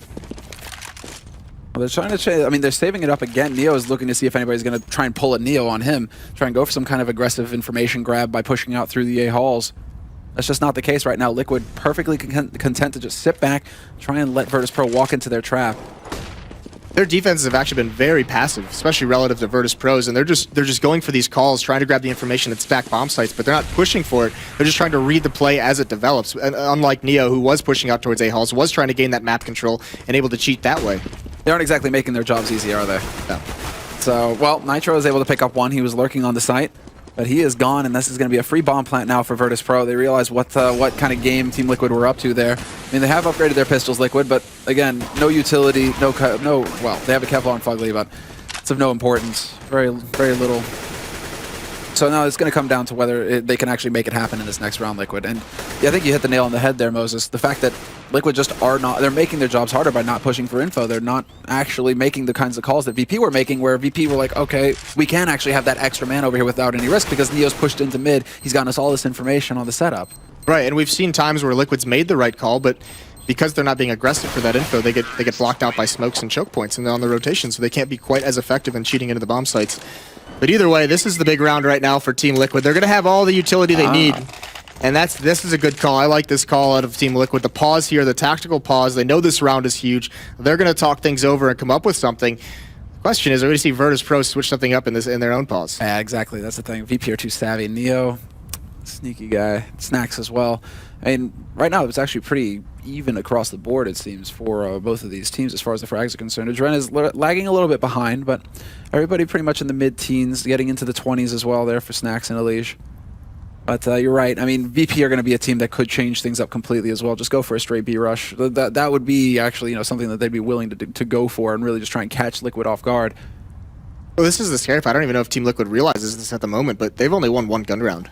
4 of their rounds, first was the pistol, a 1-on-3 win by Elige, and then the 2 anti-eco rounds, and then 1 gun round. So they actually have not been effective on this defensive half whatsoever. So good time for a pause, good time to get things calmed down, talk something over. They're going to have some Molotovs to use. They're going to have their smokes. They're going to have all their flashes. We've seen sometimes late in these rounds when VP is getting ready for an execute where Hiko has actually been that round he was pushed up in that cubby right next to those A halls. Perfect situation for a pop flash from Adren or something, but they didn't have one whatsoever. So now they have all the options available to him. Well, I'm still curious to see. I mean, the pause can go up to 3 minutes, I believe. So it seems like everybody's readying up once again to get back into this, make it live. Curious to see if Liquid decide to go for some kind of aggressive push, you're right, making use of the utility or just being aggressive at all. I mean, you even saw in Hiko's clutch moment when he came to the reaction cam on him where he's just like, the hand motion, like, calm down, calm down. You have to keep your cool in this situation now. It's all about who's going to be able to keep their emotions under control. Right, you don't want the high moments to get you too pumped up, and you don't want the low moments to bring you down too low. The big question for me is Adren with an AWP, another big investment. Is it going to have an impact? Because we didn't see anything the last time he had it. Now he's actually taking it into a Hall's aggressive. Now the question is, does he actually go full Neo and push? And Neo's ready for it as well. Neo's like, bring it. Yeah, exactly. You guys want to go for some an aggressive info take? Sure. Be my guest. Yeah, come to daddy. That's my play. And he's in position already. I mean, he's actually starting to head over towards the B hole. So it looks like, well, standard stuff here for VP. Very patient at the beginning of the round. No all-out aggression from them. But once again, look at the utility. 1 minute left in the round. There's a Molotov and a smoke on Hiko and Flashbang. So they're running very, very low, and Virtus.pro's not applying any pressure. These are just using the utility out of fear right now. Yeah, this is the jitters. Again, they need to be calm again. They need to just cool off a little bit here. Bomb is with Bialy, and I'm a little scared of his position. I mean, he is pretty far forward. If he were to get picked off, that might make things a little bit complicated for Team Virtus.pro, but they're setting up with all of the nades, and Elige he peaks at the perfect time. And again, now that bomb is dropped at the end of long. They need to try and pick it off. Snacks is going to pick up the one, but he's not going to get the follow-up. His teammate instead will do just that, and it's a man advantage now for Virtus.pro going onto this site. They will be able to recover control of that bomb, but it's also perhaps given a little bit more time here for Liquid to work with. Flash goes in, and that's actually Nitro, just like Hiko instead, just leading the charge. He picks it up 1 for 1, and now it is going to be down to Adren. A little bit slow as far as the first and second halves have been concerned, but it's his time to clutch, and he's got that AWP. He's going to be real close, but they aren't peaking. No elementary mistakes being made here by Virtus.pro. Even with the shot being put out there by Adren trying to bait some kind of response, VP are not budging. They've got the crossfire established, and now it comes out of Pasha just looking for that angle, looking for a little bit of info. A little bit of an HE, a little bit of a peek, and the job is done. VP, they win that crucial round after the timeout from Liquid as well. They play that perfectly in that 2-on-1 situation, much like we saw him play that. A couple of them a little bit sketchy in the beginning of the half, but now Team Liquid, they're really reeling at the moment. It's going to be another save out of them, some upgraded pistols, but this happens a lot where we see these lesser experienced teams, the underdogs, they put up a really, really good fight, and it comes down towards the end. It's like a faith as well, what we just saw in that replay, but finish your point. I mean, they just can't close. You have to learn how to close these matches out, and Virtus.pro, I mean, they've learned that long ago, so they're just showing it to Liquid right now, and another boost up from Elige, but they're not going to fall for it twice. A little bit of lack of faith, I think, as well, from that play where they dropped the bomb, but they were so worried, it seems Liquid rather, the player up on Plateau who's controlling the bomb. You need to be able to trust in your teammates. I think that's the main thing, the main point that I'm trying to make here. You can't be looking at 30 places at once. You need to trust in your teammates to lock down angles so that you can focus on yours and get the job done. It is going to be Virtus.pro pressing onto the B site. No respect, even with the stack. They don't care. They're going to walk up here and get work done. Hiko is doing a good job, as always, just trying to make it a bit more expensive. But it will be, in the end, 14-13. Virtus.pro 2 rounds away from securing their first map here. Still, Team Liquid essentially getting blanked in the gun rounds in the second half. On the CT side, only winning one of them so far. So now they don't have a tactical pause. They just have to quickly figure something out. What are they going to do here? They have the losing bonus is fully in their favor. They have everything they could want again. They have 5 smokes. They have a Molotov. They have the M4s. And I'm just going to keep an eye on these utility. I want to see where exactly they're using these so quickly in this round. And again, with the AWPs for both teams, it doesn't really seem like they're having an impact at all, though. Neither player, neither Neo or Adren have gone up in frags since they've started using these sniper rifles. This is a good switch, though, because both these ops have been over towards that A bomb site. Now they're going to boost up Adren. They're going to let Adren have those B halls, which means they don't have to use smokes to block off that choke point. They want those smokes to expire so Adren can have that long angle with the AWP. Now they can cheat some players back over towards A. And actually, no one's doing it here quite yet, so they have so much faith in Hiko at this A bomb site. It's either that or a lack of faith in their defense at the B bomb site. Yeah, I mean, they just keep getting run over on the B side, so maybe that is it. Or maybe they're just willing to go for the gamble again. I mean, do they have a lot of information to go off of? Hiko hasn't pushed into halls. He might have heard some steps, but that doesn't really give away too much. That could be one guy. And now they're falling back to the site. Extra Man is rotating over this time, getting up on a balcony. It seems that's Elige making his way over towards that A site. So they are trying to bolster the defense here, but nothing's been shown here by VP. And still a great nade count on VP, whereas 35 seconds left. Still a couple of flashes to work with here for Liquid, and actually they've done a better job of holding off on the smokes.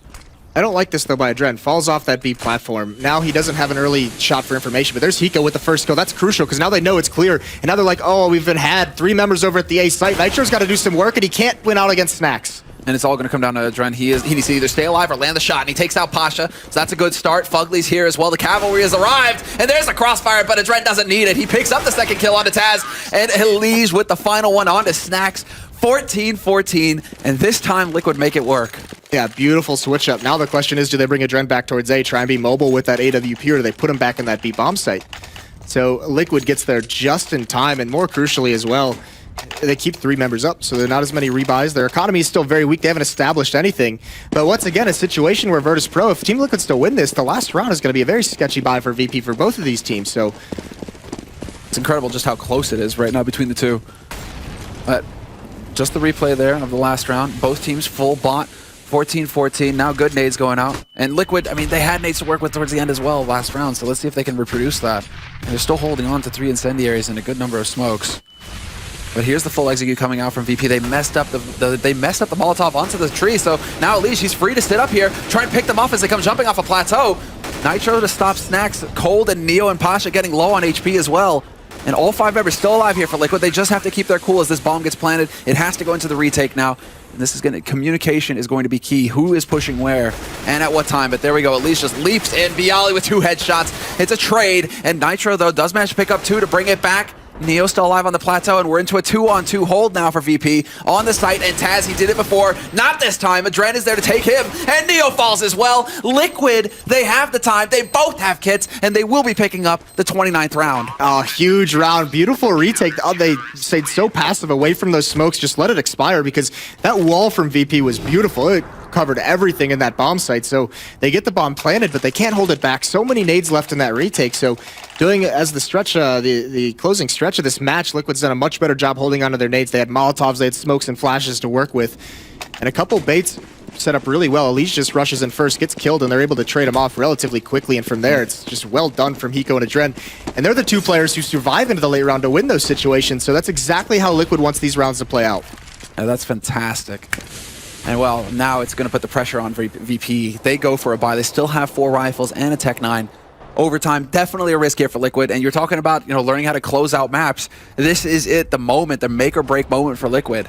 If this goes to overtime, I don't think Liquid can do it. No. They need to win out right here. Exactly. It's all in this round, because you're right. And it is that tendency as well. Once you get to overtime, the more experienced team prevails, because it's a totally different circumstance. Again, different kind of pressure.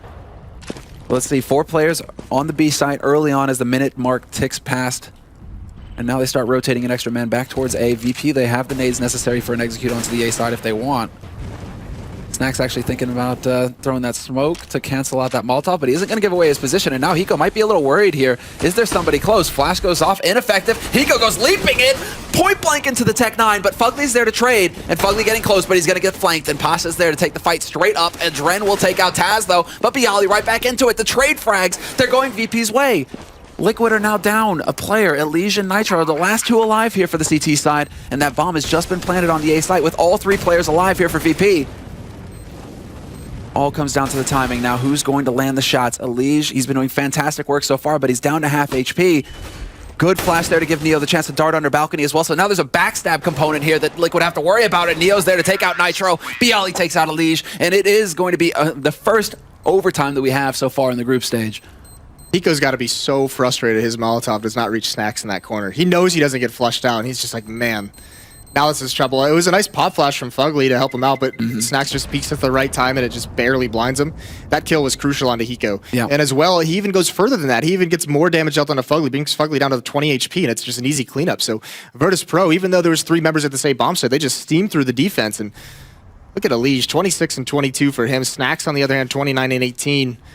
These 2 guys putting up huge numbers for their team. Unfortunately, Liquid, they get to 15. They give themselves a great shot at stealing this match away. Now into overtime is going to be tough. Yeah, exactly. And it just seems like time and time again, once you get into overtime, it's a totally different set of circumstances. You get the full buy right off the bat. And, well, experience plays such a big hand in it because now you have to, not only do you have to know how to close out a regular time match at 30 rounds, now how do you close out the overtime? How do you take it against Virtus Pro, who are so experienced in these kinds of situations? They don't crack under pressure, VP. Yeah, the only good thing that I can say for Team Liquid, or both of these teams really, but especially Team Liquid in that second half, who could never get a handle on their money. With starting out with all that, they're going to have a great shot. They can it's just reset. Don't have to worry about the nades so much because they can just rebuy them twice in a row, basically full nades.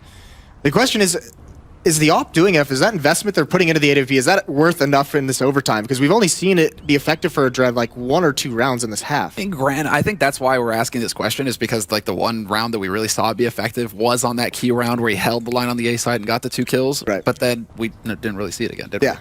So well, even for Neo, was it even worth it for Neo on the defense? Honestly, I don't think so. I don't think so. It seems like, I mean, you have Neo kind of hanging around in these angles, just hoping to be able to pick somebody off from Liquid, but that's only going to work if Liquid are playing aggressive. And Liquid just have been holding so passively that Neo never gets the opportunity to go for a kill, or to pick somebody off, right?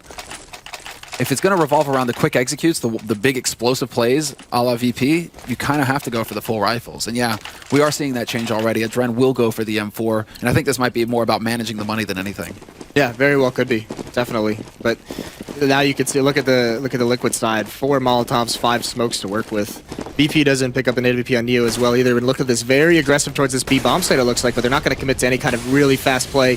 They throw their nades, they throw their smokes to block any kind of aggression out of Liquid, but it's going to be boosted up anyways. And here comes the execution very quick with one player lurking over into A. This is a totally different change of pace here from VP. They've thrown a lot out onto this plateau, and there we go. Pasha just goes charging through straight onto a Liege. He gets picked off immediately, and now VP has some options. They might be thinking about wrapping up onto A. They go through connector with the bomb, and this is going to be big. Neo's already lurking in underpass. He can catch that backstab rotation coming in from Nitro from the B site.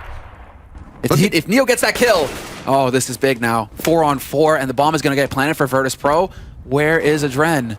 Where are Fugly and Elige? They're taking so long even getting into these double doors. Nice trade. There's Taz picking off one as well, but it's a 2-on-3. Virtus Pro don't have great post-plant positions, but Hiko's got to find some really cool kills here. He's got to come up massive in this flanking. Yeah, he is so good at it. Might get that angle. Stacks is like, no fun on this server, Hiko. Sit down. Gets the double kill as well. 16-15, and the key round 1 for Virtus Pro.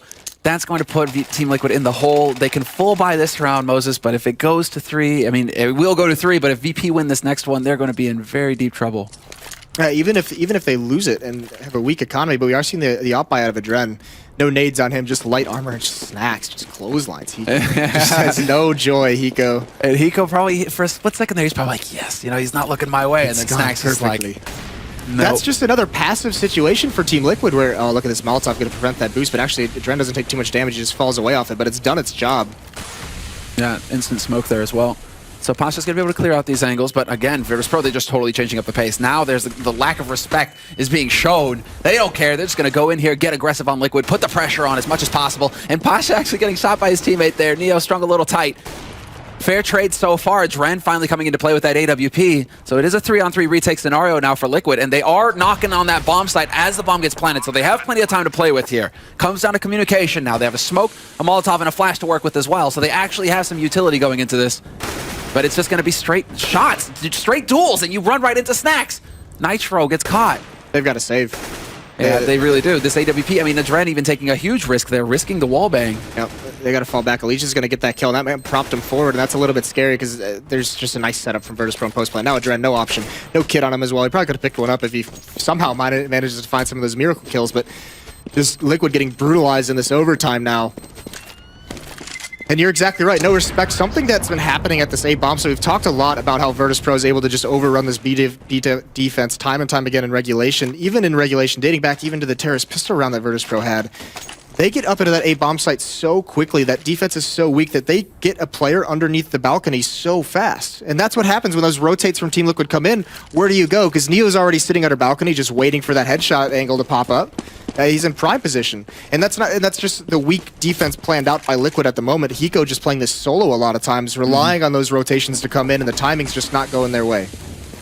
Well, again, VP, they aren't really changing anything up. Again, this time, though, it's not a full committal. They didn't really go out onto Plateau, but they did kind of give the opportunity there for Pasha to try and take a peek if he wanted to. So enough nades there from Liquid to be able to stop that aggressive take of Plateau, but now Pasha's been boosted up. He's looking for a deep hold. The Liege has shown that he likes to go into the back corner, so that's what Pasha's looking for. This is just too many times throughout this match that Liquid's allowed Virtus.pro to have whatever they want on their terror side. There's no one contesting danger stairs. There's no one contesting these A-halls. No one contesting any kind of connector. So Neo, he's in here with an AWP, and he's all alone, and he doesn't feel any fear whatsoever. Too far back, and well, Snacks is there to open things up. He takes out a Liege, and that was from drop, I believe. Bugley's going to be there to take one back, but then he gets caught by Taz. Again, Virtus.pro moving in pairs, buddy system in play, and now, well, it's going to be Nitro getting caught. Adren and Hiko, the last two alive here from Liquid to stop a perfect half from VP. A 2-on-4, and they go back there and check. Just make sure that Hiko isn't lurking in the henhouse this time. It's going to be Pasha instead, just charging forward. He takes the fight straight up with Hiko, and it's going to be Adren trying to barrel through this smoke. He's right on the edge of it, but Virtus.pro, they don't have to take any risks. Right, Snacks just showed up to play in this overtime. When they need him, this star player just comes out from first round on. And this round, it's just one entry kill, but it opens up that B-bomb site completely. Adren's got to go for this. No kit, but he's got to find Pasha, and this is such a hard spot to clear with that AWP. You know he's got to bait out a peek from Bialy, and now look at this. They're just toying with him. A perfect way to juggle aggression. They eliminated 3-0 in the first half of overtime for Virtus.pro, and they're on the verge of surviving a scare early on. Absolutely. Right, one more round is all that's necessary. It's the first and 19 in this kind of scenario here. So we'll see. There's a little bit of time to talk things over as you go into the next half here for Team Liquid. I mean, they're the ones who have to really take a deep breath. Or I don't know. Maybe it's like, ghost pepper and vodka time. To do something to fire yourself right? up. Like, get going. Because you are on the edge right now of just dropping down into that lower match. Ghost pepper and vodka. Is that what Who was it that was fires you talking up? about that yesterday? Where it was like, you take a shot of ghost pepper and vodka. That sounds awful. It does sound really awful, doesn't it? But, oh yeah, there you go. This is just, this is going to have to be a Liege is going to have to step up once again. And this is a nice matchup. Nitro's had some really nice entries on the T side. And that's the thing. When you talk about the success of Liquid, they've looked so good in this match, but it's all come from their terror side. Their CT side really didn't give us too much promise, but it's this T side where this is entirely possible for them. But they've got to have Nitro come back. They've got to have a Liege get some of those stellar kills. Yeah, 9 rounds, 9-6 in regular time. So, I mean, in regulation, I guess. But yeah, you're absolutely right. Liege, I mean, Liege has maintained the pace. He's sitting on nearly a 30 bomb. He's trailing behind Snacks, but yeah, it's a bit of a stretch here, especially considering the lack of experience on this team. As we've been, we kind of have to hammer that home. No matter how you cut it, Virtus.pro are the favorite team in this matchup. They have so much experience on it that in these kinds of situations, you have to give them the edge. You have to give them the advantage. And so Liquid being 3 rounds down, they're on the edge. They need a perfect half. That's a lot stacking up on a bunch of young players. That's a lot to ask for. And we're not going to throw them under the bus quite yet. They're making full use of the switch time. So Liquid right now, it is going to come. I mean, Hiko, he did kind of show up as well in this second half. He had his moments. But now is the time to prove yourself here. Let's see what Liquid are made of. The big thing is Liquid going to be... Oh, look at the auto buyout just right off the bat. Pasha just wants to end it. What were we saying about lack of respect again? Yeah, this is down to 2,200. This is... Hey, if you lose this round, Pasha, you realize what happens. Yeah, this is the opening, though, for Liquid. If they can punish this buy out of Pasha, then all of a sudden they've got a big advantage moving forward. Hey, I mean, yeah, okay, he didn't use it in regular time, so maybe Liquid won't expect this. Here's the cool thing, trying to look for it. He goes back in this position where he punished Neo. He wants to punish that push. He knows if he can just give him one kind of advantage. Doesn't want to lose to that kind of an aggressive play out of Virtus.pro again, though, especially when they're just on, they don't have anything to give up anymore. So taking no risks, Liquid playing it very safe, very passively. It looks to me like VP are going to fall for the same trap twice. This time Neo isn't going for the aggressive push. He's checking an underpass real quick, but instead they've elected to just wait and see Virtus.pro. They're going to make Liquid sweat. And Liquid right now, they're also holding very passively. Just hoping that somebody's going to make a misstep on VP's side. No, the missteps are over. VP's not making missteps anymore. We haven't seen one in quite some time. I keep thinking, is Neo going to get aggressive? Is he going to try and go into underpass? But there's no reason to take that risk.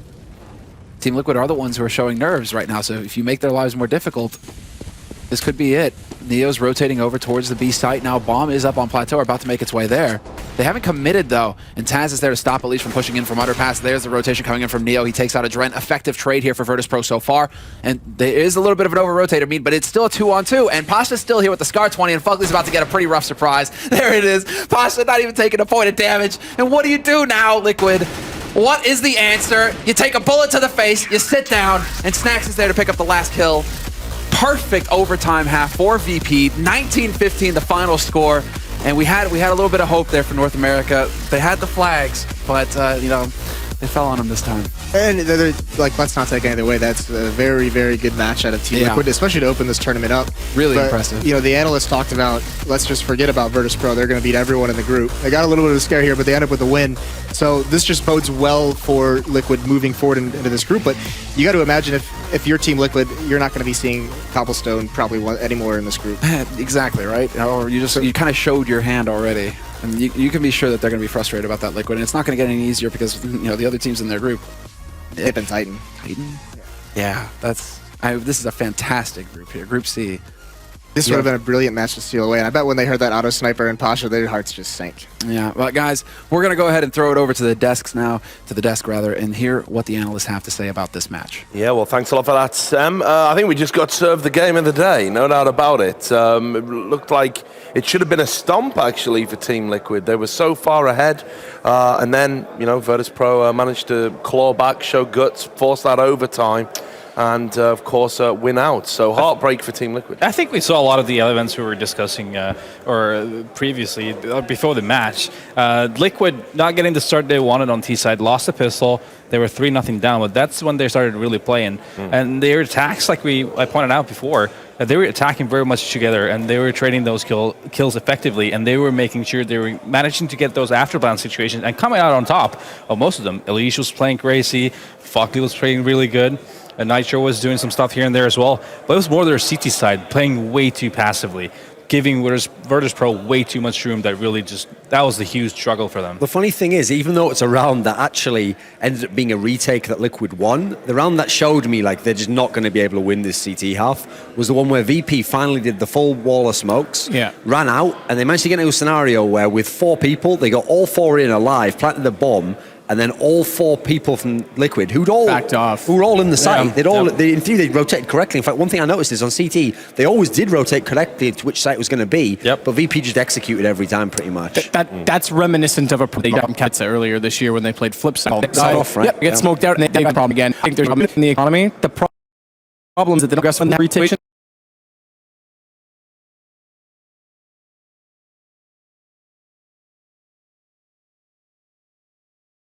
They're going to guide. We're really looked pretty clear cut. I was surprised that. With, but now we've got. Thank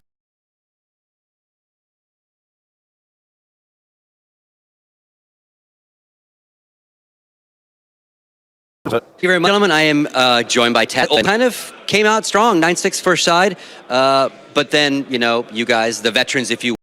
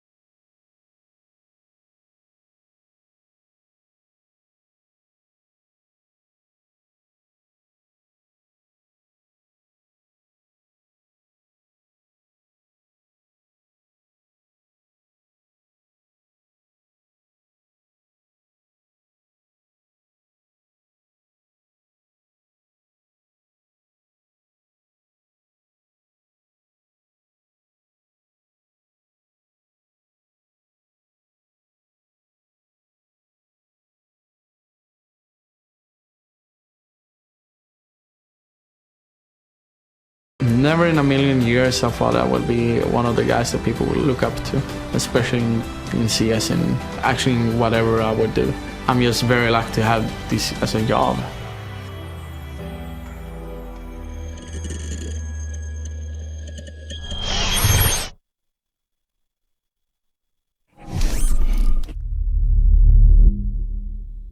So there we have it, another video from Valve there, and one of the true greats of the game, Get Right. I don't think anybody could dispute that.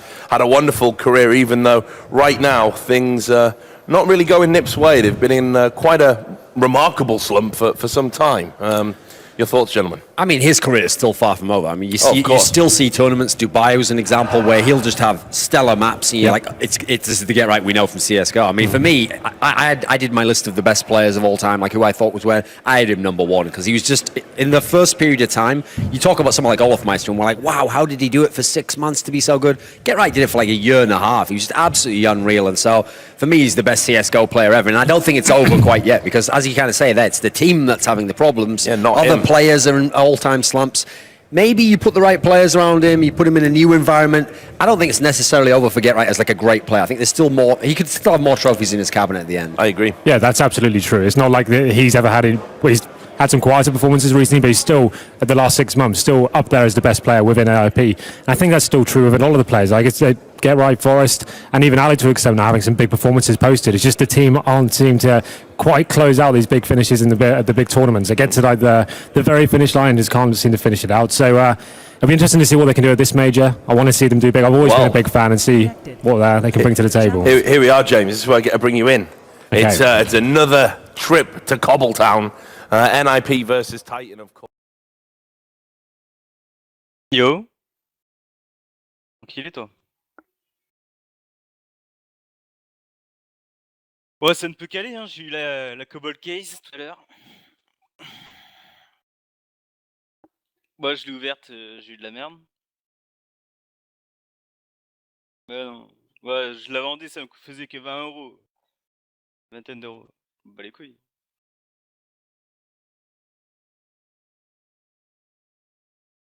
Bah les couilles.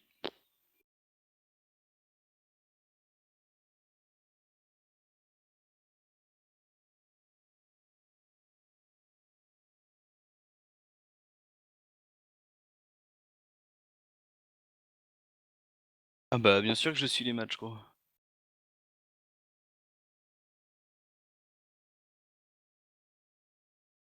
Bah oui, gros. Après, il y a l'Envy. Après, je crois après, il y a encore un autre match et après, ça sera terminé pour aujourd'hui.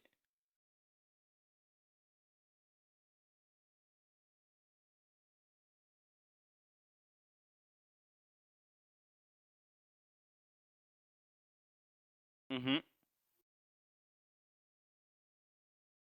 J'ai 2 qui gagnent.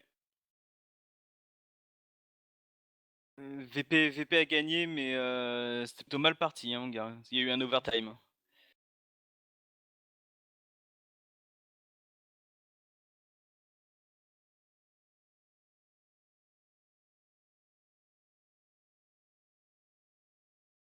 Ouais, ils se faisaient mener au début, je crois 13, je sais combien les VP. Ça remontait à 15-15 et après bah overtime 18-15. Mais ouais, c'était vraiment très mal barré au début pour eux, hein. Moi, je les voyais perdants au début du match, hein.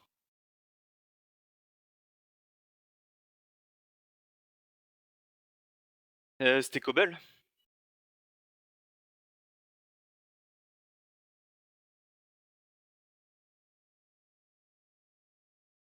Ouais, mais il a kiff cette map plus les VP, j'ai l'impression aussi, hein.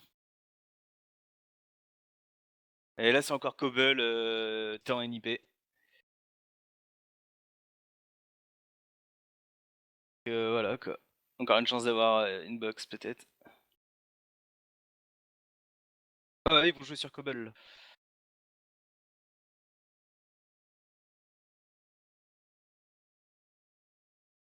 Pour les titans? Je crois qu'ils vont se faire démonter? Ouais. Je sais pas. Ils ont leur chance, après ça dépend comment ils jouent, ça dépend comment les NIP sont aussi.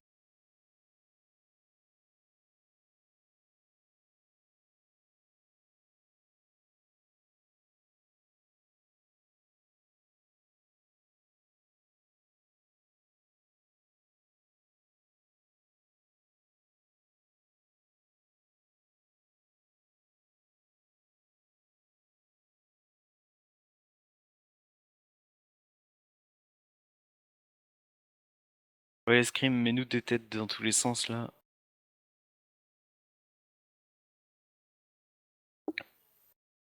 De quoi?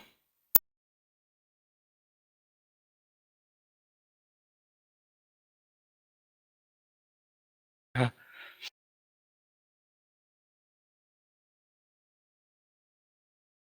Ouais.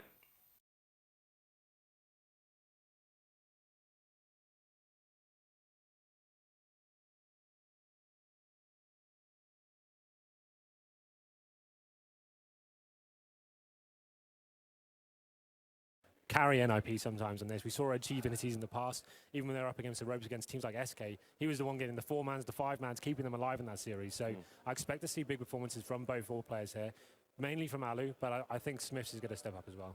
Okay, so we need to start thinking about predictions round about this time in the broadcast. So let's get into it. You've got roughly 30 seconds each, gentlemen. James, give me your summary.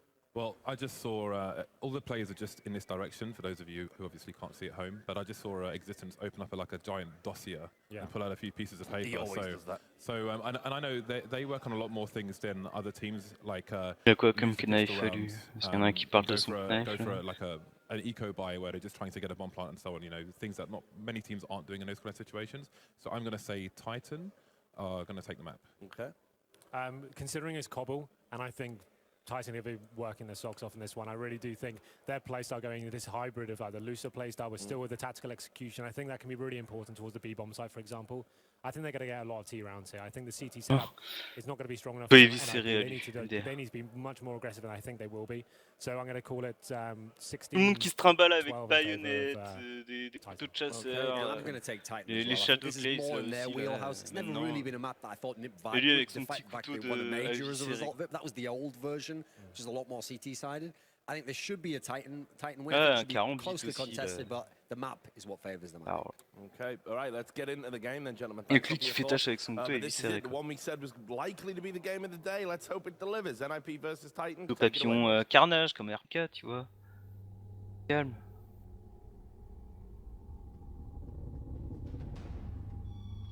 Welcome, ladies and gentlemen. It's going to be Titan and NIP playing here. I'm with Fiflaren. We've got the ex-NIP team assembled. Fiflaren, how do you feel about this? I got tearful watching Get Right's Get Right video. I was like, oh, Get Right. I had a fun time with Heaton saying that, you know, we lost that game to Get Right, and then I quit. So out of it. Yeah, right. Just wait. It's kind of funny. But look, they're playing up against Titan, and I think Richard actually hit the nail on the head there. Shox is a terrific player, and I think he's definitely one of the people who could stop NIP right here on Cobblestone. We're going to have to see NIP starting on the terrorist side. It will be Titan on the CT side with a bit of a stack at the back of Henhouse here. 2 people. Is that a trick coming in here for Flaren? No, I mean, by the looks of it, Alu is just lurking, right? And then NIP have 2 drop zone. It's just a regular beast play. Kill. Oh, Existence is going to open up with a good kill on Forest, and he's hiding in the back here still, so they probably know where he is. Are they going to realize that there's 2 people back there? That's what I'm wondering about. Smith has shown himself as well, so now they definitely know Existence going down. Another headshot from Smith, and he's finally going to be dropped by Alu. Still looking good right here for the Frenchman, and Existence doing a fine job hiding, just staying alive. Scream coming up. Shot of his own. You can expect a lot more of those. It's going to be the round going in favor of Titan with Scream finishing it off, and a nice start for them.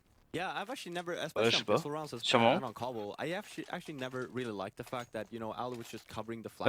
Ils sont sous respawn, ils sont en train de... Bah, les armes, là, c'est really help them. You saw there for NIP, they... Ouais. They're all running in one at a time. There's no kind of group up at all, and it's hard for NIP to even try and return the frags. Even though they knew where Smith and Existence were, they couldn't really come up with much of anything. Now, this round, Scout on Get Right, a little bit of armor, a little bit of everything, it seems. What do you think about this buy from NIP? I actually don't like this at all, especially on Cobblestone, because you don't have any flashes. You only have P250. You have one flash and one scout. You can't really do anything. If Titan are smart here, they will not actually even take the duels. You see there with Titan, they have three guys with SMGs, actually 4 and one M4. So I just think that this is a very sloppy buy from NIP. Just at least get some more nades. They'll find out if they can actually capitalize on this. Alu is going to be going down early on. Shocked with the UMP to take him out, so a pretty good start. And right after that, you can tell that the French side, they're going to be falling back.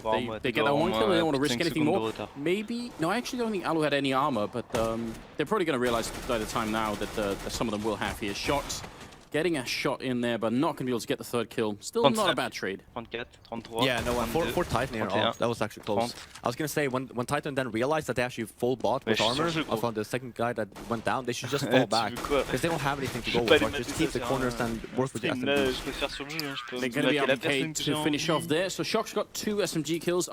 2 as well. They did lose some players, but I mean, still not too bad. Their money's still going to be decent, and we're going to be moving to the third round. NIP didn't get a bomb down. Did they get enough out of that round to hurt Titan? No, je vais regarder un match. If you didn't get the bomb down, sure, you can just go for a buy, but then just do something. Je regarde un match. Have like exist buy, a smoke and 2 flashbangs, and maybe hit A again, or even B with an execute to try to get the bomb down, because that's really what you're looking for when you do a buy like that.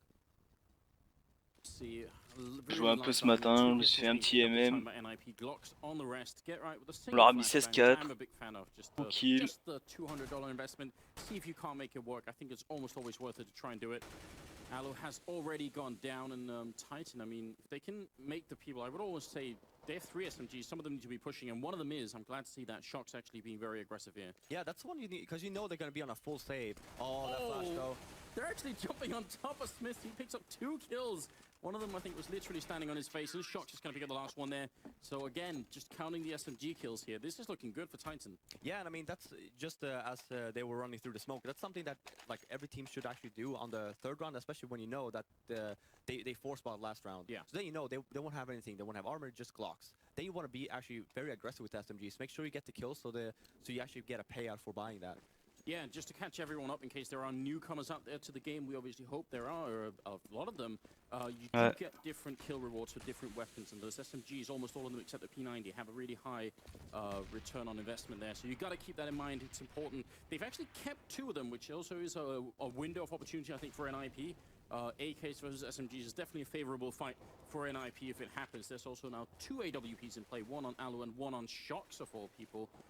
Non, c'est pas random, les drops des cases. Non, non, non. Ah, il y a un mec qui demande si c'est random les cases. Il fait d'avoir la case. Il disait non, non, pas random. Tu tapes point d'exclamation drop.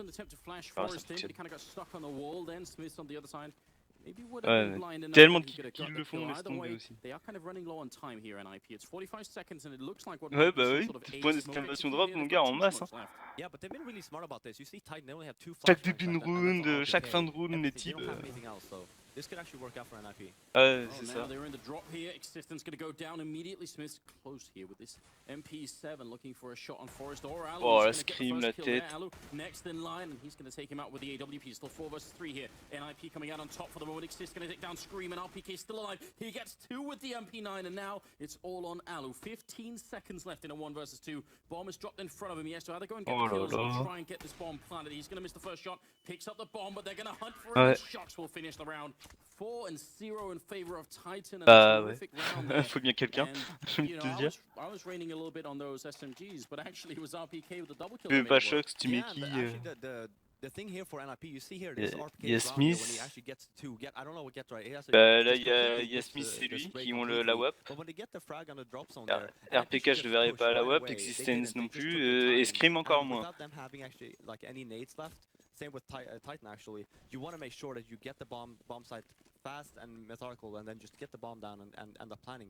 Scream, son snipe, c'est son deagle, donc. Yeah, they traded 2 for 1 initially, NIP in their favor, and still played it kind of slow. So you're right. Maybe that is what cost the ultimate downfall in that round. A big round to give up now. They're back to Tech9's and Armor here, and RPK still doing great work. He must have a lot of money at this point. He only got the 1 kill this time, and Existence stole one of them with an HE grenade right to Forest's face, and it's going to be Alu now left in a 1 versus 4. Not a lot that he could really do here. If he lands another kill, that would be be almost, I think, a slip up on Titan's part, in fact, and headshot from Smith, Oh. making sure Alu knows who's the boss here.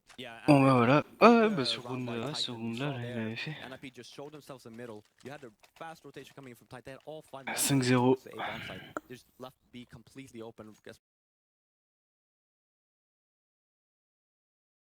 Sur le jeu direct, ça y est. Il en a marre de pas...